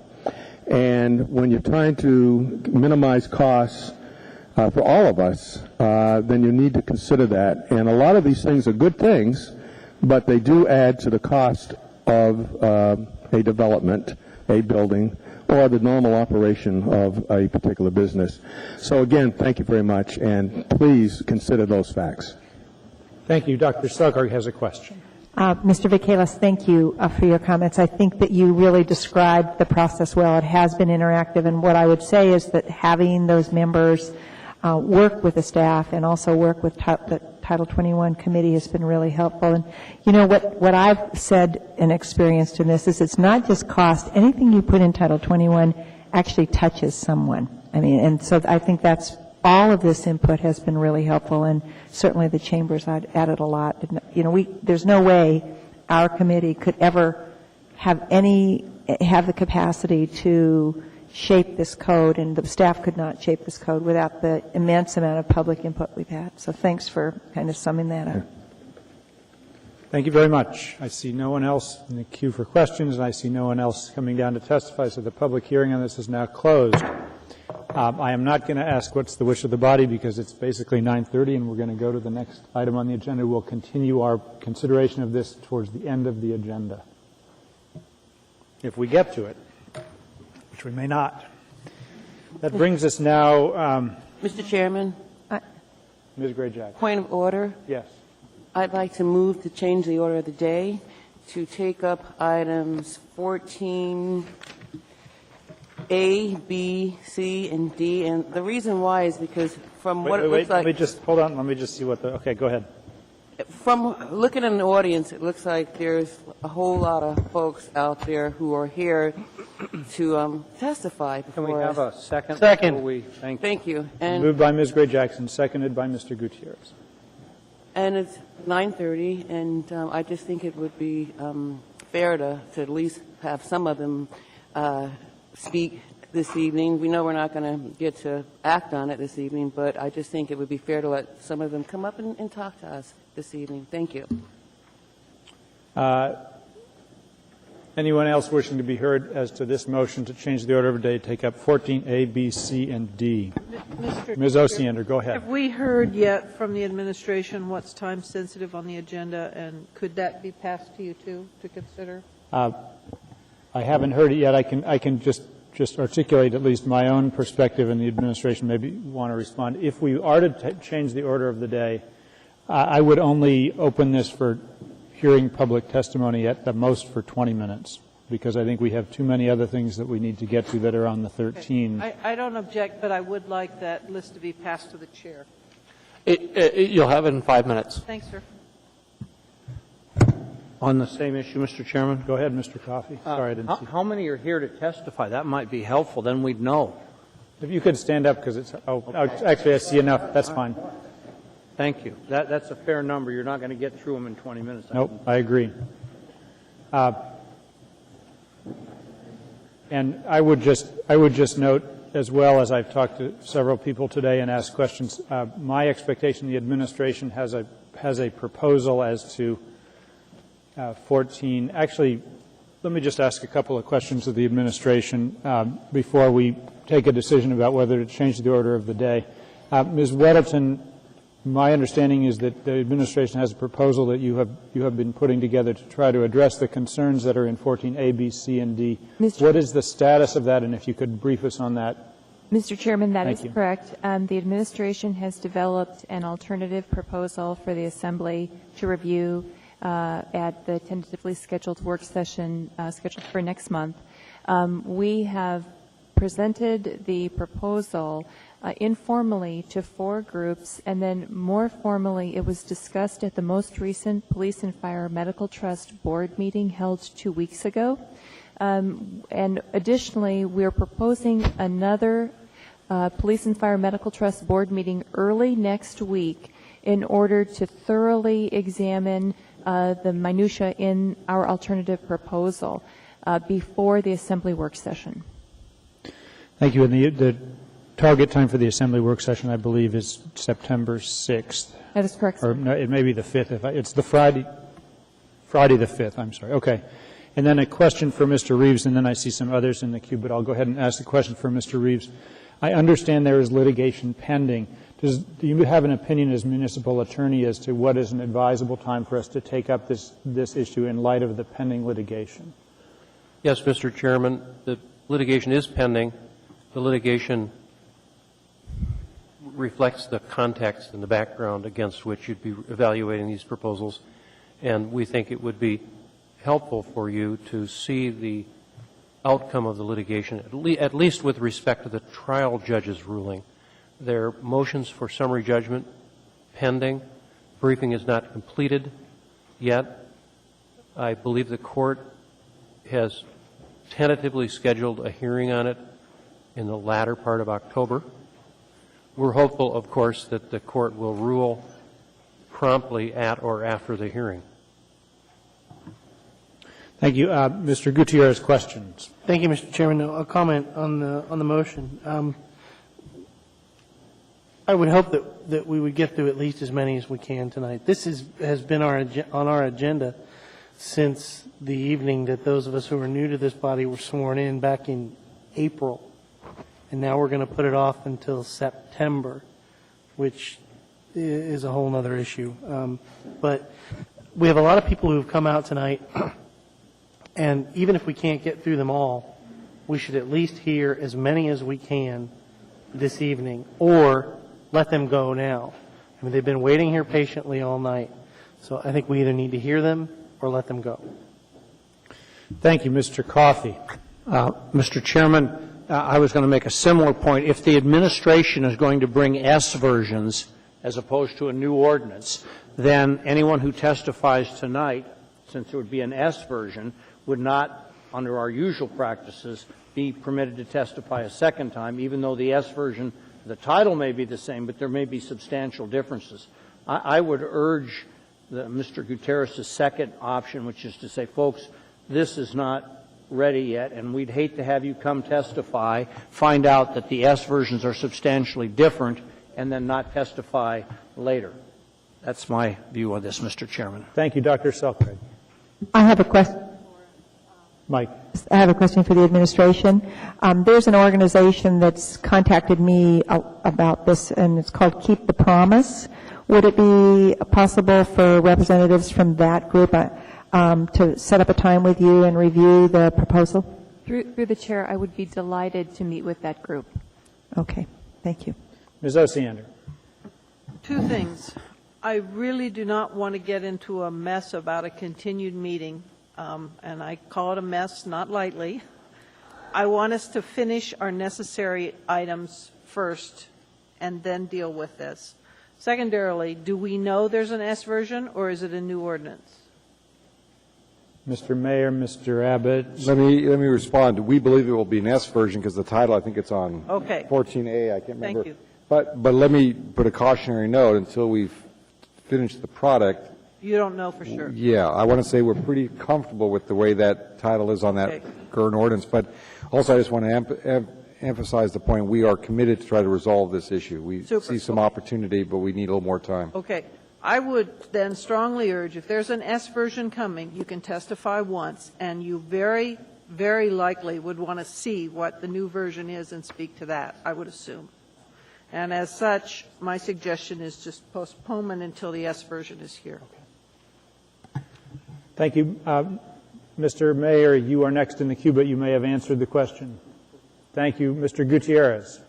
Thank you, Mr. Chairman. I guess I want to speak in opposition of what Mr. Coffey had said, and to an extent what Ms. Osiander said as well. Oftentimes, this body is in this position where we will have to carry over a public hearing, and the chairman is very conscientious about warning citizens, if you testify tonight, you will not be able to testify again. With regard to substantial changes, whether it's an S version or a new ordinance, the issue itself isn't going to change.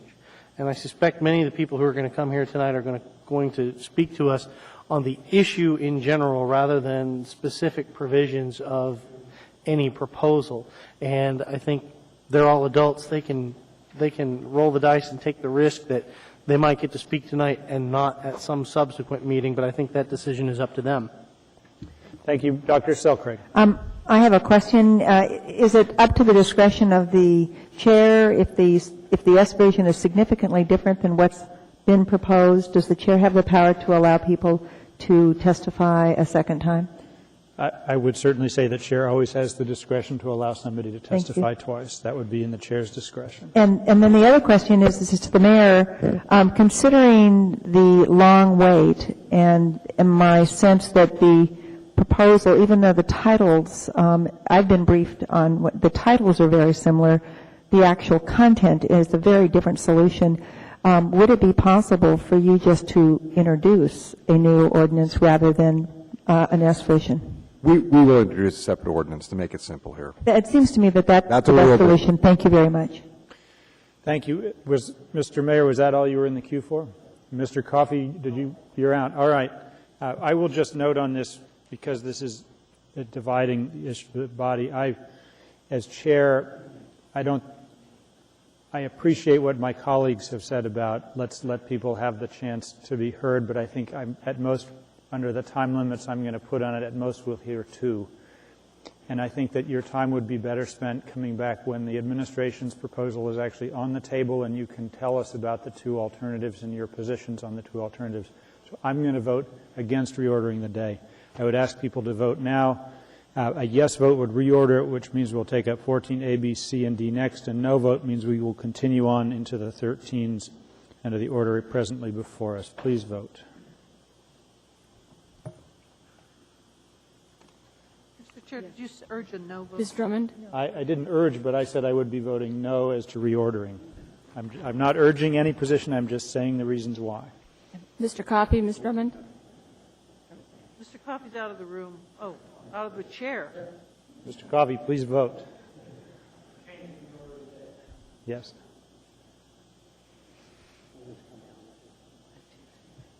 That fails by a vote of 6-5. All right, that brings us to item 13. Mr. Chairman, I'd like to move to change the order of the day to take up the items that the administration feels is essential to deal with. That would be item 13B and C, then 13F, then 14F, 14G, and 14K. And I'm sorry. Is there a second? Can you go a little? I'll second the motion. All right, I will repeat them. Thank you. The request is we go to 13B, 13C, and those hearings will be combined. Then we'll go to 13F, as in Frank, then 14 Frank, 14G as in Green, and 14K Kilo. G and K, Mr. Chairman, I'm sorry. 14F, 14G, 14K. Thank you, sir. It's been moved and seconded. Is there any opposition to changing the order of the day and taking up those matters? Mr. Gutierrez is objecting. Let's go ahead and vote on that. Ms. Osiander moved and Mr. Coffey seconded. Please vote on changing the order of the day to take up these items. A yes vote would take up the items just articulated, and a no vote would stay with the set order. You're right. Yes, that's true, but you're right. You're right.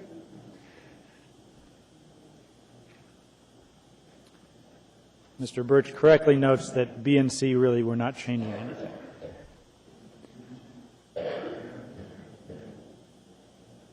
Please vote.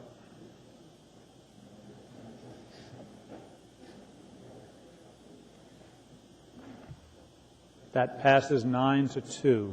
All right, that brings us to item 13B. Number 2008-83, an ordinance amending Anchorage Municipal Code, Chapter 26.80, to eliminate special disposal rates for commercially hauled residential refuse, and Chapter 26.70, to increase residential garbage collection rates commensurate with the disposal rate increase.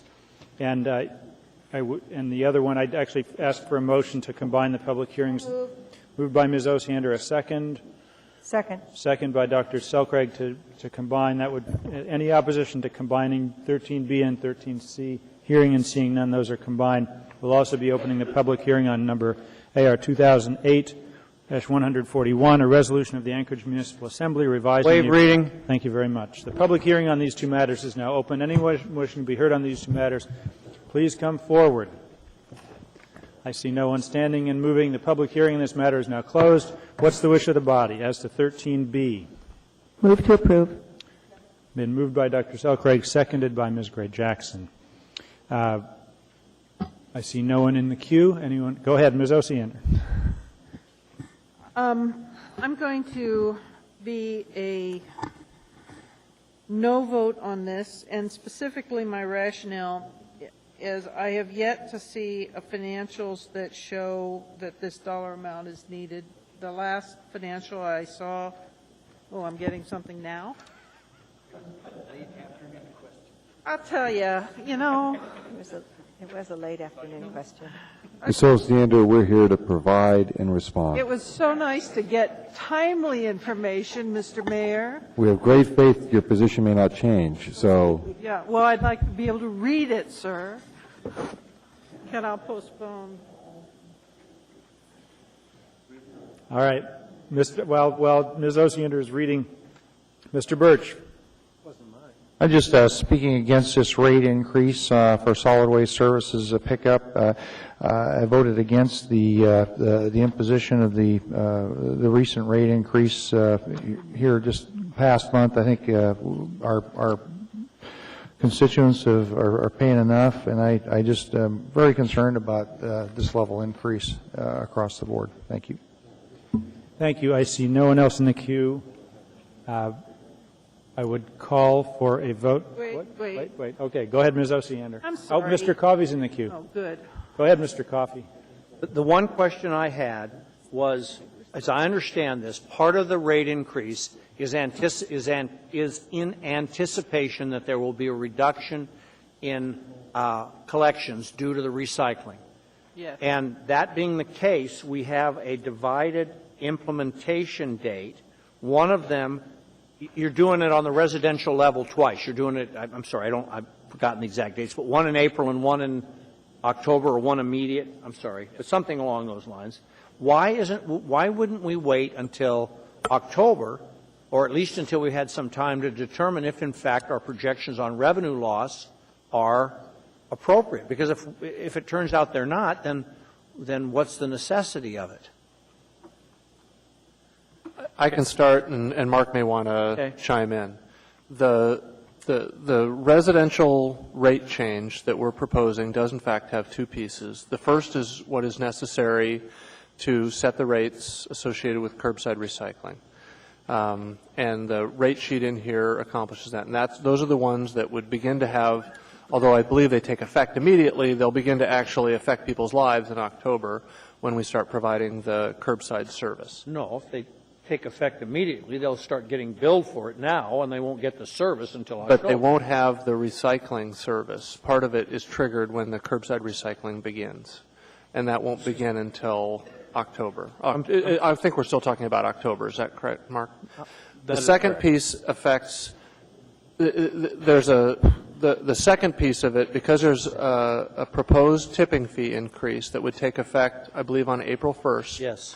A piece of that rolls through to solid waste's residential customers, because part of what they pay for in your residential collection rates is the cost of depositing that at the landfill.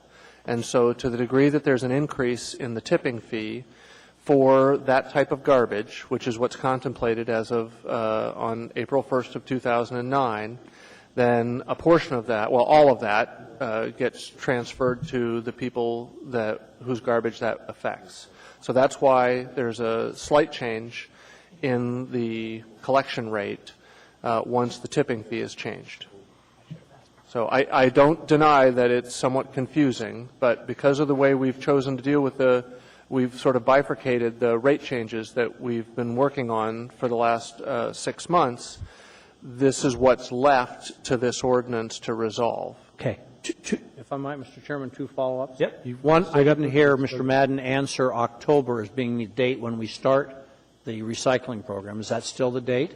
That is correct. Right now, the trucks are still on schedule to arrive in September, and as soon as we get the garbage can, roll carts are to be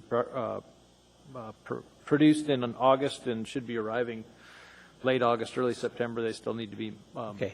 And am I right when I say that effective 2 weeks ago, or now, a month ago, what would we be doing? Back billing people? No. When would you start collecting this? We start collecting that fee when we actually start the program and not before. So it's effective so the effective date on page 2, line 33 should be upon commencement of the recycling program, blah, blah, blah, rather than July 1, because it says July 1 right now. Right, but the ordinance also says that the rate doesn't change. Basically, what this will set up is a 2-level rate increase. There'll be one rate for people that have the existing can and bag service and one rate for folks that are getting curbside recycling. Because we're not rolling out curbside recycling to the entire service area at the same time.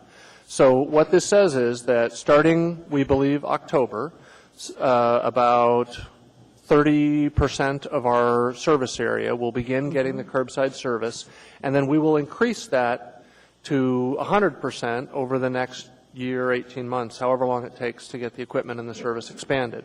And this basically says that once your area or your route moves to that curbside recycling service, that you will then transition to that rate structure.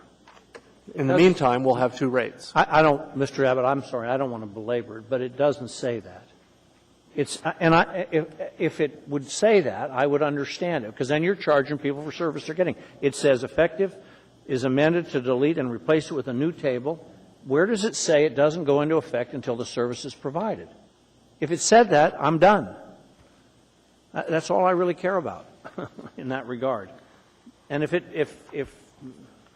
I've said it. Okay. I think the language you're looking for, Mr. Coffey, is on page 4 of the ordinance, line 5. Each customer receiving refuse collection service on a designated automated collection route shall subscribe to a different service level based on standard refuse volumes as designated in this section. The other rate... It says that on page 3 on lines 8 as well, 8, 9, and 10. Correct. Each customer receiving refuse collection service on a designated automated collection route shall subscribe to a service label based on standard refuse volumes as designated in this section. Okay. Go ahead. We're going to write it in English?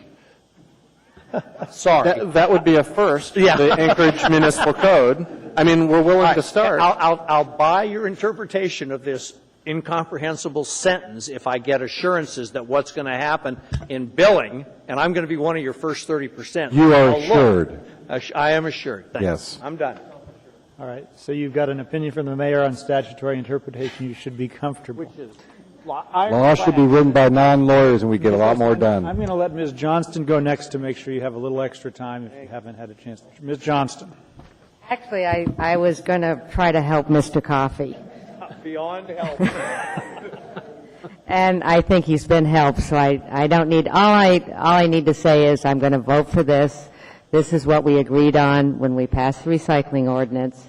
The reason we have to pass these rates now and have the effective date that's earlier is so that we can then go out and publish these dates so people like Mr. Coffey will understand when he gets his recycling that he will be paying that rate. And if we don't commit to it now, then we can't go out to the public with our public rates.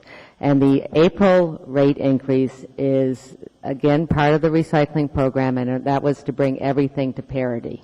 Thank you. You said it better than we could have ever attempted to. Well, that's Thank you. clear. There's something to be said for when somebody speaks seldom. Ms. Osiander. Well, my viewpoint is we didn't necessarily agree with this with the recycling. My concern all along has been I only want to increase rates if I clearly understand and clearly see that there's a need. And to be frank, yes, I got a sheet that according to this, there's going to be this diversion of tonnage. But the last financials I saw, particularly with the state reimbursement on PERS, showed a positive cash flow balance for this utility, for solid waste services. And so it's very, very difficult for me to vote for a cost increase to the users of fair significance when I see a positive cash balance. And I absolutely believe that we'll know more in a few months. I am eagerly anticipating getting actual data on the tonnage diversion. I'm eagerly anticipating getting more accurate financials. And so if this had been deferred, you might have brought me along, but it's a little too early for me. Thank you. Thank you. Mr. Starr. Well, again, sort of the financial aspects of it play into the argument for me as well. And I'm looking at reality financials of year-end as well as I'm looking at sort of forecasted revenue collections, and then intermixed in that is the projected costs of delivering the service, which aren't very finite. One aspect of it would help me, and Ms. Welton and I have spoke a lot this afternoon included, which is to talk about the cash balance in the bank, the care and closure funds allocation of that. And that's a complicated topic, but when you look at a scenario of we're bleeding, we're tight, we need to be gussied up here, and we heard those arguments, and they were probably all valid and candid. Then when you see sort of unaudited or closely scrutinized financials, you see a large cash balance. We also see activities on care and closure that are funded out of pocket, so to speak, from operational dollars. And my last point is that currently we haven't taken out the care and closure funds yet from the revenue streams, and they're still blended in the operational package. Now, from a business perspective, we don't have a clear understanding of what our revenue challenges or our cost structure needs to be. We just don't have it. We have cash in the bank, and my understanding is a lot of it right now. And so if we don't have, $3.5 million to transfer into some other fund yet, and we're still in the green or not in the red, why are we adjusting the rates? We don't know what target we're trying to hit yet. Thank you, Mr. Do you want to respond, Ms. Weddleton? Yes, sir. Through the chair, Mr. Starr, I appreciate your observations. To the extent that you referred to unaudited financial statements, I'd like to remind the Assembly that those of you who have tonight's CAFR might want to open up to page 153, and we can evaluate how solid waste looks at the end of the year, because there are more issues than simply cash balance that affect the need to change revenues. Excuse me, Ms. Welton, you transferred $3.5 million out of the account less than 7.5 weeks ago. You've assured me there's still that much or more in there. So when looking at the 07 financials, my question is the cash occurrence now with that is the relevance. And so to have me digest the CAFR report is challenging for me, and I'll appreciate you letting me finish, but we were past the 07 financials. Now we're talking about the cash position of 08. What is it? One of the things I'm trying to illustrate is that, say for the sake of discussion, solid waste had $5 million in cash on hand. That alone would not be enough information to conclude that a rate change wasn't necessary. There are other financial figures that you'd want to look at first before using a cash balance as your deciding factor. For instance, on page 154, if you look toward the end, right where it says total net assets, that's the retained earnings of the utility. And if you look at refuse and you look at port and you look at the Merrill Field, you'll see that they all have positive retained earnings. They're financially healthy, meaning that their revenues over time have been sufficient to pay for capital construction, pay for their operating expenses, but not dip into the red. But if we take a look at solid waste, you'll see that they're the exception. Solid waste, though it did indeed have cash at the end of 2007, had an unrestricted deficit. And the reason why is because though they did have cash, their landfill liability greatly exceeded their cash on hand. So what that effectively means is that had we transferred the cash to fund that liability, they wouldn't have had 1 penny at the end of 2007. Another figure that's important to look at is, are they making money? Not making cash, but making net income. And if we turn to page 156, you'll see that in 2007, solid waste was the only one of our non-major enterprise funds to actually lose money, and they lost almost $2.5 million in 2007. So in order to decide whether or not a rate increase is needed, it is more advantageous to look at net income and loss and look at your fund balance instead of cash on hand, because cash on hand is not a particularly relevant figure. Thank you, Ms. Weddleton. Were they, and through the chair, did solid waste services pay for care and closure and capital improvements out of operating cash in years prior? Through the chair, you've asked 2 questions. They have paid for some capital activity with operating cash, as they should, as any prudent utility should. So the answer to that question is yes. The answer to have they paid for care and closure, the answer is until this year, no. And the reason why we know that is because if we compare the assets that we've set aside at the end of 2007, which were 0, to the liability, we see that we haven't been setting aside funds until the Assembly approved the restricted account effective in 2008. The response on the activities out at the landfill were that the capping and the cell managements were paid out of the clean water grants from the state. All of it or some of it? I'll let Mr. Madden answer that.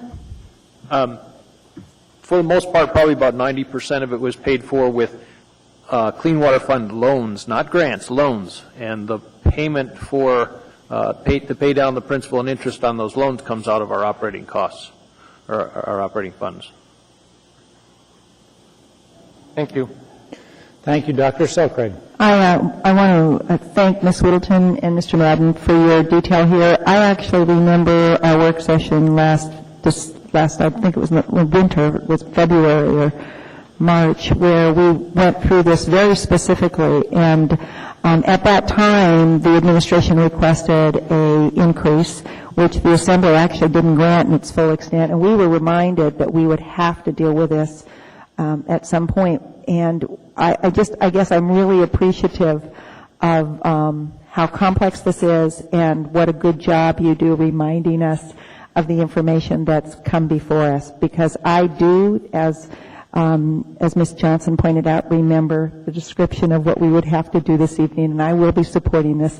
And I recognize, just as a member of this body, there's a lot of complex information to keep up with, and I'm appreciative of your patience and your help in these areas, and we'll be supporting this evening.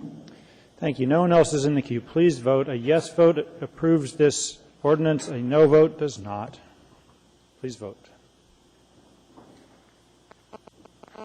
Mr. Coffey. That passes 9-3. As to item 13C, what is the wish of the body? Move to approve. Moved by Ms. Osiander, seconded by Mr. Flynn. Anyone in the queue? Seeing no one, a yes vote. Please vote. A yes vote approves this. Actually, I'll ask if there's any opposition to approval of 13C. Hearing and seeing none. Oh, Mr. Birch, let's put it on the board. Go ahead and vote. A yes vote approves it. A no vote does not.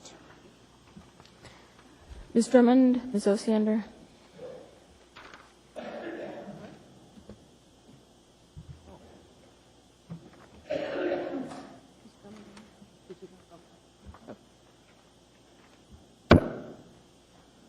That passes 10-1. That brings us next to item 13F, AR 2008-138. A resolution appropriating $118,261 from the State of Alaska Department of Transportation and Public Facilities to the State Categorical Grants Fund 231. Waive reading. Thank you very much. The public hearing in this matter is now open. Anyone wishing to be heard, please come down and let us hear what you have to say. Hearing and seeing no one, the public hearing is closed. What is the wish of the body? Approve. Moved by Mr. Flynn, seconded by Mr. Coffey. Any discussion? Seeing no one, I'll ask if there's any opposition to the approval of item 13F. Hearing and seeing none, that item is passed unanimously. That brings us next to item 14F. We do 13G first? No, the order of the day was after 13F. We were going to 14F. Okay, sorry. Thank you. So 14F would be number AR 2008-152, a resolution of the Municipality of Anchorage appropriating $145,000. Waive reading. Thank you very much. The public hearing on this matter is now open. Anyone wishing to be heard, please come down. Please let us know who you are, and welcome. Thank you. My name is Ken Schoenberg, SCHOENBERG, and I'm a resident of the Birch Tree Elmore Limited Road Service area. Now, I'm testifying here that there's a group of us in this road service area, specifically those who live around and above 142nd Street, which is at one end, who are having and have had for 10 or 15 years major problems. We're all taxpayers. There's at least 30 households, and we're not getting proper information and opportunity to have some input in the process. I'm not saying we shouldn't vote yes on this, but I started a process after the disastrous spring we've had when it took inspections by the fire department, the police department, emergency medical people to certify that that road, as it had been left for months, was not easily passable. So this is a health and safety issue, as well as being expensive with wrecked cars and things. I started an email dialogue with Mr. Pinot of the city, who's in charge of Limited Road, and he very promptly sent me the operating manual for the city and a copy of the relevant city code. According to these, our road, there hasn't been, and I'll give details to the members of the assembly I've talked to, there hasn't been a proper number of public meetings, proper notification of those public meetings. There hasn't been maintenance of the standards in this limited road service area, such as drainage maintenance, which is the major problem in the road, et cetera, et cetera, et cetera. And this is to approve a maintenance plan. This limited road service area is the largest in the city and has the highest budget by far. And I've been trying to get a record of what that plan is supposed to do to see if our road is on it. Same happened in 2007. Same happened in 2006. And not regular maintenance, but ongoing. And if I hadn't seen this in the paper on Sunday, no one in our area would have known this was happening or going on. So without proper public meetings, proper records, Mr. Pinot was nice enough to send me the minutes, and they don't show any of the official, they don't show any of the proper information. Thank you. So I'll be sending emails. You have the advantage. There's 4 people in the queue, so my bet is that you will get a chance to offer all the thoughts you have to answering their questions. Stay put. Please, Ms. Johnston. Yes, we spoke about this, so then I went online and looked up to see who was on your LRSA board. And actually, I know a number of them. Have you contacted any of the board members individually? Have you called them? Yes, I've called Mr. Bosco many times and have not received a call, especially since April. My wife called Steve, and I have one response from him that basically just says, we don't think we're doing anything wrong, this road is terrible, and what he said to her was, outside drivers going to south are too much traffic. We shouldn't have to maintain it. Mr. Pease is out of town. Okay. And he has done that. And I know Kirkner, Yeah. both of my son and my son went to school, so we've talked back and forth, but they all say, Mr. Bosco runs this thing. So basically, and I'm talking about 30 households that have been calling and trying to get response, so forth. So And have you, I know this isn't your job, but have you driven around other roads? Yes, I have actually. And just sort of compared, have you seen maintenance done? Yes, they paved some of the roads rather than giving us some proper legally required maintenance, like Buffalo. They paved it just a month ago instead of doing this. It's their priorities we don't understand and don't know and can't find out. This is a map of it, and I've driven it, and on our road, because it's in bad condition, no maintenance for 15 years, they're using fill river cobbles, 5 to 6 inches in diameter, and silt. Now, if it hadn't been raining, we'd get lots of dust, right? Yeah.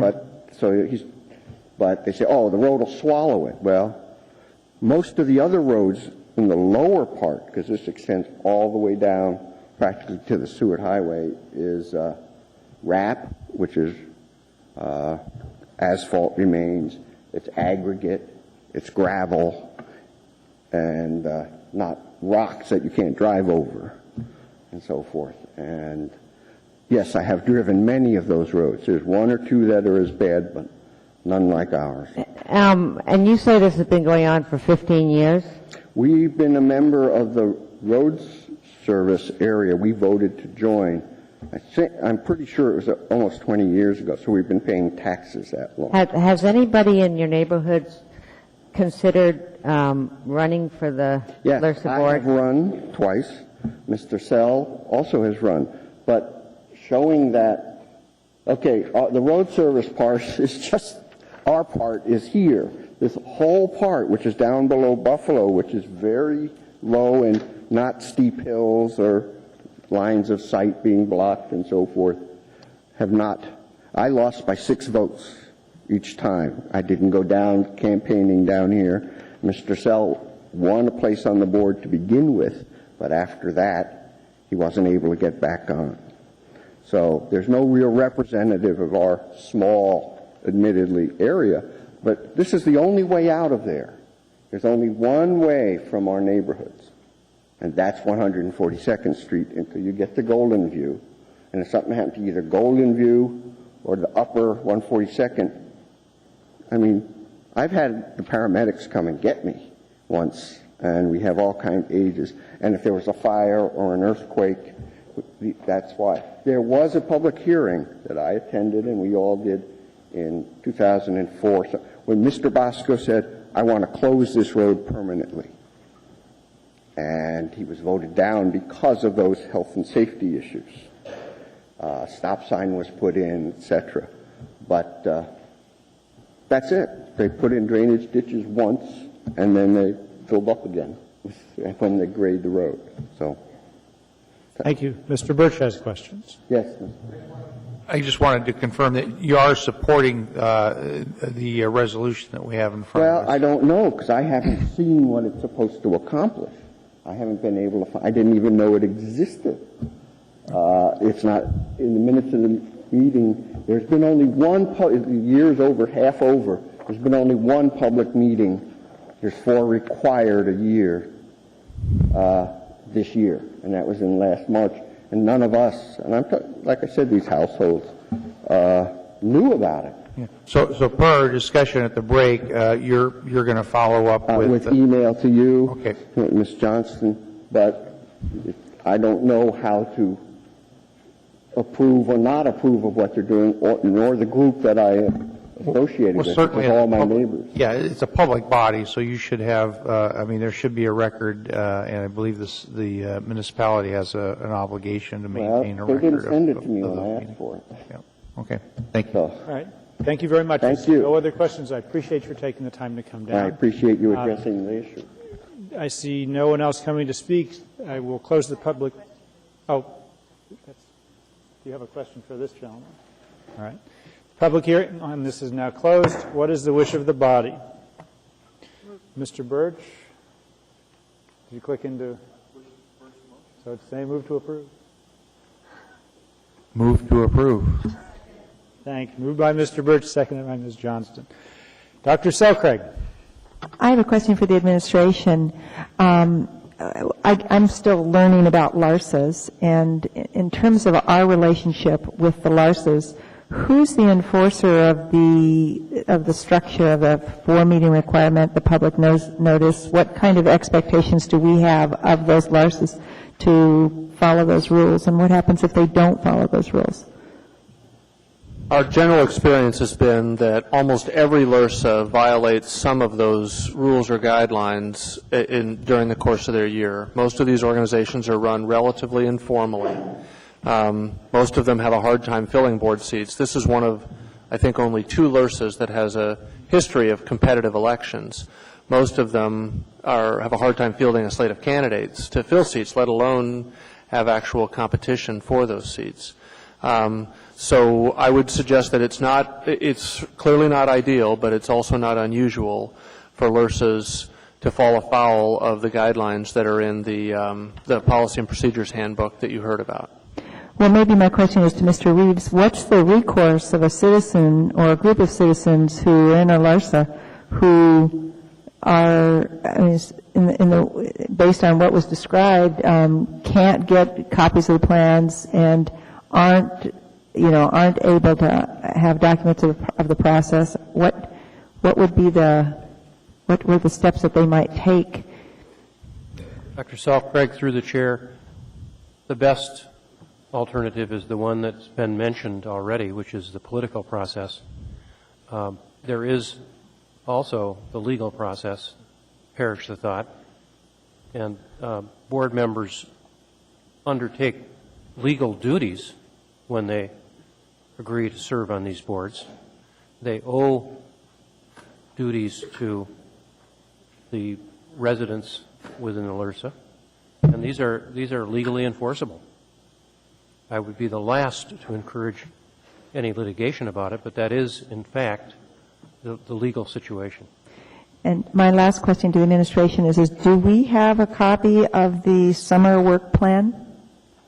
Does that provided?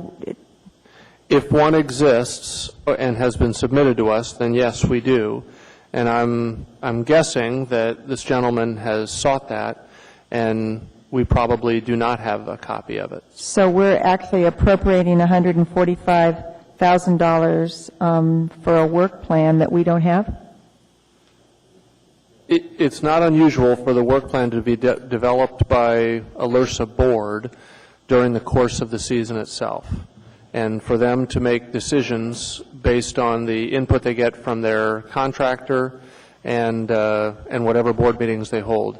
Generally speaking, summer board meetings in LRSAs are pretty unusual, and Mr. Birch and others may have different experiences, but they're generally run pretty informally, especially at this time of year.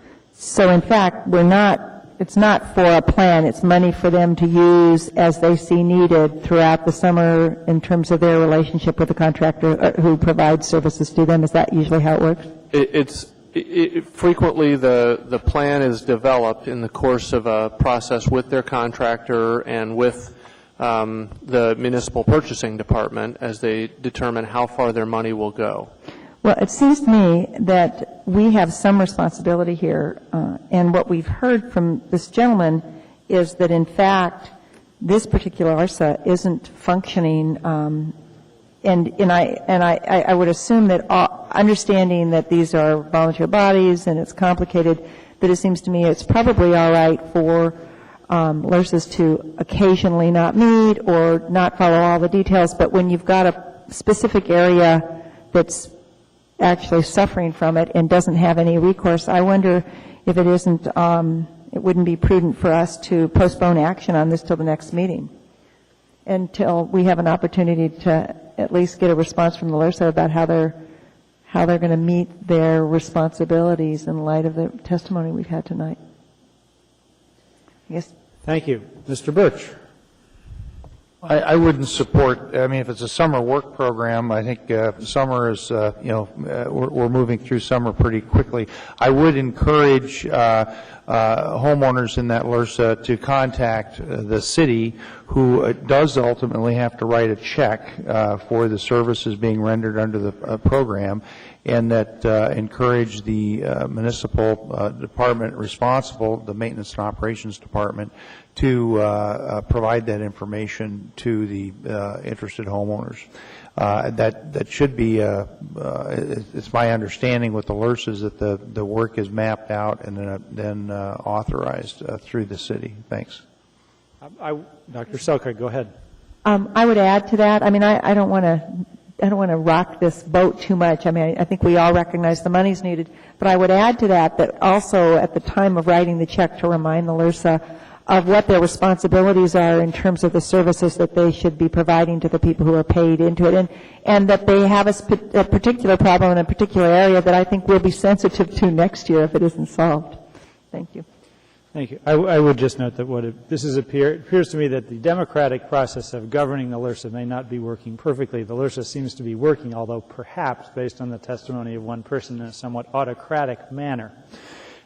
This is a reminder to me, which we've heard several times, about not just the topic of the politics of electing leaders to the LRSA, but it also raises the topic about whether the LRSA really wants to stay a LRSA, whether it would rather come into the municipal road service process, which arguably presents or gives a higher degree of accountability because there's somebody in City Hall you can go to.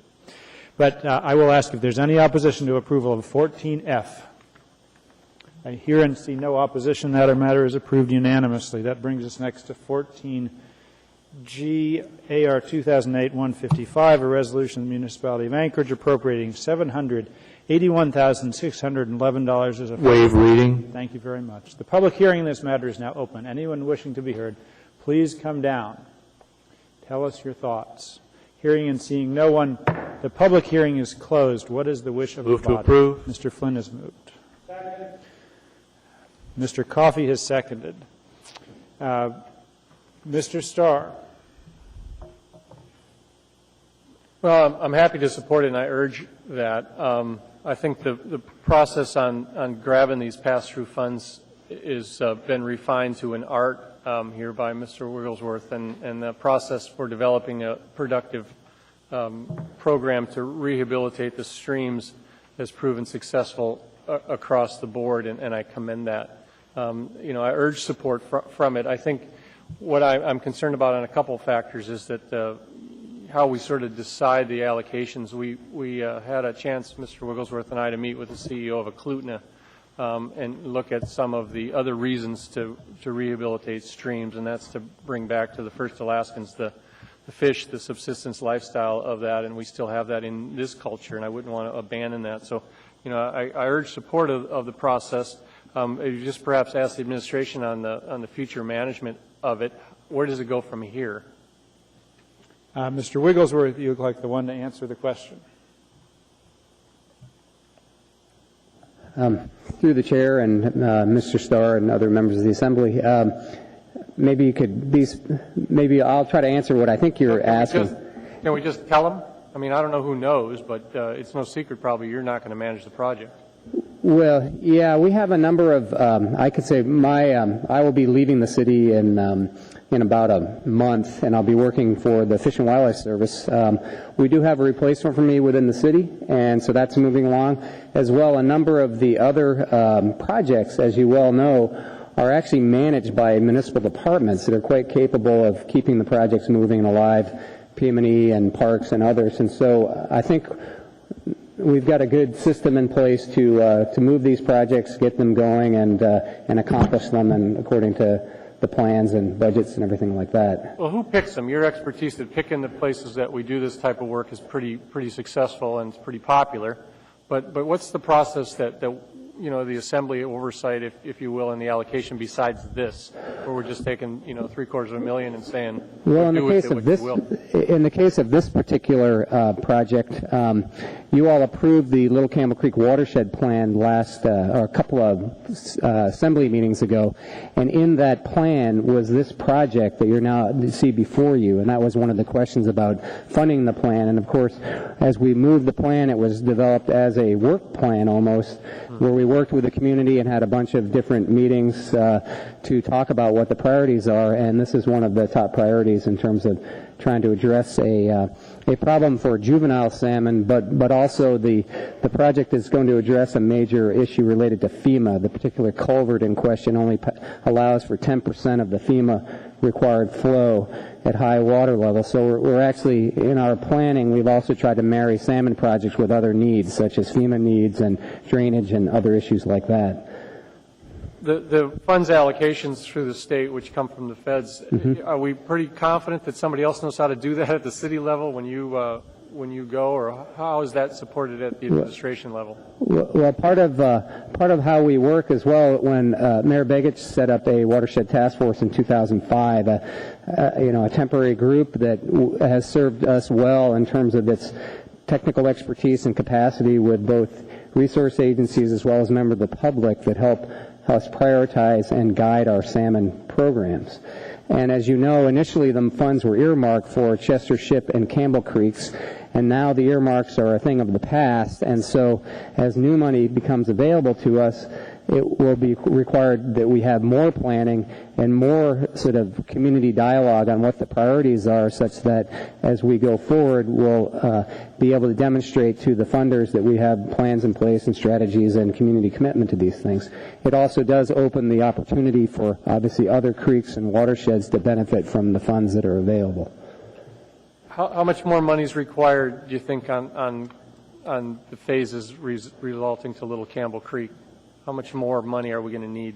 I liken it to we're confronted with insurmountable opportunity. You have a situation where, like a road, you're constantly maintaining and upgrading roads and sometimes expanding and building new ones. And obviously we're not necessarily in the business of building new creeks, but each year when you have high water or other activity, natural occurrences, you may have erosion that will cause problems for property and also potentially for salmon habitat, and you may want to look at restoring that type of thing. As well, you have situations where you have human-caused problems related to bank trampling and other activities like that, where people are walking along the banks and will cause erosion, and you may want to fix those.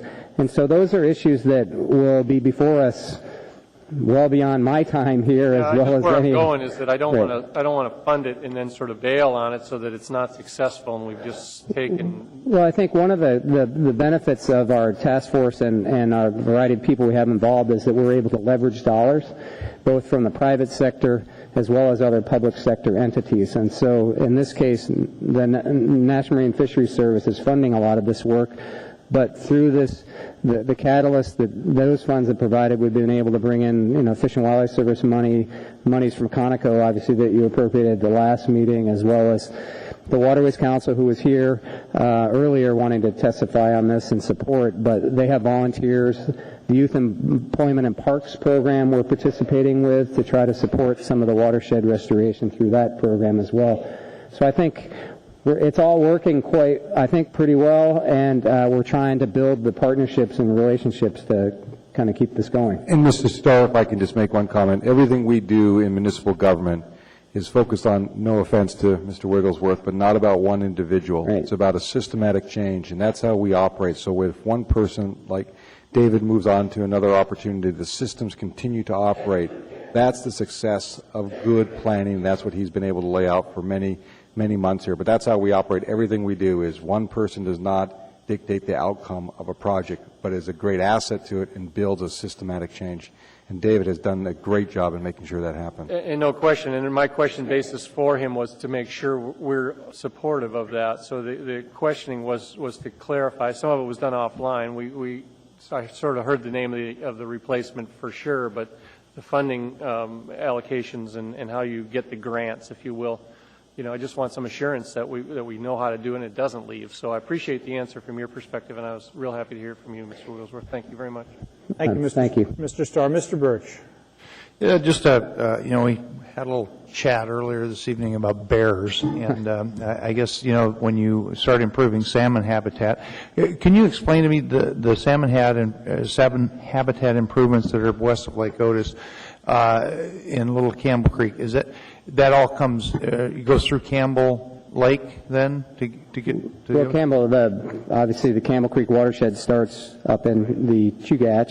Right. Typically runs through a large area. It's a large watershed, about 78 square miles, and it dumps into Cook Inlet at Campbell Lake. So natural spawning salmon come through Campbell Lake? Yep. But there's not any stocking involved, is it?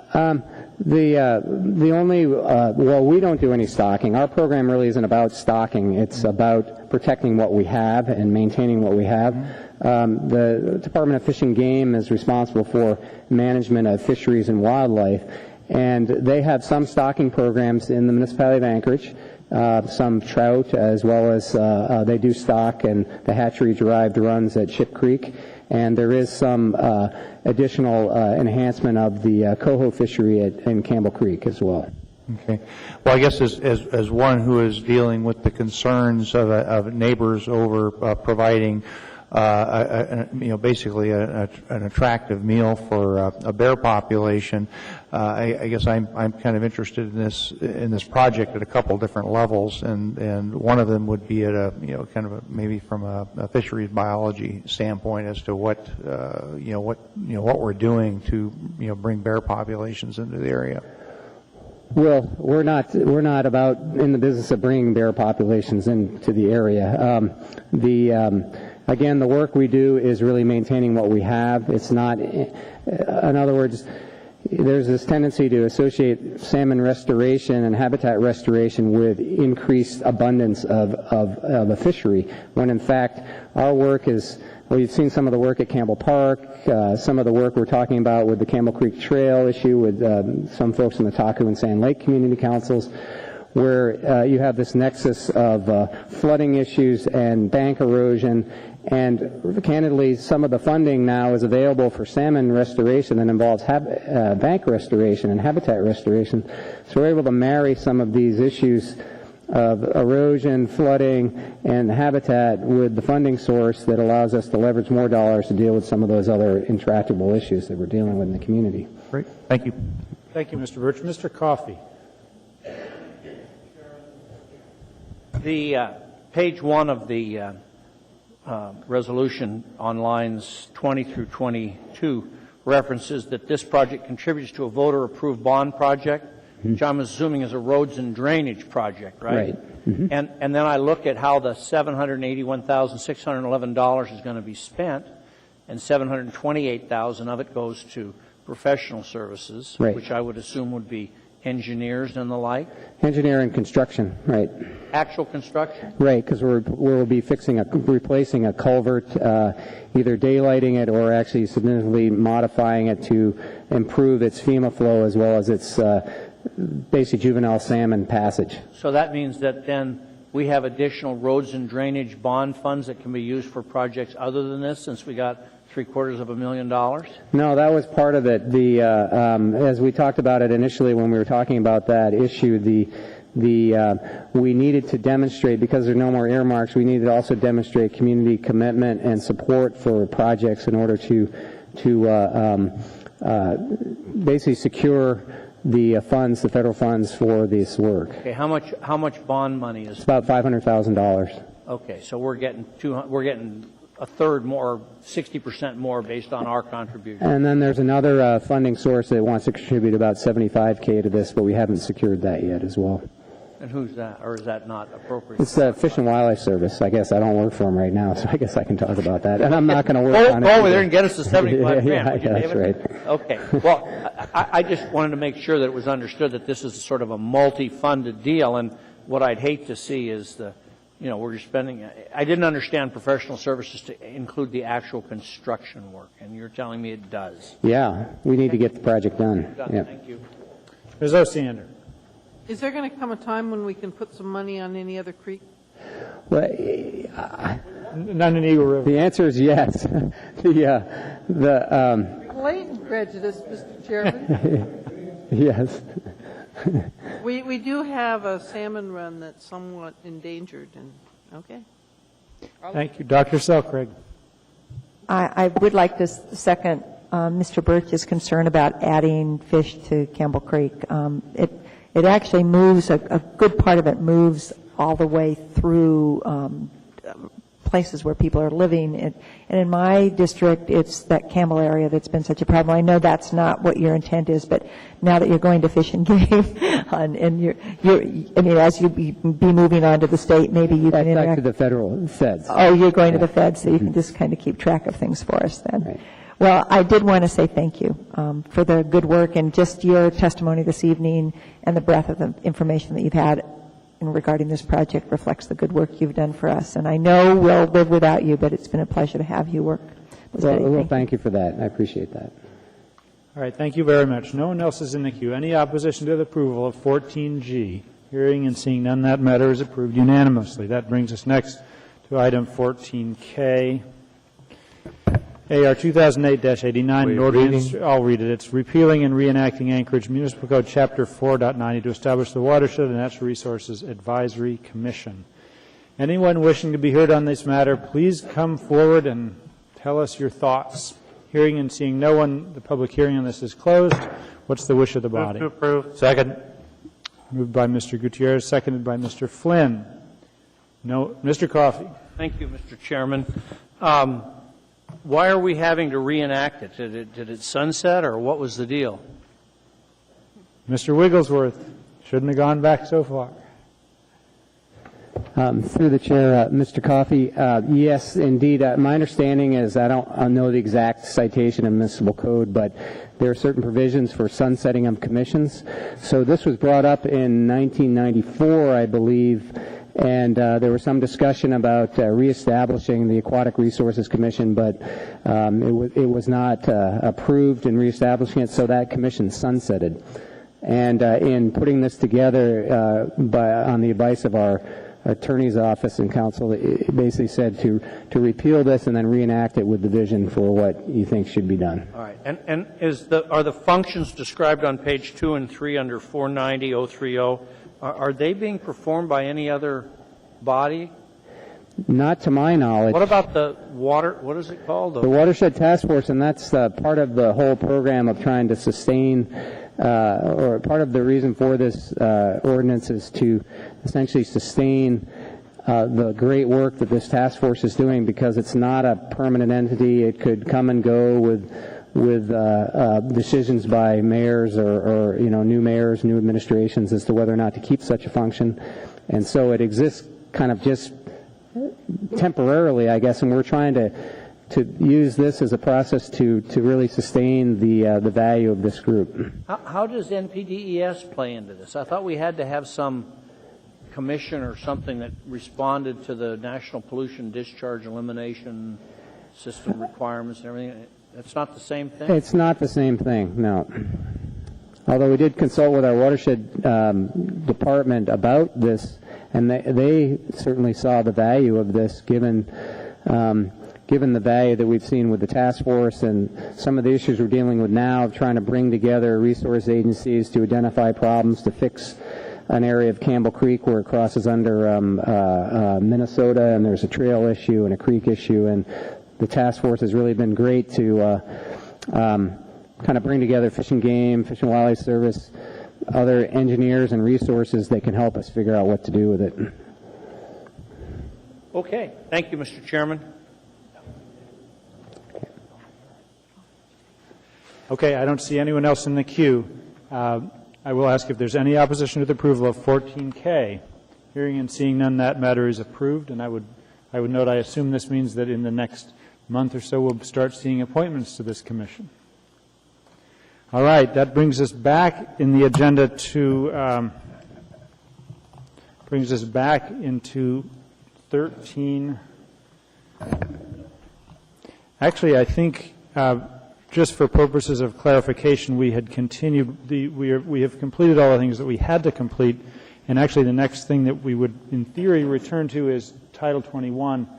And I don't want to start debating it, but I think we should have a brief discussion because it's a continued deliberation whether we should continue this until the 12th of August or the 19th of August. Is there a recommendation from the body? Dr. Selcraig. I move that we continue to the 19th because the 12th is going to be a meeting where I think we're going to be missing 4 people. Second.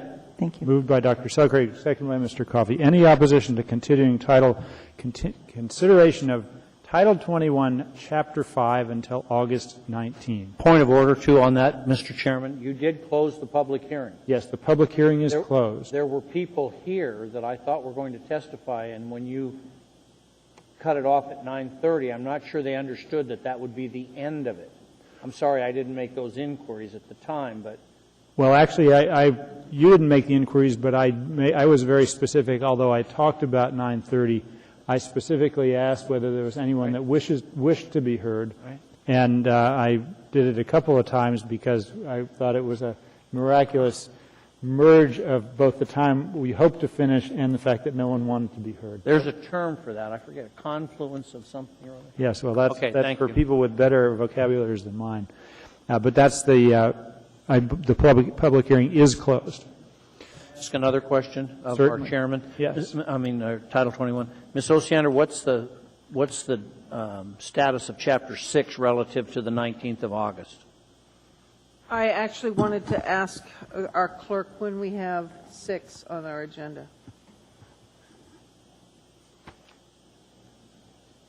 That's what Mr. Nelson tells me sort of quietly August 19th is for Chapter 6 as well. Okay, if so, then I'd like to request that we postpone 6 for another week or two. 2 weeks. That's fine. We can do that. What I would recommend in terms to the Title 21 committee is that I know there'll be some issues about Chapter 5 that you all will be taking up this Thursday, and I would encourage the committee to try to resolve all those issues this Thursday and not have it keep going further, if possible.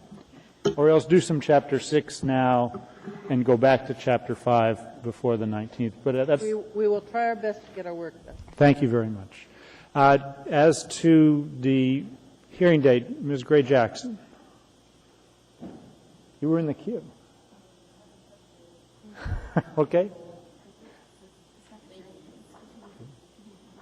Exactly. We will be continuing the deliberation of Chapter 5 until August 19. Dr. Selcraig, anything as to Chapter 5 deliberation? Yes, I think the goal will be that we will do our best in our next meeting on Thursday to address a lot of issues that were raised tonight and give staff as an opportunity to weigh in, and then maybe the following Thursday come up with our very best, to the very best of our abilities, some recommendations. But what I'd like to note to the body as a whole is how complex Title 21 is and how much work is getting done at the meetings. I mean, we're dealing with lots of details, so we'll work as fast as we can, and I think that that's true for 6 as well. Thank you. Mr. Birch.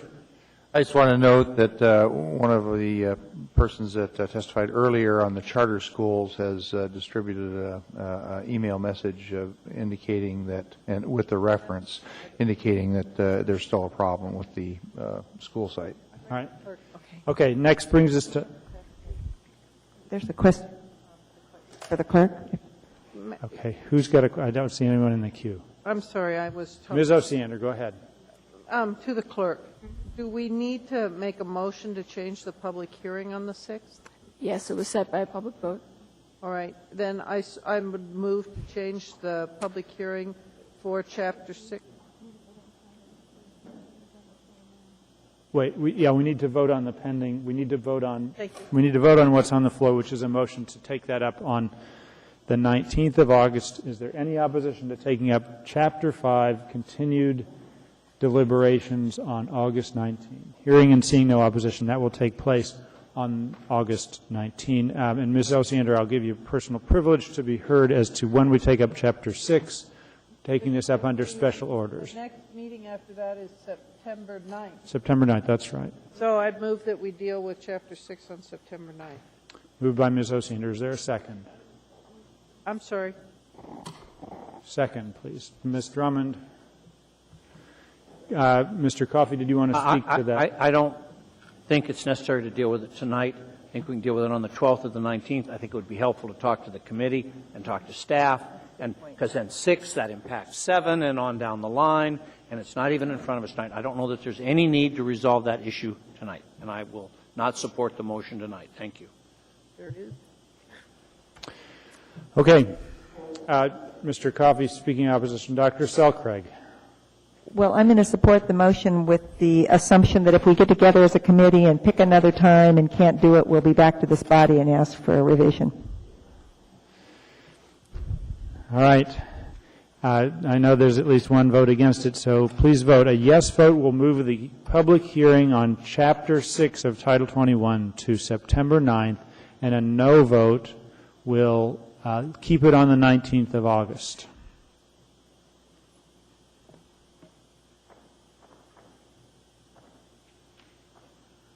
That passes 10 to 1. A voice crying in the wilderness. All right, that brings us now to item 13D, item 2008-135, a resolution of the Municipality of Anchorage appropriating $285,796. The State of Alaska Department of Transportation. Thank you very much. The public hearing on 13D is open. Anyone wishing to be heard, please come forward.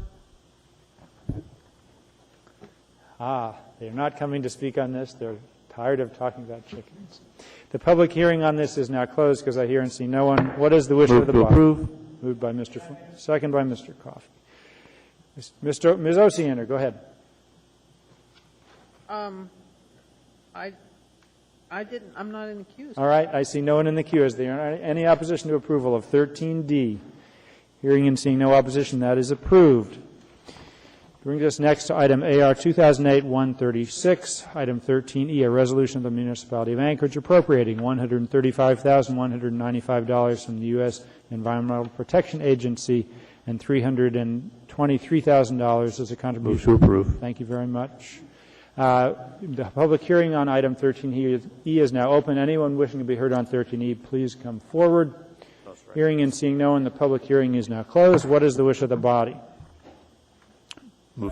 Moved. Okay, thank you. Mr. Starr.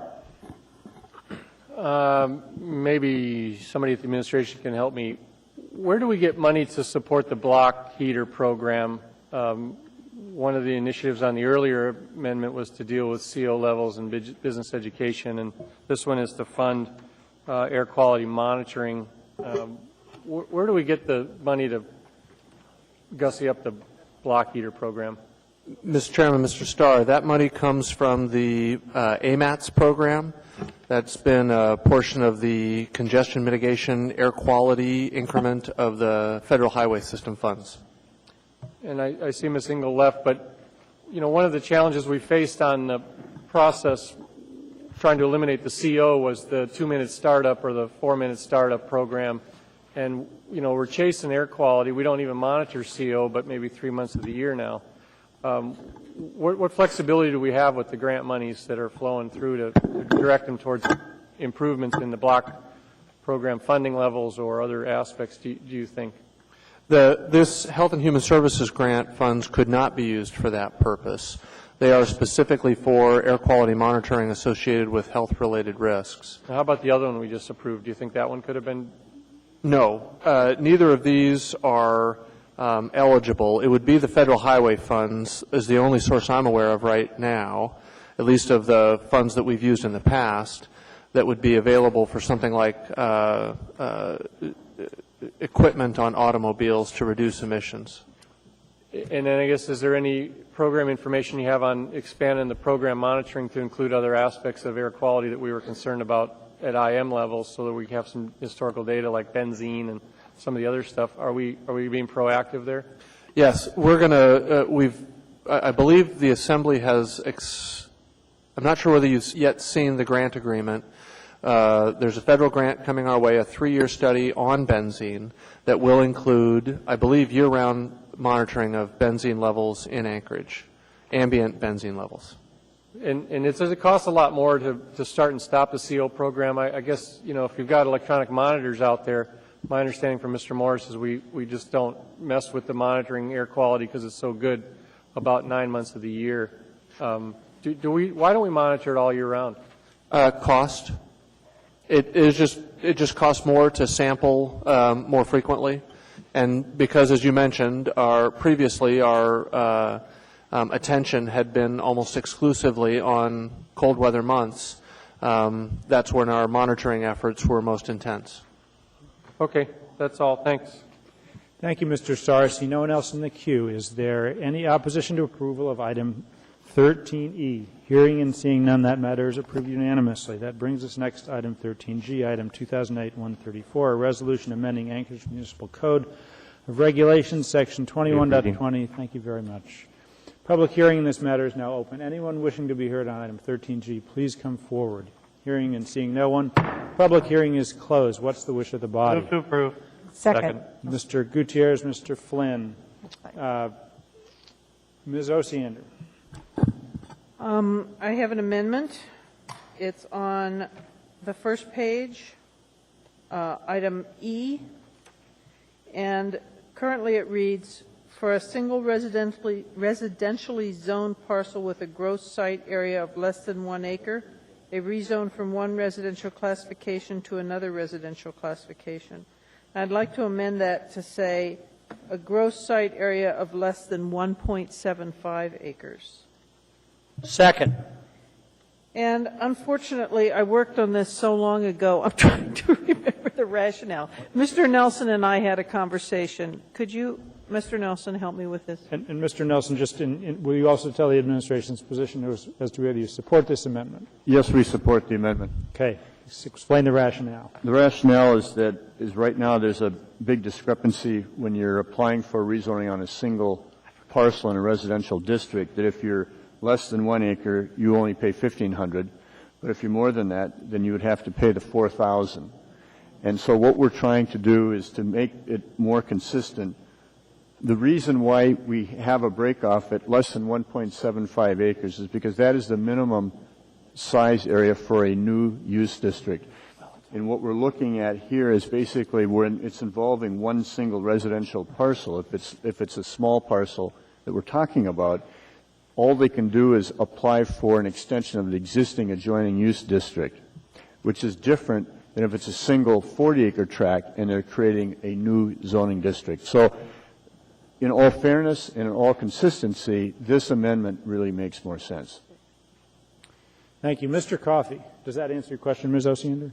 No, I had You're happy. suggested this amendment, but it was some time ago. All right, but you're content. Mr. Coffey, you were in the queue. All right.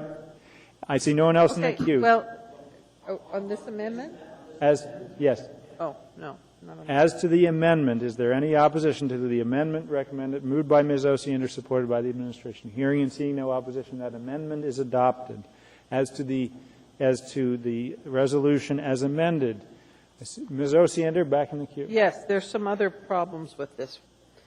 And unfortunately, because of time and inability to look at this in a real comprehensive fashion, I'm going to defer some of the amendments that I think should be made. I talked to Mr. Nelson about this, and actually we've been talking about revamping the schedule of fees now for some time.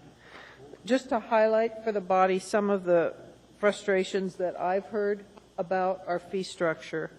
If you look at the site plan review charges and you compare that to the rezoning charges, actually rezoning requires more time and effort, and yet the site plan review is more expensive than the rezone. That's problematic. Another thing that I think is frustrating is to get a little bit of a variance in a sign costs you $1,160, which seems, at least to me, fairly extensive for what potentially could be done administratively.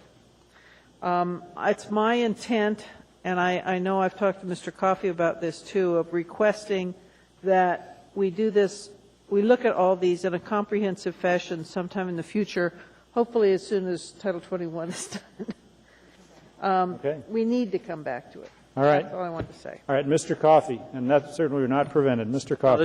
This is for a potential amendment, but first a question for staff, if I might. On page 1, item F, 3 little I, for a duplicate beverage dispensary license for an existing premises adding 500 square feet or less, $1,000 plus $250, right? Correct. But if you go to the top on page 2 of IV little 4, where you have more than a duplicate license and more than 500 square feet, it's $250 a square foot. So it costs, if you're doing 500 feet, it could cost you $1,250. If you're adding 600, does it make sense? Or should the 1,000 fee, should it be $1,000 plus the $250 a square foot? Or did you intend it to be this way? Mr. Coffey, the intention is that it would be $1,000 plus the $250 per square foot. yeah, well, it doesn't say that, does it? Okay. On the, I'm going back up to F here. See, for the duplicate beverage dispensary license for existing premises, oh, I see, yeah. It's, Does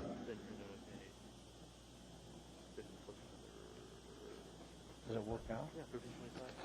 Okay, so it we does, may want to clarify by just simply adding that that there's a base fee of $1,000 plus the $250 per square feet. everything over 500. Right. But Mr. Flynn just pointed out to me, if you multiply it out, 500 times 250 is 1,250. So you'd be adding 250 a square foot regardless. So it works. I just didn't quite understand it. So now I'm clear. All right. Okay. Then now with that clarity, I have no motion to amend that. Thank you. All right. Thank you, Mr. Flynn. Dr. Selkirk, we're running short on time. Go ahead. I just have a question. So is it my understanding that we'll be approving this tonight, that there is a consensus that we need to come back and revisit it at the end of our process in terms of Title 21? Is that what the intention is? Okay. There's certainly great support, whether it's a consensus, there's clearly a desire in the body to take it up. All right, I see no one else in the queue. Any opposition to approval of 13G? Hearing and seeing none, that is approved unanimously. That brings us to 13I, AR 2008-81, an ordinance of the... Waive reading. Thank you very much. The public hearing on this matter is now open. Anyone wishing to be heard, please come forward. Hearing and seeing no one, public hearing is closed. What is the wish of the body? Ms. Gray-Jackson and Mr. Gutierrez, thank you. Any discussion on the body? Hearing in Mr. Coffey. Thank you. Go ahead, Ms. Gray-Jackson. I just want to thank the clerk's office because if you've noticed, if you look at our agenda in the paper on Saturday, it no longer says canceled, cancel, cancel, cancel. So thank you very much. Thank you. I'll ask if there's any opposition to the approval of 13I. Hearing and seeing none, that is approved unanimously. I will note at this point, I know 13J has got some discussion and amendment. I show that the time is now 10:57. I suggest that we stop for the night. Move to adjourn. Is there a second? All right. Any opposition? We are adjourned. Thank you all very much.